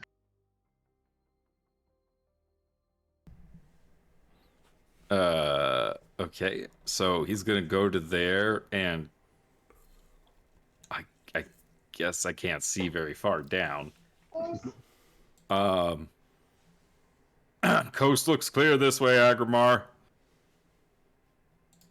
And okay, because I can't see this thing because it's underwater, right? You can see it. It just boosts its AC a little bit.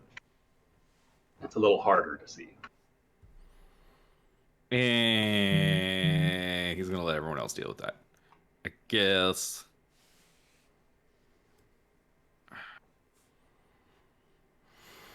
Yeah, I think. No, I'm not gonna use my action to move down. I'm gonna use my action to do.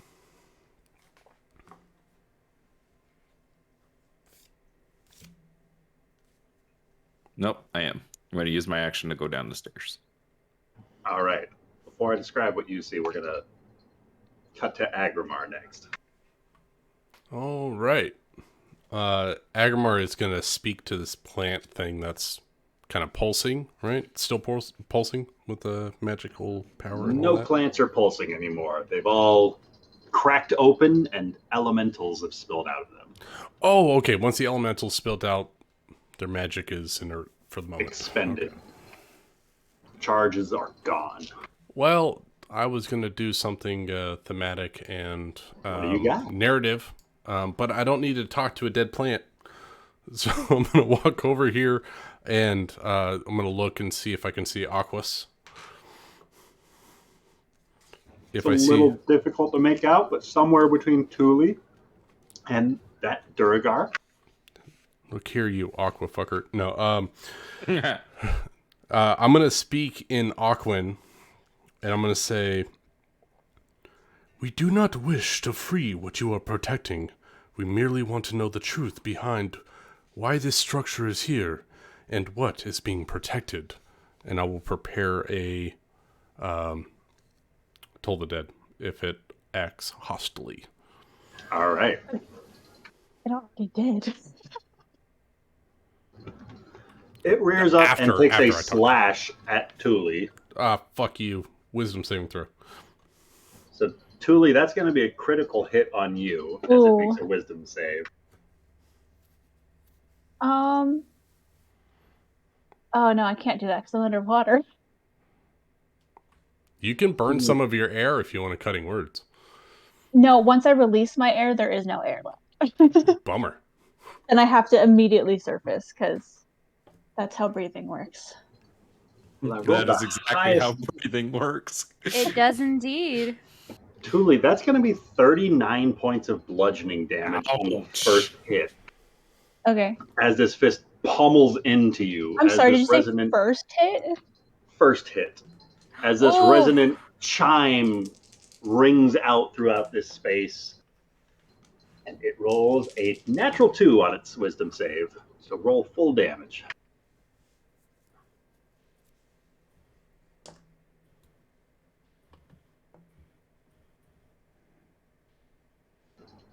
Or Agrimar wants to be nice to it.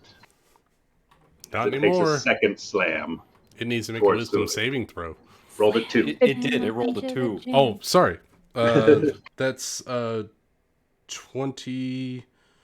Let's see. Wait, that's 28 points of necrotic damage to it. 28 points of necrotic.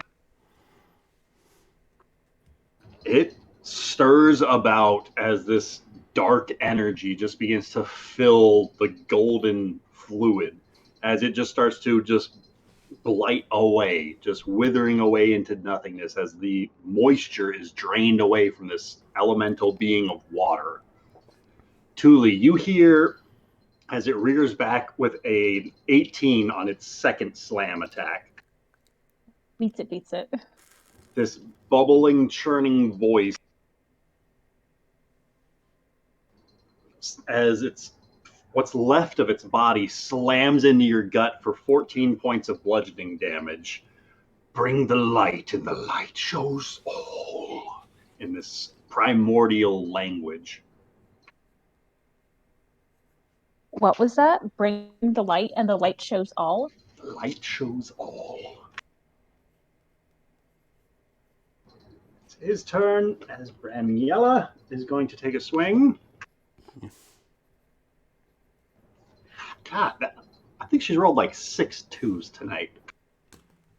Oh, they're talking about the lantern that Agrimar has. Wow. Second roll with advantage was a 7. So Braniella is there to support you, Thule, but she's struggling to swim a little bit this round. But with that, Thule is up. All right, hold on. Sorry. I just started my notes for today. I gotta remember Blessed Strikes because apparently my spells do additional radiant damage as a cleric. Alrighty.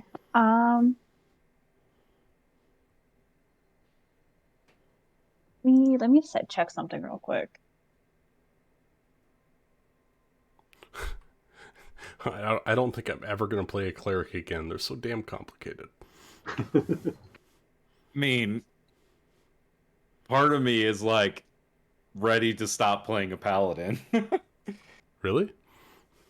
I've been playing a paladin for so long. That's true. Plus, when we go back to playing pirates, I'll be playing a paladin. True. You'll be doing the same thing, but better. What better? True. Better. Stupidly better. With one hit. No, Scary is much stronger than Rafal is. Who would win in a fight? But at the same level as Scary would. Scari's like, she's a paladin, but she's not really a paladin. She's not like a Rafal paladin. No. She totally let us get away with arson. She is a destructive force. She plays the like cool aunt of paladins. The cool wine drinking aunt. No, 1v1, like, I don't know if there's something that beats the build that I have for Ascari. Anything probably with like range damage. That's specialized range damage that keeps your sword out of play. But that I can Eldritch Blast them. Right, but you can't smite.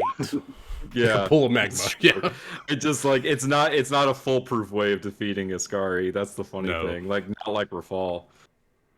Or maybe like fucking lightning. A black hole. We'll find out. She's gonna fight God and see who wins. Thule is gonna use Thunderclap on this thing. Clap them cheeks. No. That's not how you cast it. And I need it to make me a con save. Oh, that sucks. Oh, yep. I need it to make me a con save though. You wasted your air for that? Total of 21. No, it's only somatic. Con save. Is it only somatic? Yeah, it's Thunderclap. You clap. Clap. I haven't cast Thunderclap, so I don't know. Jeez, Lucas, get with it, man. I've played every class. Okay, I almost killed someone with Thunderclap. I should know this.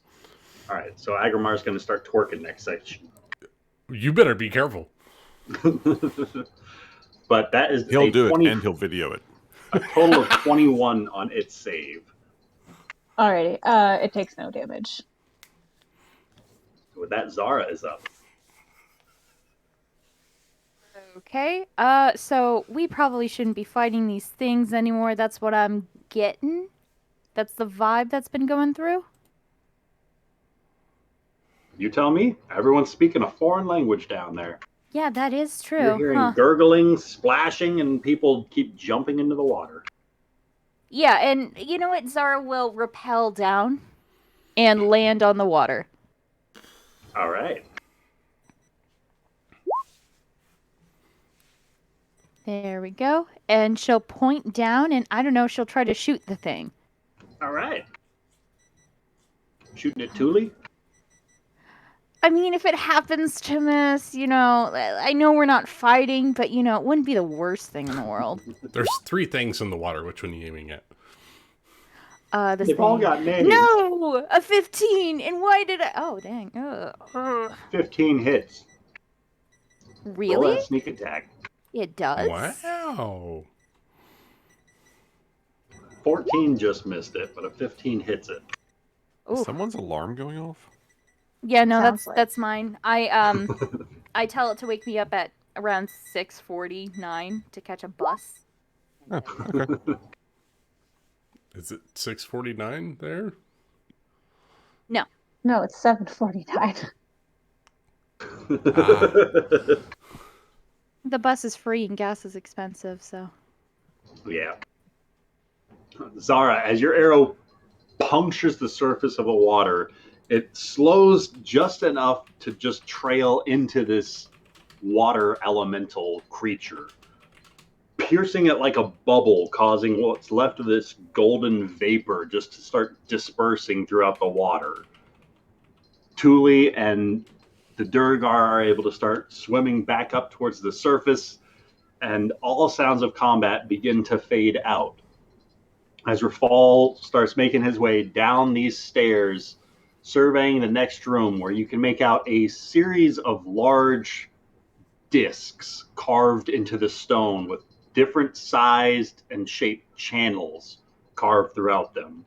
And at the northern end of this next chamber, what looks to be a stoppered wall that you can pull free to allow the water to start spilling into this maze of discs. Oh, it's a puzzle. Additionally, you can just make out in the reflecting light of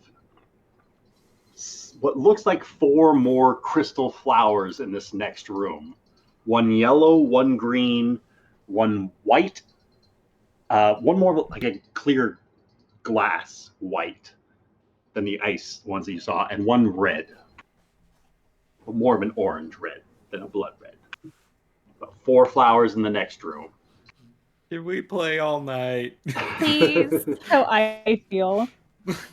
Thule, the floor of this pool that you can make out before, you can just start to see some of those carvings. Difficult to make out specifically what might be scratched out from this vantage point, but maybe stepping back a little bit and providing some light on it might better reveal what's beneath the water. But we're effectively out of combat.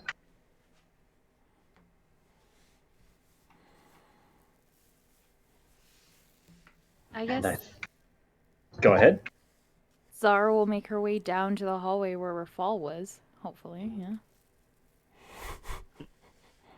Zara proceeds deeper into the dungeon. Careful of the water, Thule. Or, Zara, you. Callum will keep climbing down the walls. Callum descends deeper. Thule will thank Bralinera for her help. Wow, okay. Yeah, not like I killed the thing, but fuck me, I guess. Did you leap sword first into the water for Thule? No. Would you go into the water, period, for Thule? No. No. That bitch can drown. But she'll try to get a better vantage point on this thing, I guess. Maybe from here? So as everyone else starts to leave the room, it starts to get a little bit more dim into the space with just Thule and Agrimar and the Duragar left behind. As everyone kind of sees Thule looking through the water, if you'd like, you can try to roll a perception check to see what you see. And if anyone would like, they can try to assist. I will try to assist where I can. How would Agrimar like to assist? Pulling out that lantern?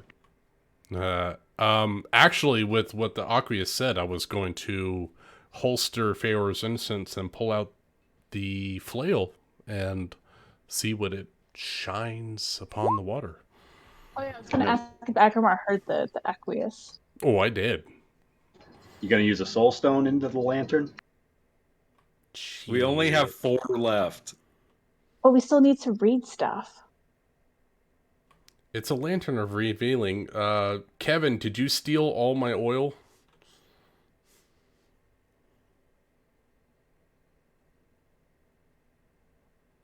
Rachel? I'll take that as a yes. Assuming no.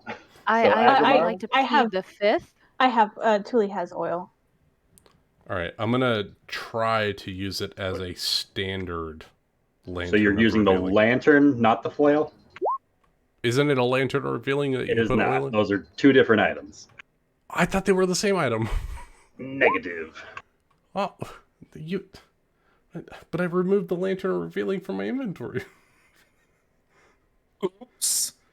Well, maybe you sold it. No, I thought you told me that Nari took the lantern revealing and made it a mace. She did. So it doesn't I work. think she made her mace separate from the lantern of revealing. God, I'm so confused. Or the flail. Wait. Agrimar, what light source would you like to spark up right now? Fuck. You want to use my gem of brightness? How about what fuel are you using for your light source? That is a good question. I've got a thing of oil for regular. She made the soulstone lantern into a flail. It is the lantern and a weapon. It's the same thing. Okay. All right. So I'm going to use just a regular thing of oil to see if that will work. If not, then I will burn a soul stone for additional results. All right. Thule, go ahead and roll that perception check with advantage. I unfortunately already have advantage. 22. I can roll As- separately if need be. Agrimar, go ahead, just in case. Natural 20 for a 24. Oh, yes. So you see Thule looking down below as you spark up the lantern, taking a few moments to fill it with oil, shouting down to the corridor to see if Zara stole your oil, then filling the lantern with oil again.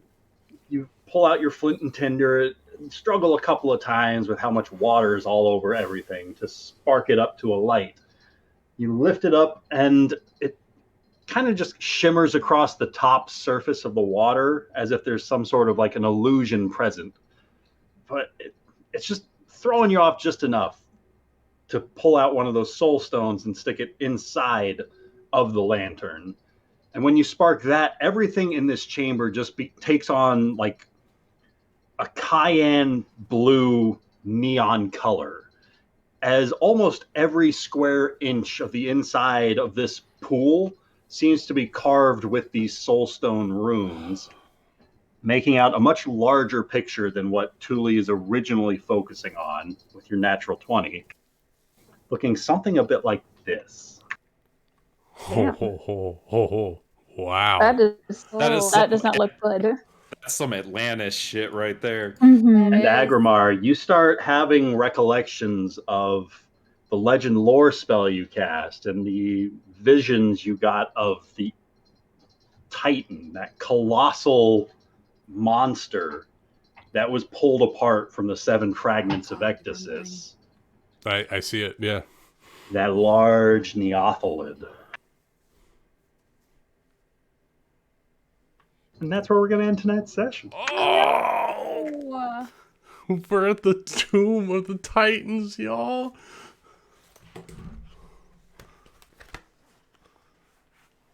What does that mean? That means if the dwarf gets greedy, this shit's coming to life and we're fighting a Titan. But it can't come to life because the 7 pieces of Exorcist aren't I here. don't know, man. I don't know.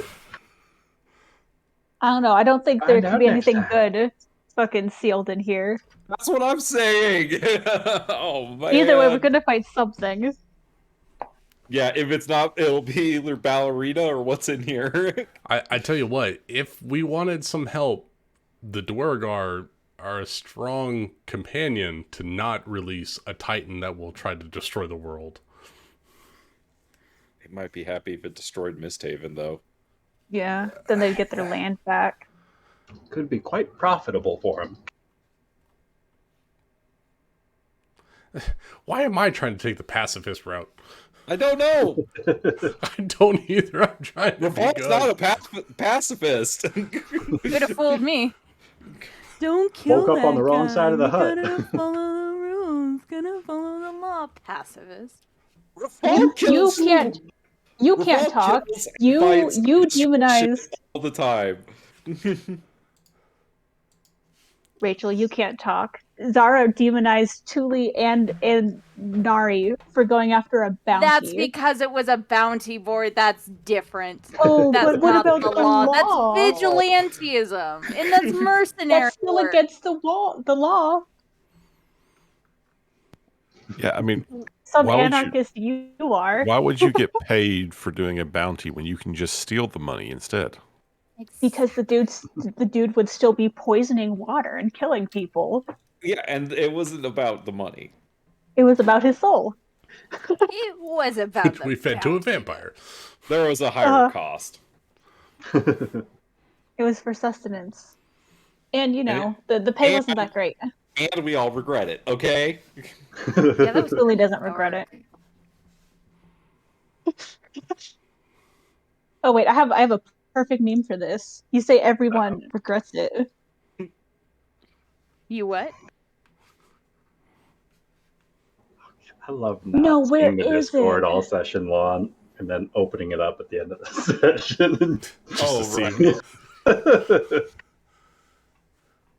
I don't think I can find it.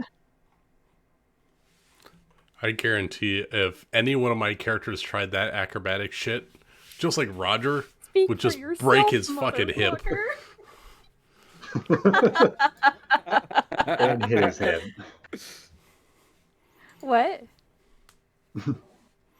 I was saying if any one of my characters tried any one of the acrobatics checks you guys did, I'd break my fucking hip. Yeah, no, natural one into the water for sure. 100%. No, I feel like Roger has just enough good luck in him that he could maybe do it. Roger could have made the acrobatics check because he was swinging at the, when you fought the Drider. And then he quote unquote overshot his fall and almost died. Oh, the 100-foot drop? Yeah. Yeah, that was awesome. There's a perfectly good rope. In the rain. Into a horde of zombies. I'm telling you right now. That was such a good fight. Yeah. That was fun. Don't put That again was a lot of acrobatics and cool ass shit that we did. It was. Don't put any structure above 10 feet because I will jump off that shit. Yeah, we know. No matter what. What was it? Just last week? Not last week. The last. Yeah, I jumped 30 feet out of the building. No, fucking jumped out of a window. Because you gotta look to cool. test it. To see if she could survive it. Everyone else just walked out. Well, yeah, no. Lucas wanted to make sure that gravity was a thing. Yeah, but you know who found out. The whole college saw me do cool shit. I jumped out of a fucking second-story window. All you guys did was came up the stairs. You're going to be going to counseling. If I remember correctly, you landed very ungracefully. I didn't get a roll. I think Nick just gave me damage. There was a crunch. Yeah, you jumped 20 feet down, so... Yep, I enjoyed it. And to be fair, that's probably what I would have done in college if I was a dumb college kid. I would have jumped out of a window. You're not wrong. I literally know a kid that did that. I was that kid. I climbed trees. I jumped off houses, off water towers. I did dumb shit. That's me. Aww. I wish I could do that. I don't advise it. It's very bad for the knees. Yeah. Then again, I do play derby, so that's bad for my knees. I curse my early athleticism because now it's coming back to bite me. It comes back to bite you? Oh yeah. I wake up and I'm like, every night, actually, not when I wake up, every night when I lay to bed, I have to get my leg caught in my blankets the right way and then twist my knee until it pops. Otherwise I can't fall asleep. I was cursed with bad joint genetics. So I never tried doing that risky shit. I sprained my knee playing dodgeball because I turned just wrong. I pivoted on my foot and there was just a pop and then I fell. And then the other one I did it too by slipping on ice and landing wrong. And just slightly pushed my kneecap out of place. I had a 6-year-long sprained ankle because I took PE too seriously. Why would you do that? I was bullied in middle school, and that was the only way I could safely release my aggression without getting expelled. Okay, that's valid. Also, I fell out of the Holly's tree in their backyard when we were kids. You remember that, Ryan? The one with the tire swing in it? Yeah. They had a rough yard. Yeah, man. I climbed to the top of that tree and fell out of it and got caught between the branches. I was lucky. Nice. It's that acrobatics check. Yeah, no, that was a luck.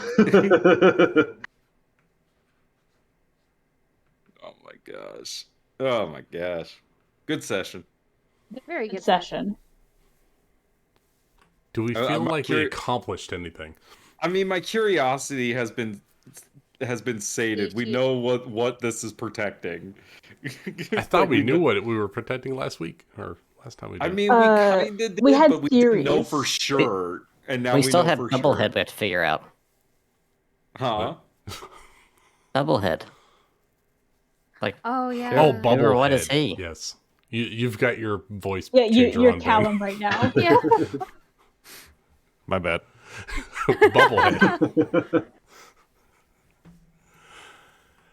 Yeah, he was a nice dude. Yeah, why did he dispel our fucking hut, man? That was weird. Nobody wanted to asked feel him, safe. why did you dispel the hut? He spoke No. Draconic. We don't speak Draconic. You know what? we I were bet trying you to- it was he was trying to Nari out just Pizza the fucking with Hut. us. Lifts up the orb and hits Nari. I would not put it past Amanda to have a character that would do dumb shit like that. Just going around trolling the party. Yeah, exactly. Is this going to be like Going the Scooby-Doo, party, where watching them almost die.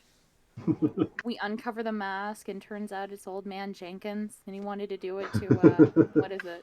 Yeah, Because he wanted us You damn would have kids gotten out of away his with it city. too if it wasn't for you and your meddling kids. It'll be Lord Jaeger. Lord Jaeger. Oh, I guarantee you he's in here. He's going to get rid of you, Because he's not back in the city yet, right? I don't think he ever he's supposed left. to be back soon. Yeah, but he's not yet. He's in the city and he's supposed to have another meeting soon, right?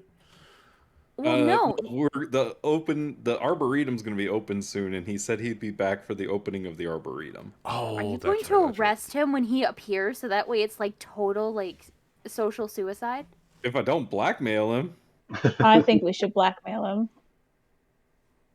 blackmail goes a long way.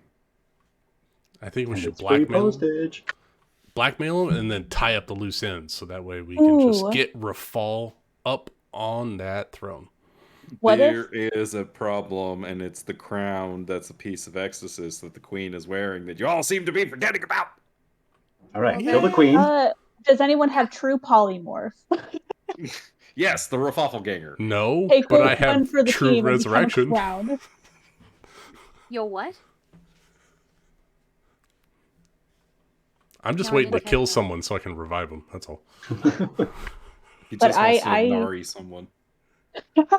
I propose that with Lord Jaeger, Rafal and Thule do good cop, bad cop.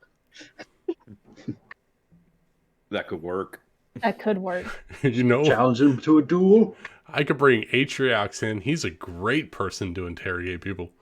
Sure, so it's gonna be Excuse me. bad cop. Atriox is not his true name. You have to use his full name. Okay, go ahead then, Thanks, Rachel. What is Rachel. it? I never wrote it down. I got it on a Atriox. sticky note on the front of my. I Because she did, didn't but even it's have on my to other write it computer down. that has water damage. Herald of the Great Worm, Keeper of Portals, Opener of Ways, and Lord of Dragons. Thank you. But he, Can you, guys, that put was into the awesome. chat? I'm gonna Night catch y'all Ben. later. Yeah, Night, Rachel, Ben. what you have to do, it's in, if you go to Daganada, it's under there in the journal. Oh, thank Atriox is God. there. Let me Okay. tell you, trying to navigate this thing, because I never collapse anything. Ooh. Because if I do that, I won't remember where it is. Oh, Yeah, really? that's what I was doing this session, just trying to figure out what I renamed different handouts to. I couldn't Try and find any of the stuff you put in for this the last couple of sessions because I was like, I have no idea where it's at. In Like fact, 2 I don't or even 3 have sessions ago, I just made all these different folders thinking Love that would these help it. folders. It did. I love it. Okay. It makes my life easy because I minimize things. Great, because then after the session, I normally just bring all the handouts into the folders that they should be organized into. Yeah, I've loved it. Yeah, I have everything in the notes except for shit I don't know about or isn't relevant anymore. Expanded, and I never collapse it because you never know when you're going to need it again, and I don't Right. know enough about some of the lore to find the folder it's in. That's the part that I'm like, just like, I'm like, oh yeah, Daganot. That's where that happened on, Agramar's plane. There's Atriox. Boom. Shadowfell, or is like, if I need the Honoroi, Shadowfell. Okay, perfect. Boom.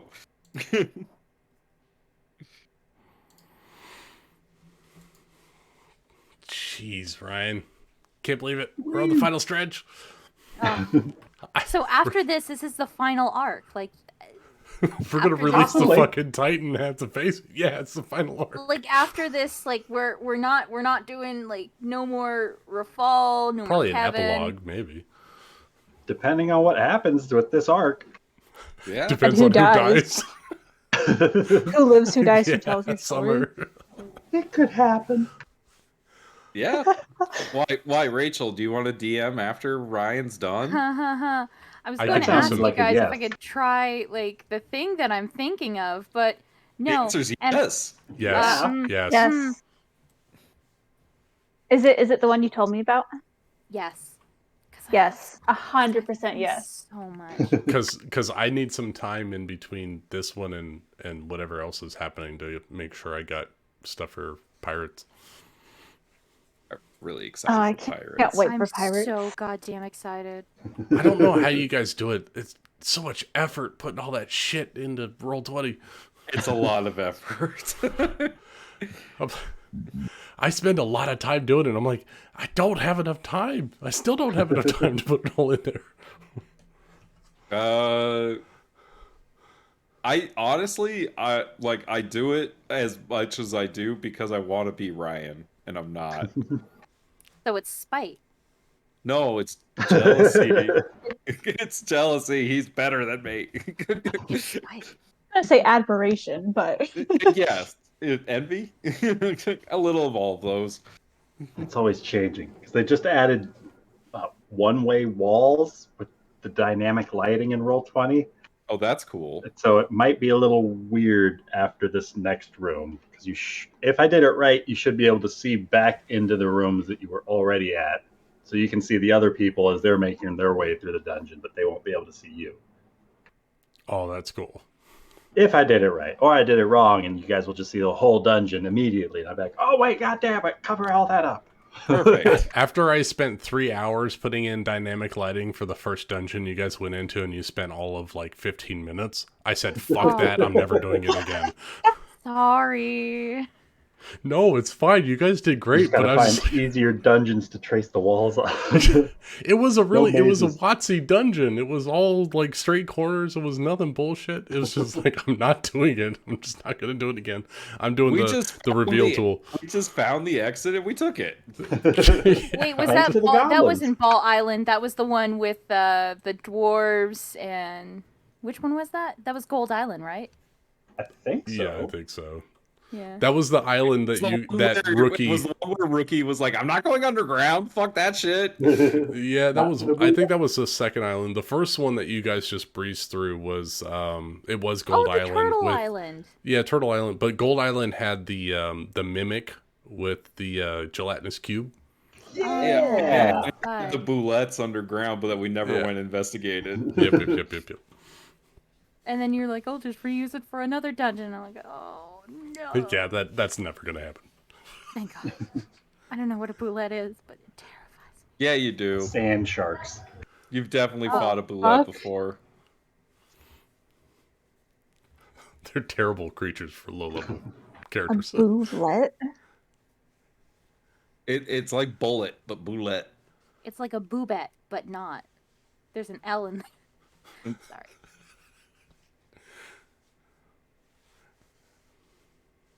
Oh. Yeah, I want Oh, what to. the fuck is that? It's Yeah. awesome. Yeah, I love yeah, right? those creatures. I use them all Land the time. shark. They're fucking awesome. Yeah, you guys would have walked right into a nest of them. It would have been great. I mean, then it's a good thing we didn't, huh? Oh, you would have been fine. I haven't killed you yet. I Yeah, but would you like might to. with God. I would like to say that I think the most horrifying monster that we've ever fought was not in actual D&D, but rather in fucking the space one, the Garaga Call. Fuck that. That's fucking terrifying. No, dude. All No, of Taking those. us off one by Oh, one. that was awful. It was so awful. Ugh. Like it's the monsters in why am I forgetting what it's called? Starfinder. Starfinder. Starfinder. The monsters in Starfinder are cracked. Yeah, that was scary shit, man. Well, I mean, it is their first book that they published for that system, It so was they just didn't the have it same balanced physical right. thing that I was like, It was just a monster itself that was Creepy. yeah, actually, like a all Pokemon. of Ben's monsters are creepy. What the fuck, Ben? I So I genuinely enjoyed the stories of Delta Green. However, I wouldn't want to play that regularly because I think I would have nightmares. Yeah. Yeah, I was yesterday when I was at the party, I was explaining what was it, the October one, the one with the septic tank? Yeah. And I think Oh a my gal right God. next to me who was like, "Oh yeah, no, totally want to play this play D&D." She got up and started talking to someone else and I'm like, "Oh no." You had to share the scary stories. Scariest stories. Those are the ones you tell in the dark. At least no one died in that one. Yeah, you didn't tell the story Somehow. about the gunnery sergeant that blew himself up to save everyone? Who trapped his comrades in the mirror. Oh, I tried to. Sorry, Sophia. What do you mean no one died in that one? We burned something alive. None of the player characters died. We don't even know No if one we killed it. important. That dude's Yeah, we don't even know if we killed him. In fact, I'm fairly sure. Sorry. Go for it. Oh, I'm fairly sure there was a little afternote of Ben saying that they still had issues with the septic tank. No, that was the house, wasn't it? The haunted That was house. the house. Yeah, the house was still haunted. Because we failed. Yep, Gunny we didn't did. destroy the threat. Because Amanda's character got possessed. Yep. And like Tech, who made it out? Tech and Charlie Dia by Ryan's default. Charlie Dia and Ryan's Charlie character. and Ryan. Ryan, what was your character's name? Agent something. Oh, give me 1 second. Oh my God! It was. It might be in the. It was something like stupid. It was Agent Schmecker. Schmecker, that's right. That's right. Schmeckle. It's like I remember it being funny. It was Willem Dafoe's character from the Boondock Saints. That's right. Paul Let me tell Schmecker. you, I never laughed so hard except for those Delta Green sessions, just because of fucking Charlie Dia. Charlie. I'm going to fuck your mother, Tech. Charlie and Tech were great, man. Like I just had so much fun with that. I felt so bad afterwards because I'm like, I don't know if I took it too far. Oh God, what if I took it too far? That's not the first time they've been in a stakeout in a van together. I'm gonna fuck us so hard, Tech.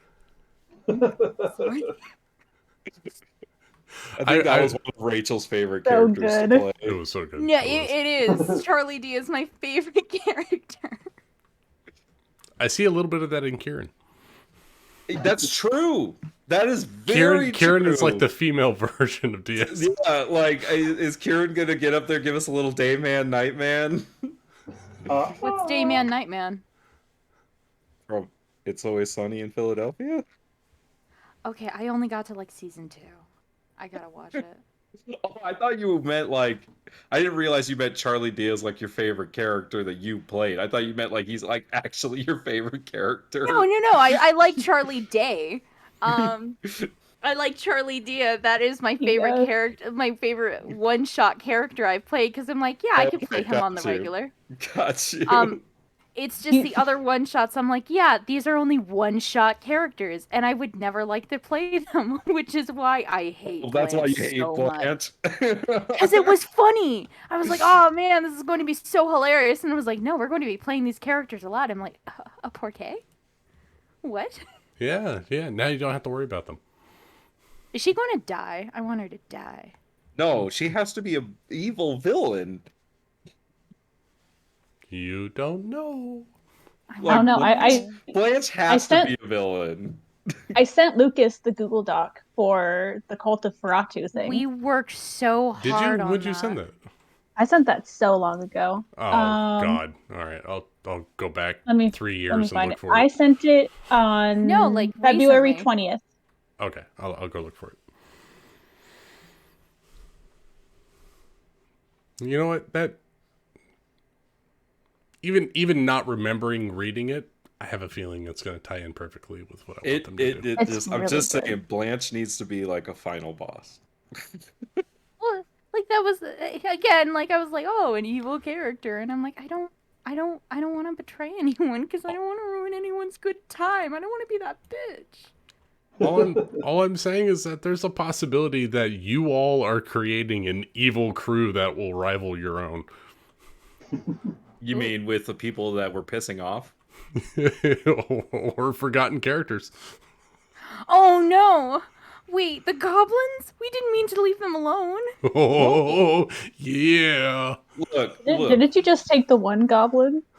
We only took Bob the Hobgob. Yes, Bob you took. You left his whole family in that fucking tower by themselves. No, they touched the stone. That is not our fault. They're never gonna get out, so what does it matter? No, because I feel terrible. Panola has a deep connection with goblins because they party hard. Hey, Brian, what's the rules for vampire resurrection? Are you talking about Chad? No, I don't know. I don't know what you're talking about. Vampires suck. Yeah, they do. That's their whole thing. They suck blood. Yes. You were technically correct. You just marched like 30 goblins past them all, too. Oh, God. Are there going to be goblin vampires? Ooh, let me write that down. No! Damn it. A Vamblin or a Gobpire? A Gobacop hopper. Chupacabra. A Chupacabra. A Chuka goblin. Just have to say, Nick, you got me really good earlier with Rawal. Yeah, I made myself laugh with that one. Wait, Lucas, wait. Does this thing mean that Cerebos can come back? Oh, yeah, man. Oh, 100%. She was never gone, dog. I know, but, that was my Not with that roll we heard. Oh, yeah, 2 rolls. I forgot about that. I remember watching that and going over to Summer. I'm like, Summer, look at this one. You can hear his roll. He was quite literally. Hold on. Do I have this gift saved? I have so many gifts. You don't have a gif of me, do you? No. Oh, thank God. Not yet. This was Rachel. I don't want evidence. When it came to Cerebos. Okay, here's the thing, and this is going to sound for real. really sad, but it is because of like Cerebos and everything going on with her that I was able to keep myself together in June of 2020 when my dad died.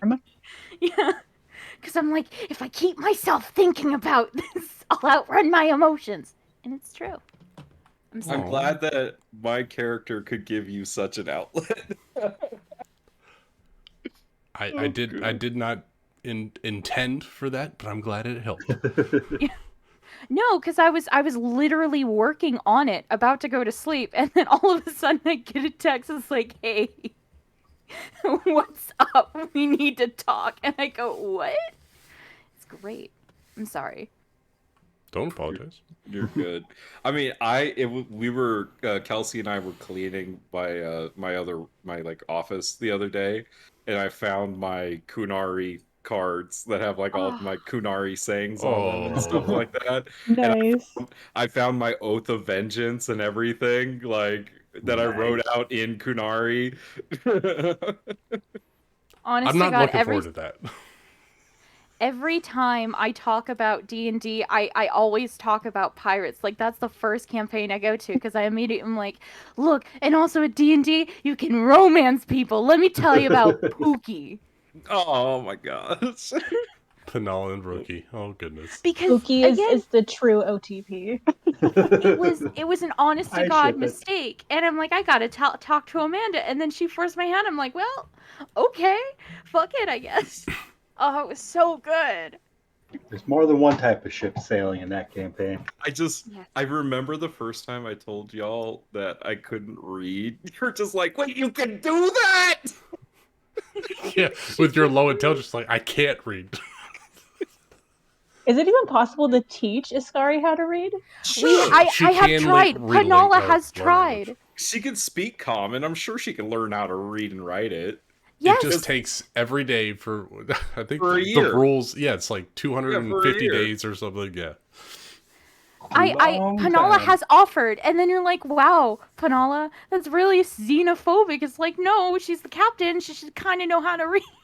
I mean, that's what she has you for. She has people for that. She has you What for if that. she's She has the liar. What the fuck does she need to know how to read? She's got She Erling was and elected to Panala right lead. there. She wasn't elected to read. She was elected. She can read in her own language. Yeah, but that's no true. offense, your kind of language was genocide. It's now dead. It is true. It is a dead language It's a now. dead language. There's 2 speakers of it. Well, maybe 3. Cerebos. What do you mean 3? I want to know, Lucas. Iskari, Erling, and possibly Cerebos. Cerebos. Oh my god. And if I remember correctly, Ascari literally taught Imedrin like 2 words because she didn't know the terms for ship things in common. Yeah, that's right. You learned Qun for a couple that of ship was terms. so much fun. I had fun doing that. Mm-hmm. I just Speaking of like which, it was really fun, like kind of playing somebody from a culture and then like having to explain your culture to other people. And nobody getting it. It was great. No one gets it. Like, that's the They're best like, that is so part about strange. it. What? They're like, you're so different. weird. Yeah. Honestly, You just kill people because they got mad? What? that was me explaining American culture to British people. I'm like, yeah, because they came up to me one time. They're like, hey, there's someone with a gun. I go, okay, yeah, and they're like, I don't understand. I'm like, okay, let me just sit Well, you were they down. waving it Let me around like explain. a crazy lunatic? No. And I literally looked over my shoulder. I'm like, okay, yeah, and the way that it was so like just nonchalant, like I don't understand why you're panicking right now. You seem to be the crazy one. Right. Iskari's like, you're the ones that are messed up, not me. I know. I just killed Shit, someone fall because they backwards. went against our order. That's all. What do you mean? Who did I kill? Oh my god. Cerebos. Cerebos. That was different. That was just murder. It really wasn't, though. That was just murder. She's still that alive. was so it's that fine. was just a murder. Okay, like there was nothing. It was So against there- the Qun. That was your religion. Yeah, I because mean, she was She going was a against Cerebos. Rookie. No, I mean like Because I you mean, deemed that thank you. Ricky was You know not a what though? good hope Nick wanted to handler for kill her. Cerebos as soon as I brought him in. no, I mean like I'm just saying. You were yes, sus as fuck. The fact that Sarah Boss didn't have their handler, I'm Yep. just saying. Yeah, I know. Iskari is Kunari, okay, and that means having to put a sword Oh through Sarah no. Boss. That's what I we're- get we're for not- trying we're to not pull disagreeing characters with in you. for Nick because I don't know shit about it. Because fun fact, I was dreading her getting onto the ship because I'm like, oh, I don't know how to do this to be like an active bitch. Not to fair. mention, yes, I would like to point in that the amount of drama that it added to my favorite session of D&D ever, I will never regret that decision. No. Yeah, no, it was good. whenever I get sad, I watch that. Most of those views are just me because I'm sad or I just need drama in my life. I actually just recently went back and watched Medrin's intro, and I laughed my ass off. Man. It was so much fun. A great Iskari episode. It was honestly a great, like, it was a better, like, because before I'd only played 3.5. It was a great introduction to 5e, honestly. Like a Medrin comes in, and it's like there's Erling that's sitting in the bathtub, and 4X just turns into a fucking rhino, and and Iskari comes in. Oh, that's our cook, the rhino. Oh, the rhino cooks, and you just deadpan, just leave it be. It's like you walk out. It's like, yeah, okay, the rhino cooks. That's what happens. It was. And Iskari's naked and just walking. Iskari's naked. The entire thing. And then Panala's like, that motherfucker, he's part of the crew now. And Iskari's like, okay, whatever you say, Hisron. But you No, don't no. you don't And then like the even way worse, she it was looks. like- She likes her body. Yeah, exactly. Like, what do you mean you don't like her? Look at her body. Like, can she not? Take a look at her. She wants to show it. That was so funny. I just hate the next episode is that your mic wasn't working, so we're just all reacting to that. I know. Yeah, I went back and I was like, oh, that's fun. But my favorite part, like, again, it just goes silent and you just hear me go, yes! When Sarah Boss came around. I was looking forward to that so much. It was all because Rookie got drunk and let Iskari her goggles. Honestly, her Herbie Bird goggles. We should not go into inns anymore. Only that was one inn has also survived us. probably one of my most favorite things is that you didn't realize your microphone was on and you were just kind of singing in the background. That while was Nick the and Amanda were best. talking. That was the best. Like Amanda and I paced it so well, and you were just. It was amazing. And you stayed like just below their talking voices, so it totally it sounded seemed like you were in the background. Yeah, it's amazing. It was the production value on that piece was very high. Yeah, I think I was tipsy. So Yes, you were. It was great. Something about the drunken cow stealing the bird or something. The drunken cow stole my lover. That stole my lover's heart. Yeah, the cow that stole my lover's heart. Yeah, that's what it was. Oh man, I still get a kick out of that. And then, even before that, the feast in the kingdom and stuff, and then the dancing scene with fucking Panala storming off because Rookie was being a little shit. Oh my god! And Imagine didn't realize what he was being dragged into. Medra never should have joined the crew. Never. No, because in 2 instances now, we still don't know who Imedrin actually is. I don't think Imedrin knows who Imedrin is. Imagine doesn't know who Imagine is. I desperately want to play Pirates again just to get some answers. Well, if I'm going to live up to anything that Nick and Ryan is doing, it's going to have to be at least 100 episodes from now before you figure out what's going on. What do you mean? I've been getting my stuff done efficiently. Well, you had like what, a 3-year campaign going? Well, on Saturday, yeah. That's what I'm saying. I got a lot to live up to. I can't do a 20 episode campaign and have it be done. Oh, I thought I did a good job with wrapping up the Western campaign in an efficient manner. Yes, I can't wait to play that again. Mm-hmm. I don't want to play it again. Was it exactly 20 almost? I think you were at like 23. It was 14 sessions with and then everyone's backstories. Yeah. So it was only 14 sessions, the whole Western campaign. It seemed so much longer than that. Yeah. Right? Oh, like yeah. 15 technically with everyone's one-on-one. Huh. Not everyone's, because I'm super lazy. Yours came later. Yeah, yours was throughout. That's why I like amnesia characters. I realize I don't necessarily have to write my backstory immediately. I'm going to tell you right now, just be careful of amnesia characters in my campaigns because I'll fuck with that shit left and right. Yeah, I'm generous. I realized, like, oh yeah, because when I wrote Panal, I'm like, this won't come to bite me in the ass immediately, and then it did. No, everything you put in your backstory will bite you in the ass. See, that's why I write my characters so they have something to bite them in the ass. And then you guys can just make something worse. Yeah, for me, I just do whatever's, like, for shits and giggles. And, yeah. Actions have consequences, unfortunately. I didn't realize this until recently when I was looking back at what I did for Erling's backstory and Iskari, that I have a dark tinge to my storytelling. Yes, you do. Yes, I did not think about that. You genocided an entire people. Yeah, I know. I mean, but that's a One Piece thing. That shit happens all the time in One Piece. It happened in the story. One Piece. Yeah. Erling's thing, that was off my head. That was not anything from anything. I was like, oh, you're playing this race? Oh, let's do this and just ruin everything. You want memories of someone else's? Okay.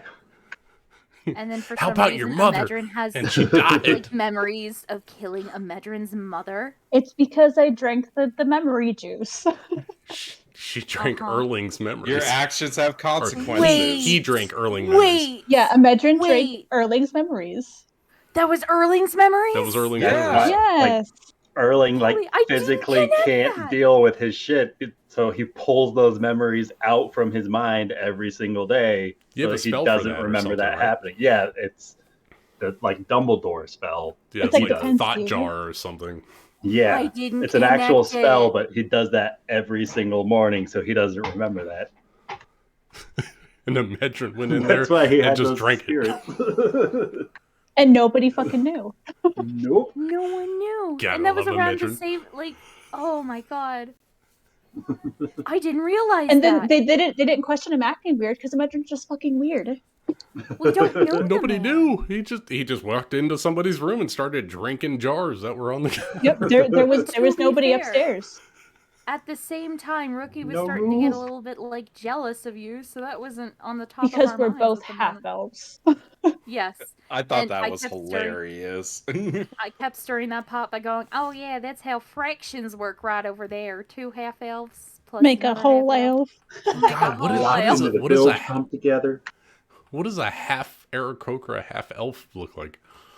Harpy? An abomination. Not- It's a harpy, right? It'd I be guess it could be a harpy. It would be Yeah, whatever you want it to be. Oh, I'm gonna go dark Why would you do that? because that's who I am. Also, I would I just mean, like to it say, really depends on what a lot of the other halves are, right? If they're all Yeah. half Yeah. human, because if they were both half human, then you'd have half human, quarter this, quarter that. You'd probably be human. That's true with like feathers that you can't fly, like a Kenku or something. Feathery eyebrows. Yeah, fucking like owl eyebrows or something. Like Rauru. The time stage from The Legend of Zelda. Oh yeah.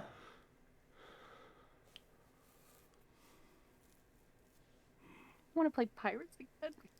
Oh I'm yeah, really me excited too. for pirates. I was thinking about it the other day. I was just like, oh, I want to play Ascari. Not that I don't like playing Rafal. I miss The unbridled chaos that we could get ourselves having to play a lawful good character. I've been playing a lawful good character for a while, and I could use some murder in my life. I know I say this a lot, but every time we talk about pirates, I did not know that you guys like pirates so much. No, we loved We it. literally told you it's our favorite I session of know. D&D.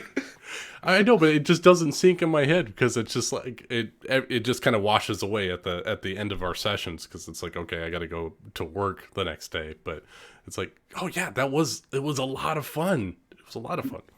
Yeah, man. because- And then like I get it, but like, cause like Summer when she was like, "Oh, that fight was so cool," like it made my heart just go, ah! Like, you know, cause you made that, you know, like, so yeah, man, give yourself some fucking credit. You absolutely And some of should, those yeah. sessions, like you would come in like, oh yeah, I haven't really been planning this, but that's when the best RP was though. Yeah, cause like I liked it, cause like I didn't give a shit that I knew the story of One Piece, cause like it was just like, yeah, what if you got to play through One Piece and got to make your own decisions? Like, let's go. Why the fuck not? I think the reason why I don't remember it is because I was so nervous to actually run the game that I had too much alcohol and I don't remember any of the sessions. I drink like a fish when I'm nervous, man. It was fantastic. I still remember the session where the side crew was trying to buy shit to fight the main crew, and Rachel was high as a kite. Dude, yes, I was so high, and then we were in that fight, and I'm like, I should be saying this, and it's been 3 rounds, and I'm like, oh, I don't want to talk because they'll know. There was a point, and I remember this so clearly. I think we were bargaining with some orc lady, and Brutalitops was trying to bargain with her, and he said something, and Rachel messaged me. She's like, "Is Brutalitops being racist?" And I'm pretty sure I replied with, "No, he's part of the low intelligence gang." Yeah. Him and the Duke.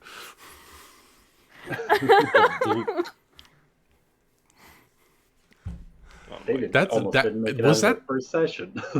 I think it was their first session. Was that when Rachel was preaching to the prostitutes?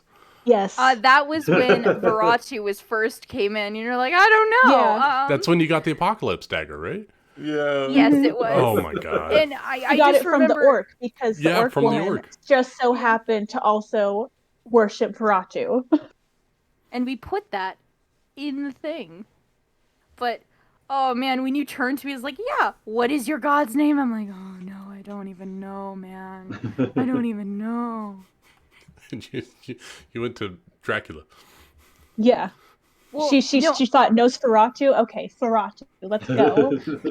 No, it was I could not stop thinking of SpongeBob at that moment, and I'm like, the hash slinging slasher episode. the hash ringing, the slash bringing, the mash, the slash slinging slasher.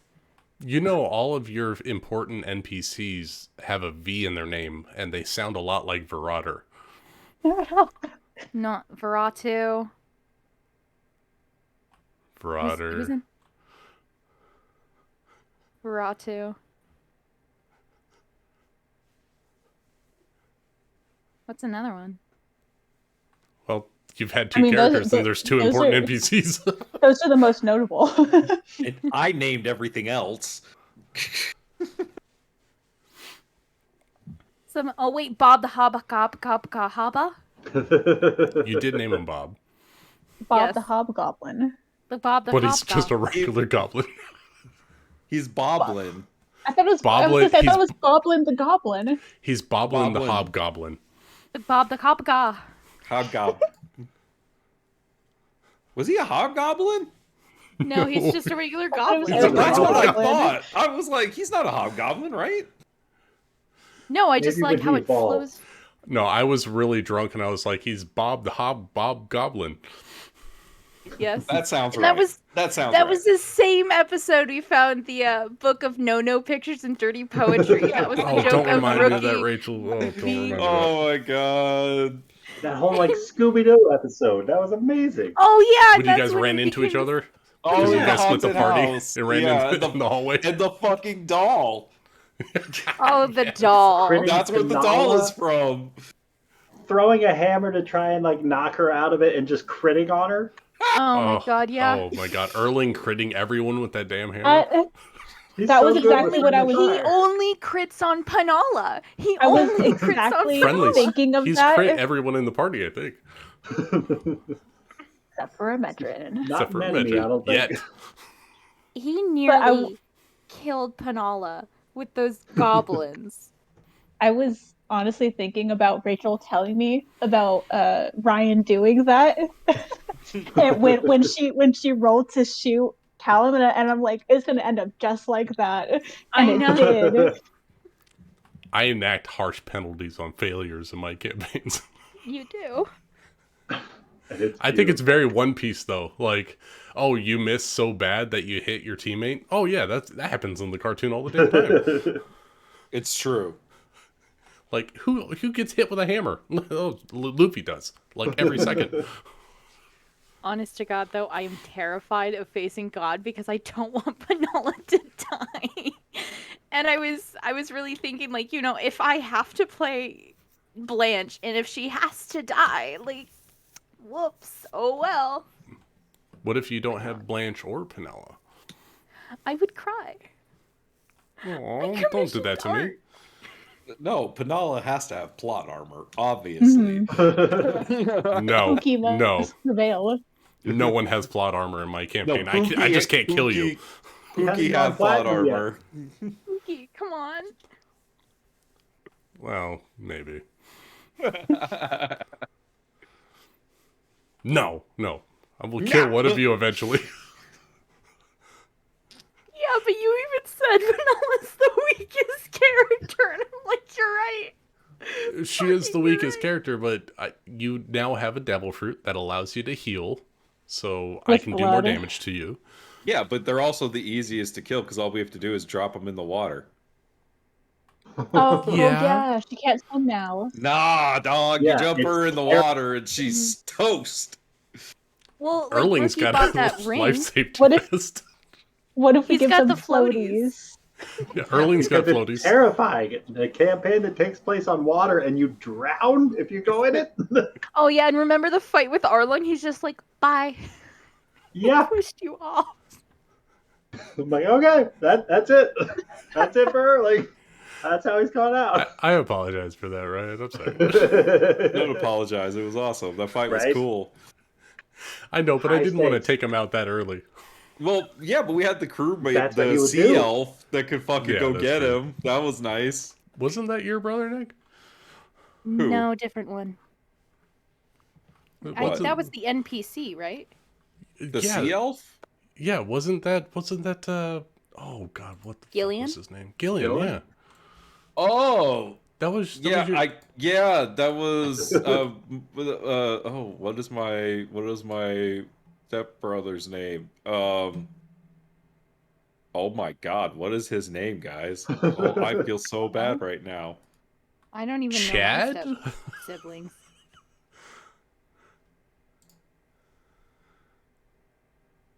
Oh my God, I'm the worst. Oh my God, I didn't realize that his name on D&D Beyond is Cluff Daddy. No, he's was Mister. Yeah, he's in the chat. Yeah, I remember that guy. Uh, What was it? Oh my The He was father? locked. He was locked in a storage cabinet for like 200 years. That was my entryway. You guys went down a corridor and found him in a closet. There's a door in this corridor. Yeah. I think there was actually on that map, it was a secret entrance to something. And I was like, he's in there. I want to say his name. Oh no. Oh, I'm the worst. Oh, no. Don't say it. Don't say it. Hold on. Ball Island was terrifying. Was that the one with the Did we- vampires? Yes, that was the one with Chad, and then before Chad, we had Mind Flayers, which was bad The because we Nightmare were Dungeon? all. You were in Vegas at the time. I know, but I watched the session. And Oh, that's right. That was Tomb of the Mad Mage level 1. Yeah. And- I'm glad I didn't take you to level 2 because I would have killed you all. Those are some serious puzzles out Yeah. there, too. They'll fuck you up. And we had Mind Flayers, and I think our average intelligence was 10, and then All it right. jumped 5 points as His soon as name Erling came is in. Jeremy. Jeremy. That's what it is. Yeah. And I am the worst. I'm sorry, Jeremy, if you ever see this. I'm sorry. He won't. I'm still sorry. Who knows? I'm streaming too still, so. I mean, no. does he watch your stuff? I don't know. I mean, he's in No, our no, chat no. all the time, and he doesn't say a damn thing. He's been here for 6 months. He He lurks. has? He says stuff I think sometimes. he said something a few months ago. Yeah, he says around he like says Christmas things- time. he It's says really things from weird. time to time. He's a He wallflower. Oh, I just didn't shows up realize. and says something once, and then disappears okay. for 6 months. It's good because that means he can report back to my dad and be like, "No, Nick's not dead." Yeah, he's on Twitch every Sunday. Really? I forget that that Tom's in here. I saw him pop in the other day. Tom joined and was like really gung ho, and then stopped playing altogether. I don't know. What's going because on with we Tom. kind of stopped the campaign he was playing in. Well, he was also kind of playing with Amanda, I think. That's true. Yeah. I talked to Amanda the other day. She said Tom had to delete Discord from his phone, so he doesn't really have access to Discord anymore. Oh, weird.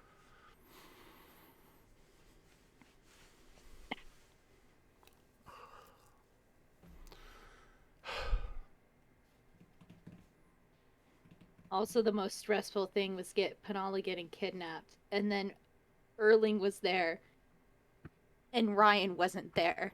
Oh yeah. Again, I'm sorry, Ryan. I kidnapped your character and almost killed him. I felt Yeah, so I bad think because every I'm like, session I was gone, I almost died. Yep.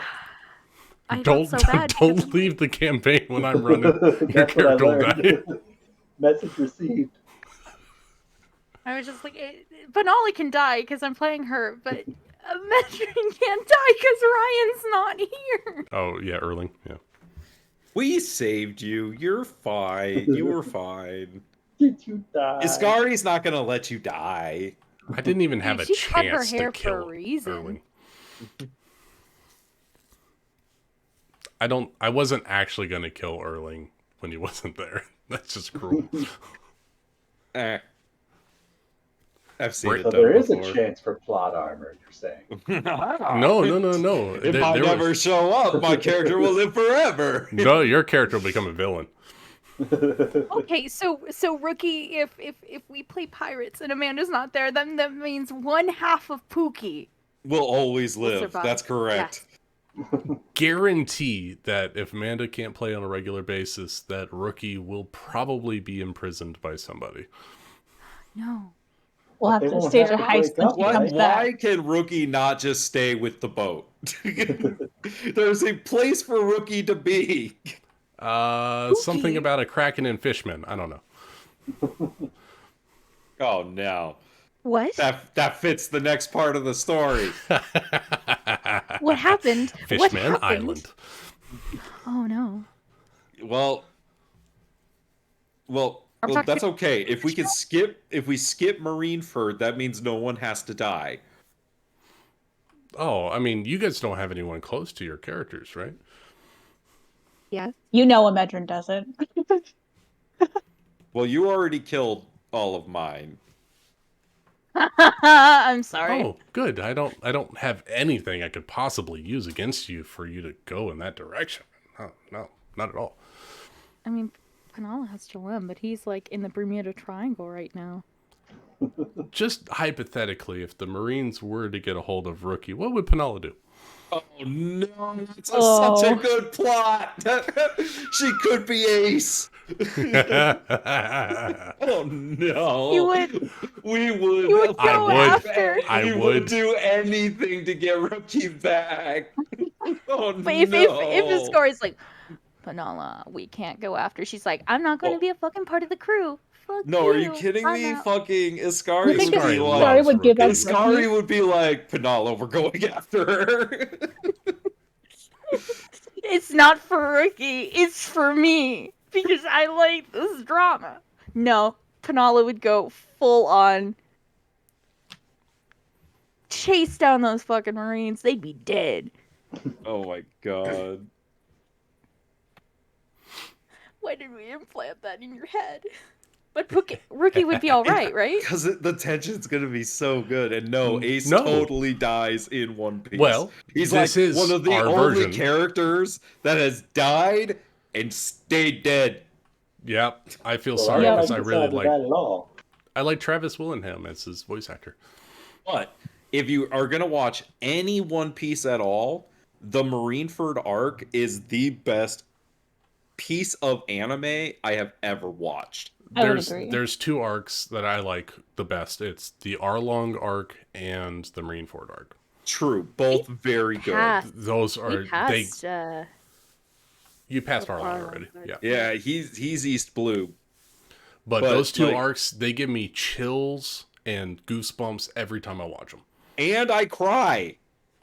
Oh yeah, when Nami starts like screaming Arlong in the English voice actor and their voice is cracking, I'm like, oh, shivers all down my spine.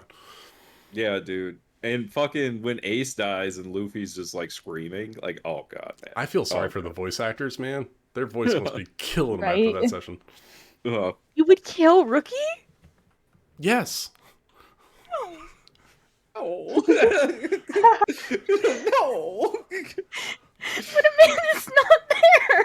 God, Not if how we take her amazing would out it be first. if that's the session that Amanda like comes back and then Rookie dies? She's in chains, about to be executed.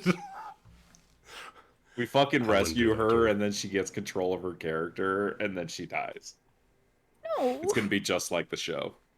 No, we can't do that. Yeah, Lava Boy just puts a hole in her chest. Just puts a hole through her, man. Oh. No. But he won't want to do that once he gets to know her. But honest to God, that would kind of fit into the narrative of like Panala's backstory just a titch. Oh, it's great storytelling. That's why it fits. Well, now that we've fully discussed it, I can't do that now. Not gonna do Sure something. No, you you can. have to. No, Sure, no, you have to. You forget. Kill I forget Rookie, but things wait, a you lot. have to. But you have to. You Excuse you, committed it sir. to Sweeper. I mean, I don't like the idea of killing off a rookie, but you got something like that. Increase the tension. I mean, I feel like Rookie's the only choice. Who else does anybody have someone close to them? On Not the that we ship. all care about enough. Yeah, right? Goblin. Besides, He's a if Rookie goblin. gets kidnapped, then if Amanda shows up, she could play Captain T, who she loves playing T. Yeah, So Captain Neptune. Woo. Captain Toon. First mate tune. Hey, do you remember what Panala's pet crab is? Pet She has a turtle. pet Thank Sorry, you. pet turtle, Chomper. Thank you, Chomper. Yeah. Okay, the thing with Chomper, and this is... Who left? Oh, Ryan left. Ryan. Oh, no. The thing with Chomper is, and I still have this problem, I don't talk to anyone, and I desperately wanted to tell you, like, hey, Panala takes care of Chomper, but I'm like, yeah, but we just have such limited time. I didn't want to interrupt you to say such an insignificant thing, and I do that a lot. I have been wanting to take care of the camel, but it's such a stupid thing that I'm like, we only have 4 hours. I don't want to speak up. I really care about Chomper, the turtle. And Humphrey. And Humphrey the camel. I went to a fucking desert and spent 2 high-level spell slots to get you that damn camel. I care about camels. The difference between Humphrey and Chomper is Humphrey is sitting nice and happy in a stable. Chomper lives in a backpack. Yeah, Humphrey has somebody that's getting paid to take care of him. The thing with Chomper is I originally wanted to say, like, oh, she has a nice little aquarium that's, like, right there. But I never got the chance. And you're like, oh, yeah, Chomper's in your pocket. I go, well, this is my own making, I guess. You can always write things to me on Discord, and I will accommodate for them. I know. I just feel nervous doing that over the weekend. It takes me like 2 weeks just to get up the courage to think about doing it. Can confirm. She sends me test messages to look over before she sends them. Mm-hmm. Well, so long as Chomper's in your pocket, he's alive. And what? Yeah. He won't go down with the ship or anything. Why would you say that? He can hold his air for an hour, right? Is he a tortoise? He's a turtle. What kind of turtle, though? Sea turtle? He's a fucking rock tortoise. Turtle. He's a land Can't turtle. swim. No. I remember he was like he was a sea turtle because Rachel, that's where if we he was got a him. sea turtle, he would be dead. No, Also, you got him. Turtles are big. No, you got him on that island because you rolled a really high perception check, and I was like, yeah, you see some rustling in the Here's the trees. correct answer. Are you ready? What? Snapping turtle. Oh, Yeah, gosh, no, she Oh, has he a did lucky bite you a couple pet. times. Yeah, it was because of Chomper that she got kidnapped by a clown. There is a consistent thing with Panala. She just keeps I getting kidnapped. forgot about that. She's How Daphne many of the people group. has Iskari had to save on this goddamn crew? Mainly All of Panala. them. All of them so far, I think. Not all of them. Not a not a Medrin. Medrin. Okay, a We were Medrin. Medrin saved all stranded in your that cloud asses. without us. Iskari kind of saved a Medrin from Panala. Did she? Doomed them for eternity. I mean, I think she saved you from Panala's wrath, right? Mm-hmm. Yeah, True. You redirected her wrath. That side ball of join the crew. Okay. That Okay. really threw her sideways.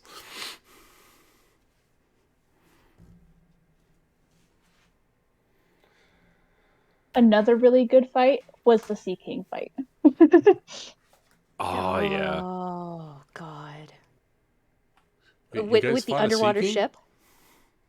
Yeah. Yeah, it was like when we first left Gold Island. Oh, that's right. Yeah. No. I thought it was the one with the I'm talking underwater about ship. with the underwater ship when we left The Alabasta. second Sea King that we fought. The one Oh, that yeah, had the the giant little Kraken sorcerer rider on it. Yeah, Oh yeah. my God. That was tense. And then was such a close call. We almost died in that. Panala, yeah. No, we all did. We all Yeah. did, yeah. Anybody that was I was on my underwater almost died that fight.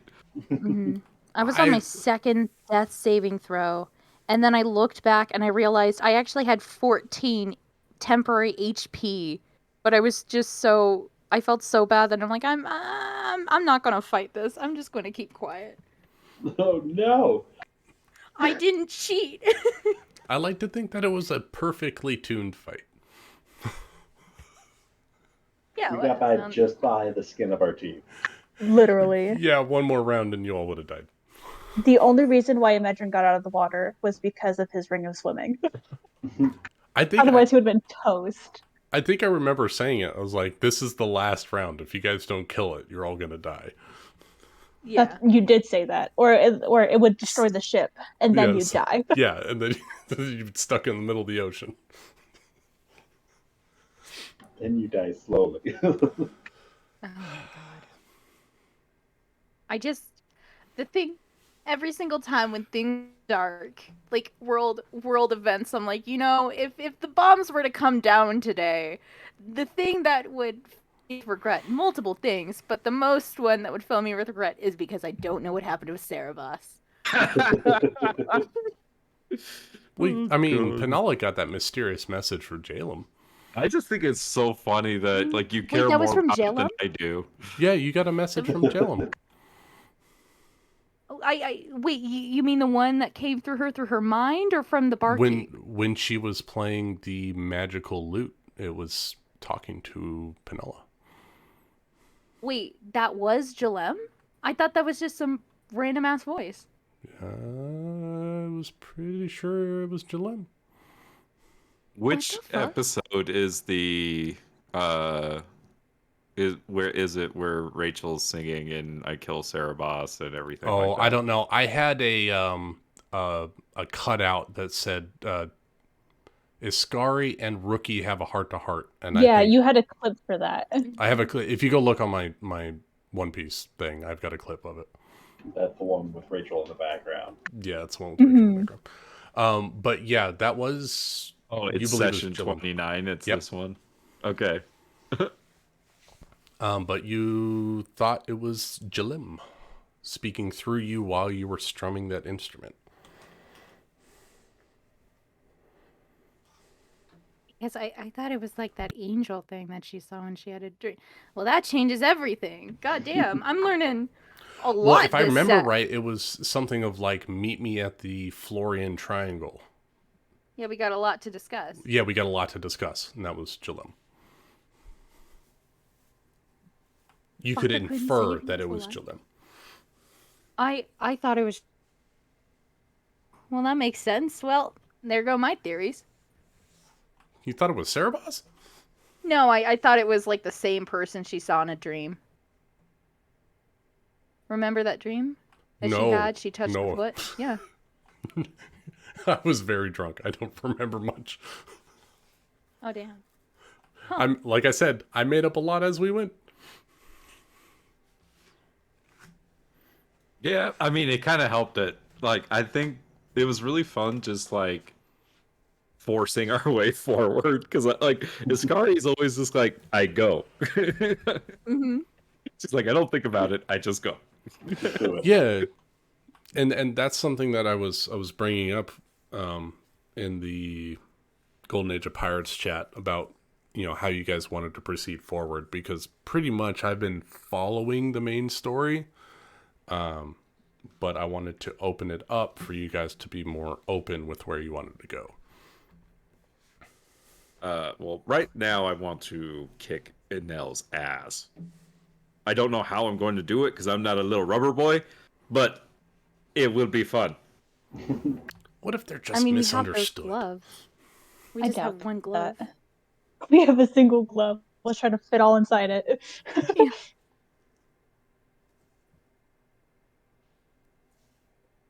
It's either that or we all get back on the boat and then just like bail. And then just peace out. Yeah. Which But our also, boat's being impounded. that's literally where we were, right? That's We where were we were. fighting Skypia's fucking militia, trying to get back to the boat. What? And Fucking then the God, boat Ascari was did hypnotic actively being pattern stolen. again. I hate that spell. think of it. It's just Ascari's Conqueror's hockey. That's how I like to think about it. I know, but I don't like that you have it so early. Also, I accidentally hit Erling with fear. I forgot about that. Oh yeah. It was terrifying. I think because Imagine Erling was basically like the saying- lowest hit points. I think so. I think what it was that Rachel miscalculated the area of it, He and was, Lucas was just like, on the edge. right here, and Erling just happened to be there. Mm-hmm. You forget, I am bad at math. Rachel, did I send you the changes to the devil fruit that Penala has?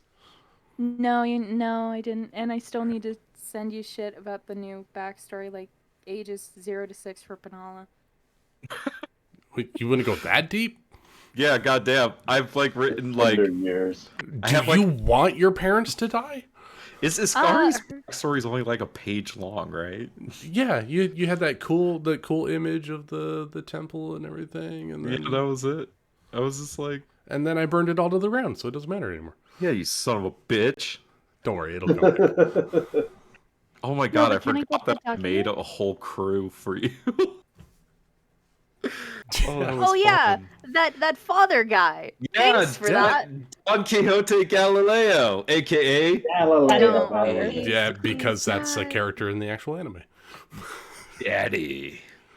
Oh god, the way that you said that, I don't like it. I mean, Isn't better it now. more specifically Daddy the Father or something like It that? is Daddy the Father. That's his name in the anime. Again, I don't like that word. It's not as bad as it was. But that was how we learned. We didn't even know that you didn't like it until Until I made a character named it. I named the character Daddy, and then you were like, "I hate that." I was like, "What?"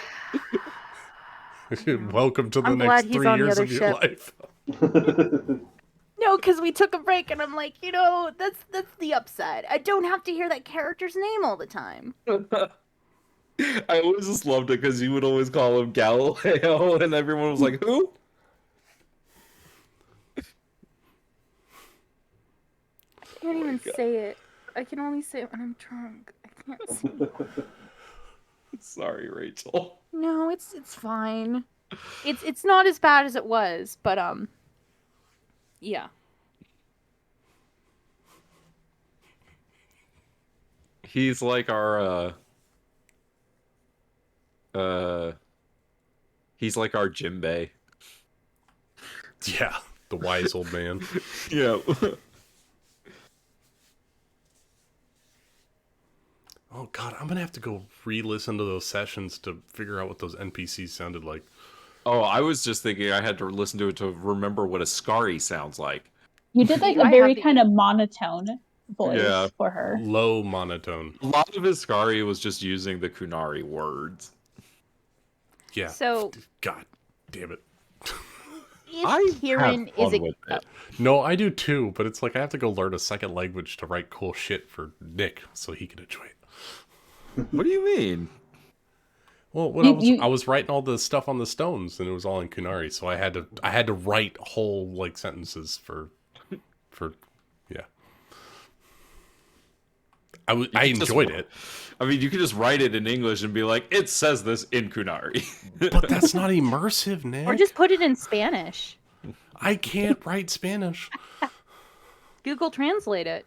That's not fun. Well, it doesn't matter if you it's can't read it. 14. Come on. It can mean Sorry, did you say anything. 14? 14. It's 14. It's 14. That's what I said. You said 15? 14. Quesadilla. Quad roads, eh? King Katrina. More like Hurricane Tortilla. Enchilada. ¿Dónde está el baño? El baño está en las biblioteca. ¿Dónde No está sé la español. biblioteca? La biblioteca es en la ciudad. In the city? Sí. Okay. No, is it? I thought Unidad was United. Ciudad. Oh, okay. Unidad is... Man, I've been out of California for a long time. I took 2 years of Spanish and I don't know how to fucking speak I the took 2 language. years of Spanish Same. 15 years ago. I don't remember shit. But you use it all the time. I use it. No, what I speak is fucking like astrophysics for the shit that I have to work with on a daily basis. Gross. That's gross. Numbers are gross. Math is gross. Yeah. I like my company is building a fucking gummy bear factory. Like I have to figure out the shit that the chemicals they're putting into this factory. Gross. Gross. Gross. The gummy bears I learned how to do depending on you, low Lucas. leveling code. So I didn't have to do math. I'd rather code than do math. Oh, Amanda's in the chat. I wonder what her reaction would be to messaging her about Rookie being taken by the... Do it. Do it. Do it. Do it. Do it. If Kieran's expelled, I'm going to switch up Panala's voice to Kieran's voice because I really like doing that Please, accent. no. Is it annoying? Is it annoying? I love it. I love Kieran's accent, but I don't think it fits Panala, especially if you have to switch between that and Blanche. No. I'm not going to play Blanche. I refuse to play Blanche. Gonna force so Lucas to do that annoying. accent. Do you need Ascari to kill Blanche? I mean, I want her to go out and do bigger, better things. I just don't want to. I shouldn't say that. I just don't want to play her on a consistent basis. Sorry, there's only one way out of the one-horned pirates. I know. Gotta be blooded out. Once you're in, you're in. One way in, no way out. Oh, I didn't get it out fast enough. Ryan, No, go no, tell no, her to no. look. Wait, Oh, no, she's there she is. She's in. Notification. Could she join the chat? Is she home, Ryan? I think so. I think she got home not too long ago. So, what were you guys saying? I was typing. I wasn't thinking. We were talking about Rachel was saying if Panala, if Kieran gets expelled. Oh, that's cute. Oh. Oh, now she has to get kidnapped. Yep. Nope. That's happening. God damn it. Well, let me write up that arc. We have to get out of the sky first. We can make it happen. We can do it right now. I mean, Dumb luck if is on you our want side. to. I mean... No, right I don't. What you said. Okay, well, I can make it happen. It's not like Lucas has to go to work in 6 hours. No, I took the week off next week. Really? It's my son's. It's my son's spring break, so I took the week off. Aww. Oh, nice. Pulls up roll 20. Really? I don't think you understand how serious we are, Lucas. No, I don't. Dog, I mean, Kelsey doesn't get off work till midnight. I got 3 hours to kill, so... I don't work anymore. It's either going to be playing D&D or it's going to be playing fucking Dragon Age now because we've been talking about Kunari so much, but like... I mean, I have an essay due, but I can bullshit that. Wait, no. I mean, you should do your essay. I should probably. I am terrified. I mean, I probably should get some sleep. But what we're saying, By the way, Lucas, is we're ready for it. Yes. In any shape or If you form. were like, yo, I want to play this instead of Strixhaven, I'd be like, cool. But I'm really enjoying Sin. She's so much fun. Well, we can come back to it. No. But well, then fine, Ryan. Go ahead and wrap up this shit, and we'll play it. I'm trying. All right, problem enough with is, the it's like, I lore. fucking want Nari here for this. It like feels I wrong know. I doing know. this without Nari. It's so By the way, bad. It's so hard. Like, just want Amanda. is it Fooky or Pookie? I think it's Pookie. It's Pookie. Okay, because the PH, and I asked someone, and they're like, that's Fooky. I'm like, Fook you, that's not it. It's because you have to take the H from how rookie is pronounced. It's Just because true. unless you made it Panuki. No. It It's like has to Pookie. be. Okay, you know why it has to be Pookie? Because of how Rookie would say it. Pookie! Yeah, you can't say Fugi with a beak. Pookie! No, it doesn't work. It still sounds like Pookie. It does still sound like Pookie. Pookie! I would just like to say Amanda has some of the best character voices. Yes. Let me see what I think I can And do. half the time I can't understand a word she says. Oh, it is just with the. No, fuck. Like so? No, I love what she does. It's awesome. Oh my god, I forgot about Cell. Fucking Shower boy? What she did for Cell was amazing. Yes, that was like her version of Fucking Ryan's Meepo. voice. Oh my god. It's true. That is very similar to Meepo. And that's my version of my goblin voice. Actually, that was my Rom's voice. Oh, Cell, I remember Cell. Oh. Cell loves to go up and down the ladder and steal everybody's shit. I don't really do voices, do I? You do All Might and then Nick. Yeah. In my bad guy voice. Yeah, Batman. You gotta be Batman sometimes. I'm Batman. That's the worst part about doing NPCs. I'll do a voice and then I'll be like, I don't fucking remember what they sound like. I know. All my pirates He turn sounded into like generic something pirate different. number one. We're all good, pirates though. at the end. Yeah, I'm like, yeah, Aurora sounds like something, you know? Like, I don't know. At least you don't go high pitch. Oh, hi, how you doing over there? My No, god. I try to stick to the content. Kind of like That's like what how you Aaron know does who's for every talking. female character. That sounds You know what I'm awful. My high pitch was Sin, and I just went to horse, and that's what I went with. Yeah. My high pitch was Alice, and I don't even think I made it that high pitch. No, you didn't. No. God. It was Alice basically Can't you. do that with my voice.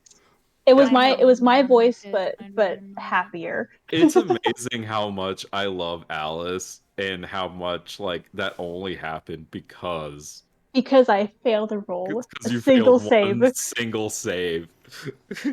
Critical role. Oh man, that campaign, 14 episodes, really, 14 sessions, and all of that And shit happened. It only took 3 episodes for a character to die. Yeah, it So did. fast. Blythe was so young. I'm really upset, Summer. I tried to do it faster than that. For all the times that Lucas has tried to kill my characters, it's amazing. I did it with no effort. No effort. I like actively avoid killing people a lot of the time, but like I just couldn't do it in that instance. I was just like, it's all here, it's all on the page in this exact situation. Why? As written. See, in the D&D session I'm thinking of doing, it's like Project Zomboid, and I'm like, yeah, I'll probably kill your character, not because I want to. It's just because I'll just throw a ton of enemies at you, and I'm like, I don't know. You figure it out. Bring on the wolves.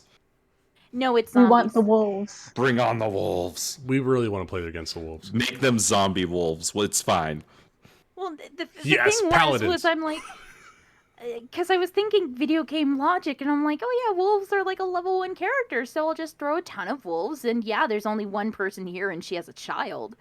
She'll be fine. No. 5 wolves against one like low-level fighter is not Wait, good. it was 5 wolves against 1 player? I didn't know. I had just started playing. I thought you said it was against 3 players. Even 2 would have been No. hard. No, it was 5 wolves because I'm like, yeah, that makes sense. Level With 1, like video game. tactics, they all have advantage. Oh my god. And I'm like, dude, I think I killed your character, and I apologize. It was a ranger, because I remember I got into This is the same player who, when I'm like, hey, you actively disregarded my hooks, and you actually said this is where Rachel wants us to go, so we're not going to go there. And so when she got out, I'm like, I need you to roll a nature check or a survival check. And she goes, well, I don't want to. And I'm like, well, you kind of have to. She goes, well, you know, I know where I am in the forest. I'm like, no, you don't. That's why you're doing a nature check, survival check. And I'm like, and she goes, no, I don't want to do that. I go, it doesn't matter. I'm the DM. Annoying. Roll your goddamn rolls. And she goes, well, I'm not going to do that. So I turned to another player, and I'm like, roll for a survival check.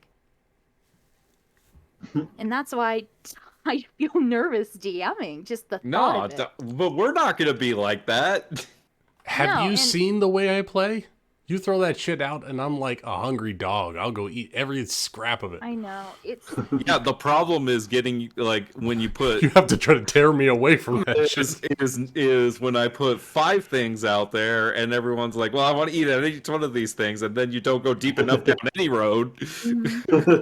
No, we split up the party and do all 5 at the same time. No, but seriously, that's kind of like, sometimes it feels that way. So in Strixhaven, I just did it. I was just like, you go 6 different ways. It's fine. what are all the options? I feel like I'm doing a pretty good job of splitting up the party. Yeah. What are the chances of Kieran getting expelled and me having to roll for another character? Should I start thinking of a new character? Like, really starting to think? I mean, we're gonna find. I mean, just because she gets expelled doesn't mean you can't still play her. Will she get expelled? It depends on the choices that you make. I mean, like, will she still sell us drugs? You know, like, when your parents inevitably show up, like, how you react to it kind of might make a difference. You know, you have a friend that's a changeling. You can just say that you're them when you come into school and just be yourself. And I can go off and do what I want to do. Except that her disguised self is gonna wear off while she's in custody. No, she just has to be. She has to be Kieran being Sin. Not disguising self. It's just Sin taking their visage. Kieran. Can she still cast disguise self while in custody? You're in handcuffs. Yeah, No. but she can still move around her like little fingers, right? No, Still you uncover, can't right? cast spells in handcuffs. Magical handcuffs. Not quite like the magical handcuffs that I made for Alice, but yeah. Oh, that guy was. Oh God, Alice was going to get kidnapped. Oh yeah, if you guys tried to fight Forrest Sterling, that would have been interesting. It said he was cool as a cucumber. He took What us a all terrifying out while he was man. naked. Mm-hmm. I don't know. I think I could have taken him. You got beat by a goblin.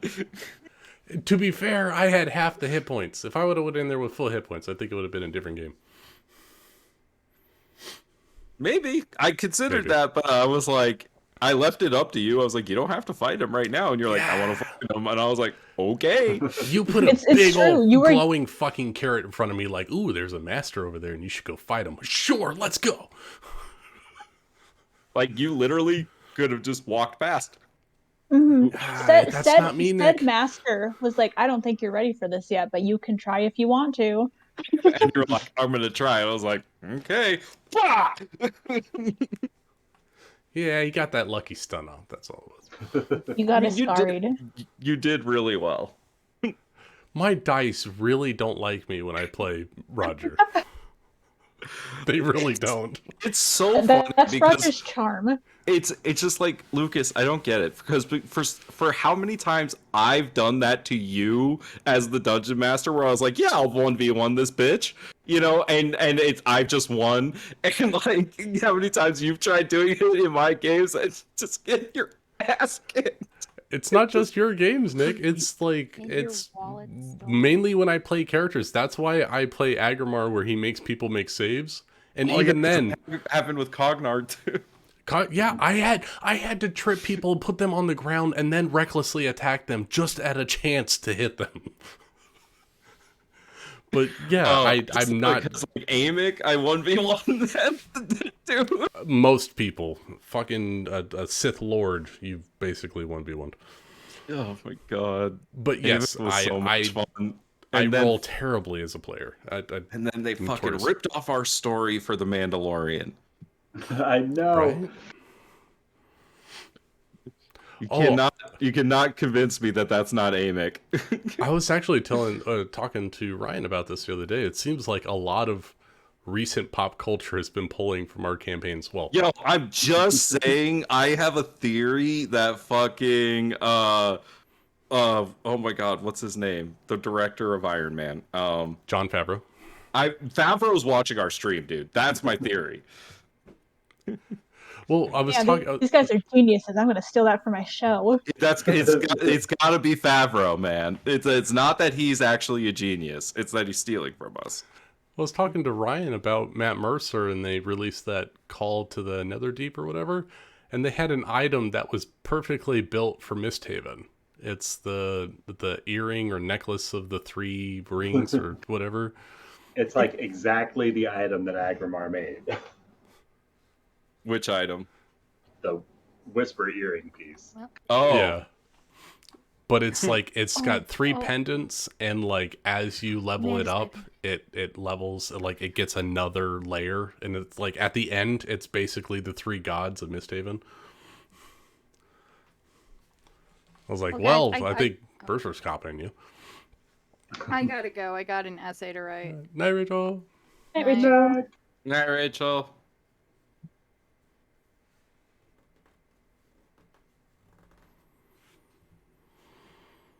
I'm probably gonna head out too. Good night, everybody. Good night. This was Good fun. Night. I now Get have to go work, think Lucas. of pirates. Yeah. I'm gonna be up all night. Thanks, Hey, guys. Lucas. Here's the thing. If you need me to help with story, I will. Because I don't care. I will play through that shit, even if I know what's coming. Because I might have to hit you up on that. yeah, because well, at the very least, we're gonna have to get some more like character story stuff going on. I like mean, what we did for early. I will write shit for everyone else, and you can write shit for Iskari. You already nuked my island.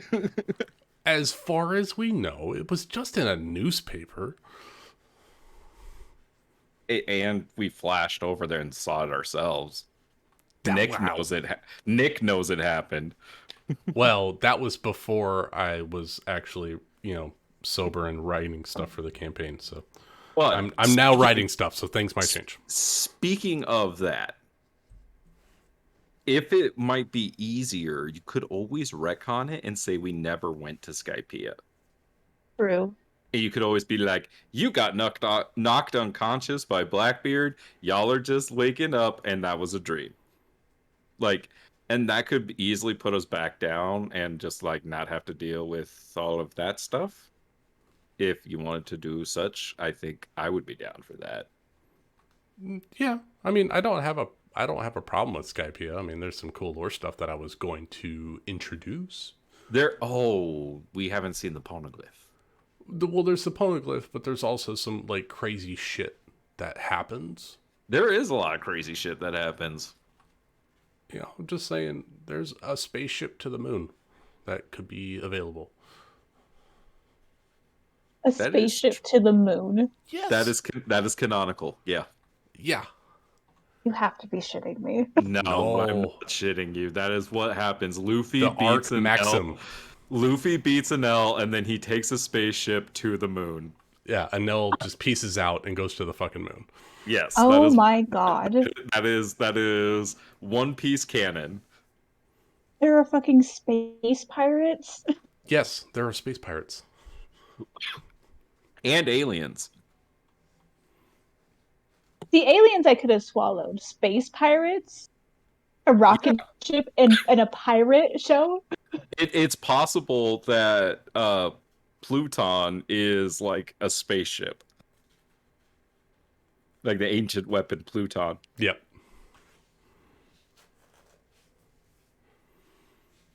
It's not a rocket ship. I mean, that's just silly. It's just powered by lightning.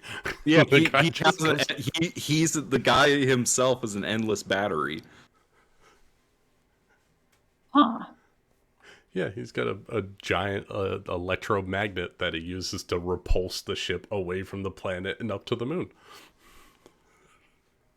Well then. I have consumed very little of One Piece, so it's I was not I guess kidding. It shouldn't be that. Marineford arc is... I've seen the Marineford arc. Yeah, that is just chef's kiss anime. And really the only reason why I watched it is because my brother insisted. I mean, he's not wrong. So was there a lot that I skipped just to watch that arc? Yes. Did I actually care? No. No, and you don't even need to. That's the crazy thing. It catches you up just fine with all the flashbacks and shit. Mm-hmm. No, the only thing, there's nothing that really leads up to that besides the character bonding moments of like the major arcs, like the Arlong arc and the Ines Lobby arc are the big ones. The craziest thing is that the rest of the crew ain't even in it. It's just Luffy. And they get bamped out before that. It's like all of the other people in the world, you know? It's crazy.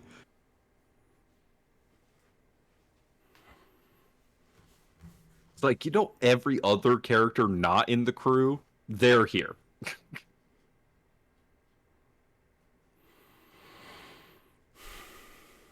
Yep. I'm excited though, man. I want to play that shit. I want to play it like right now. I gotta make sure that it's mechanically challenging while being fulfilling story wise. So I'm gonna have to tweak it and make sure that it works.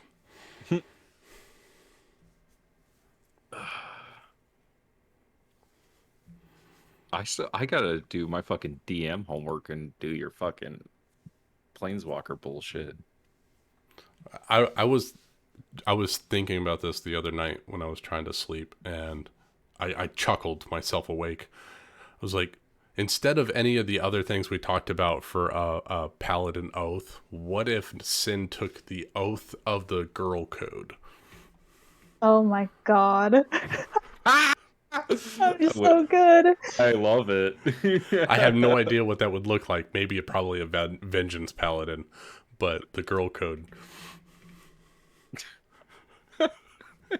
I was like, what would that even be like for a paladin? Smite all the bitches that aren't your bitches. Oath of Conquest or Oath of Devotion. Yeah, like, because Oath of Devotion, like, you're devoted to your bitches. Or Oath of Conquest, because if you're taking an oath, like, with Kieran to take down those bitches, Conquest or Vengeance, Would that mean that Sid gets their magic directly from Kieran? Oh my god. That would be funny. Oh, the collective bitch? Is that what we're talking about? Bitch collective. The bitch collective. The bitch mind. The bitch mind. The bitch hive mind. Oh my god, the elder bitch brain. Oh my god, they could be mind flayers. Yes.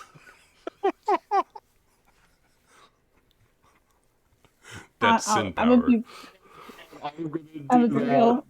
That's Dimension 20 bullshit. I love it. I still can't believe I did that because I panicked. I panicked so hard, and now Kieran's in jail. I mean, I think it's fucking hilarious. Like, because she could have just walked away. Again, it's just one of those situations where I let you guys walk away, and you're Actions like, have consequences. And I'm like, all right. Actions have. You know what? I do have a redemption kind of thing for Luvenia. Luvenia's the oldest. Whenever she fucked up, she would throw her younger siblings under the bus. Yeah, that sounds about right. It didn't half the time though, because she was the only one that did magic, but that's besides the point. I mean, the nice part is that Kieran's connected. Like, if any of you can prevent themselves from getting kicked out of school, it's Kieran. As long as True. Margot doesn't show up.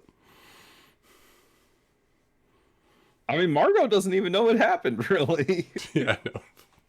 She only knew when Kieran failed her ray of sickness hit. Well, and Kieran didn't look like Kieran. She was disguised, that's true. She can guess, Yeah. I'm sure. Yeah, this I mean, random person on she got campus. arrested. Margot would be like, taken care of. Oh my gosh. I still haven't talked to Rowan or Will yet about the Planeswalker shit. Yeah, we ran out of time for that. But, I mean, you could talk to Sin about it. True. Very trustworthy. Yeah, totally. I mean, Kieran followed Girl Code by telling Sin about the fact that Kasmina was asking questions about her. Yeah.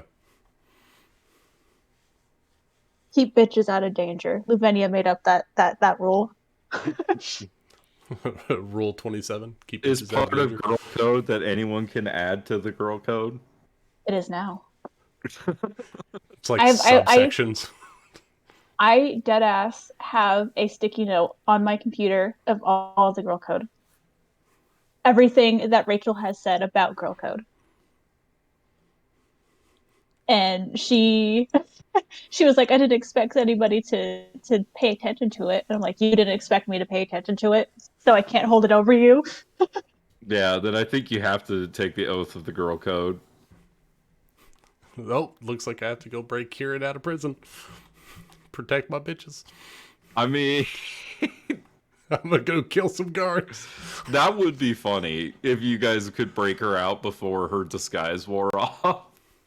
Or yeah, that would be funny. The problem is that Sin has no idea what's going on. Yeah, you guys are all so far away from her. The only one that knows what's going on is Lavinia. Who at the end of the session came back and was saying over and over, she's going to kill me, I'm dead. Yeah. Well, I mean, the fact that you told the fucking Tusktooth what happened and completely threw her under the bus. She's not gonna get paid anymore. She lost her job. She lost her college tuition. Poor Chad. I stole her boy toys. You stole her boyfriend. Yeah, Lavinia really broke Girl Code. Not really. You made Kieran hit rock bottom. In one sentence. No, I did break Girl Code. You did. You broke Number Girl Code. 14, always back up your girls. Yep. Yeah, you backed up all right. 3 times. Beep, beep, beep. She'll figure it out. Was that a school bus? No, that's Lavinia's ass. She ran over 3 times. I think that's excessive. What's that? What's the meme? Stop! He's already dead. It's dead. It's already dead. Oh my gosh! And Alistair doing the Sailor Moon mage armor. Oh my god! Yes. Oh god! Tuxedo mask transformation. Oh, fuck. I'm gonna have to actually think about that this week. I've been so busy with work; it makes it so hard to prepare stuff. Oh, I know. I had to work overtime last week. Yeah. The week before my vacation. It was irritating. Because if I just ran what's in the Strixhaven book, we'd be so far, much further. I've added a lot. I mean, I think we can get up to some hijinks without you having to prepare. Oh, I mean, the last session that we did, I did not prepare much. I wrote maybe a page of notes and went with it. It was fun. Like, I think there's gonna have to be like this this girl group adventure at some point, just figuring out what's going on. I mean, there are you things guys. attacking students. There's like strange hot men coming into people's windows. Like, Is he come on. actually hot though? I didn't actually see what he looks I like. Hold mean, on. he's pretty good looking. Luca's pretty good looking.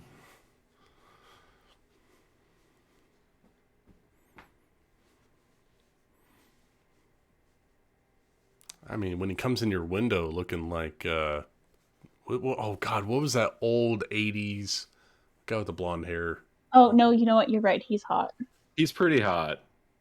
He kind of reminds Fabio. me Like of Fabio coming into your window. his face and the outfit kind of reminds me of Gambit. Yes. And He's got a giant fucking tiger. I was gonna say, and he likes animals. You know, like what more could you want? He's handsome, mysterious, and likes animals. What more could you want? Exactly. That's why Sin was like, "Oh, he's hot." And he invited you to join a secret society. Yeah. I mean, when a hot guy comes into your window, I don't know. Can't be anything suspicious about that. No. You should trust him implicitly. Yeah. Yep. Exactly. Although that curveball you threw with the owls watching, oh god. Who could those belong to? Yeah, Casmina, right? Mm. I'm stuck in the middle of a war.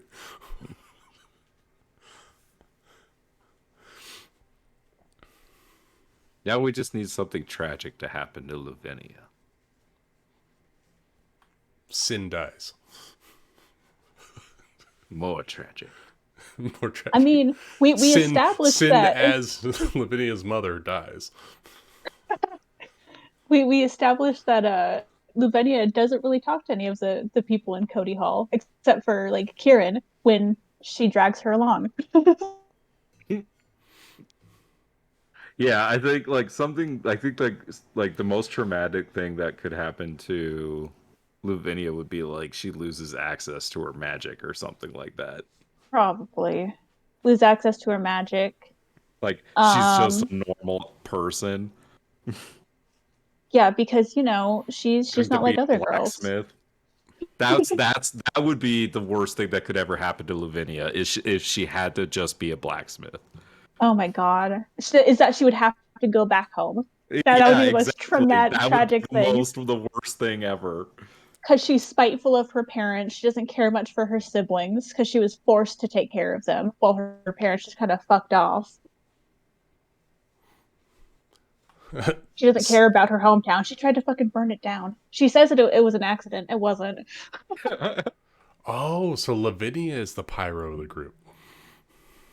Lavinia is chaotic as fuck. You guys just don't really know it. We don't know ourselves. I mean, she's also gonna start pumping iron, so you better watch out. I mean, I'm running with split personality disorder, so fucking Greta's gonna get her swole, man.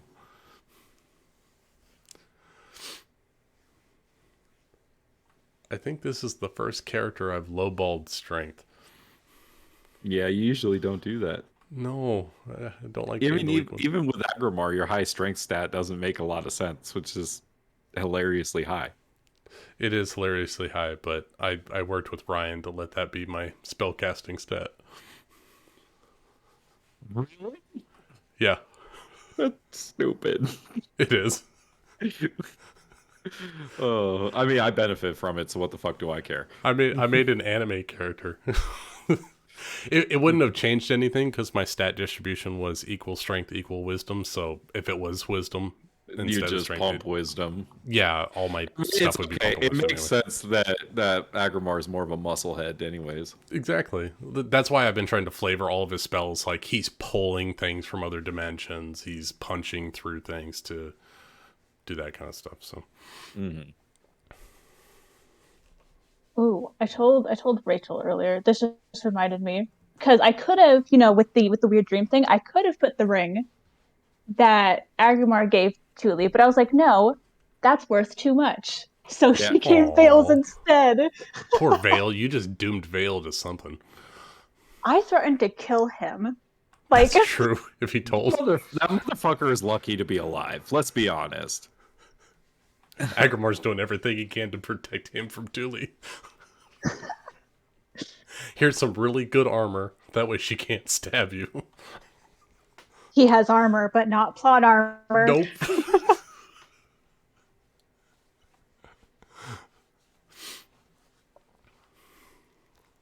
All right, I'm gonna get out of here. Later, y'all. All right, that guys. Good night.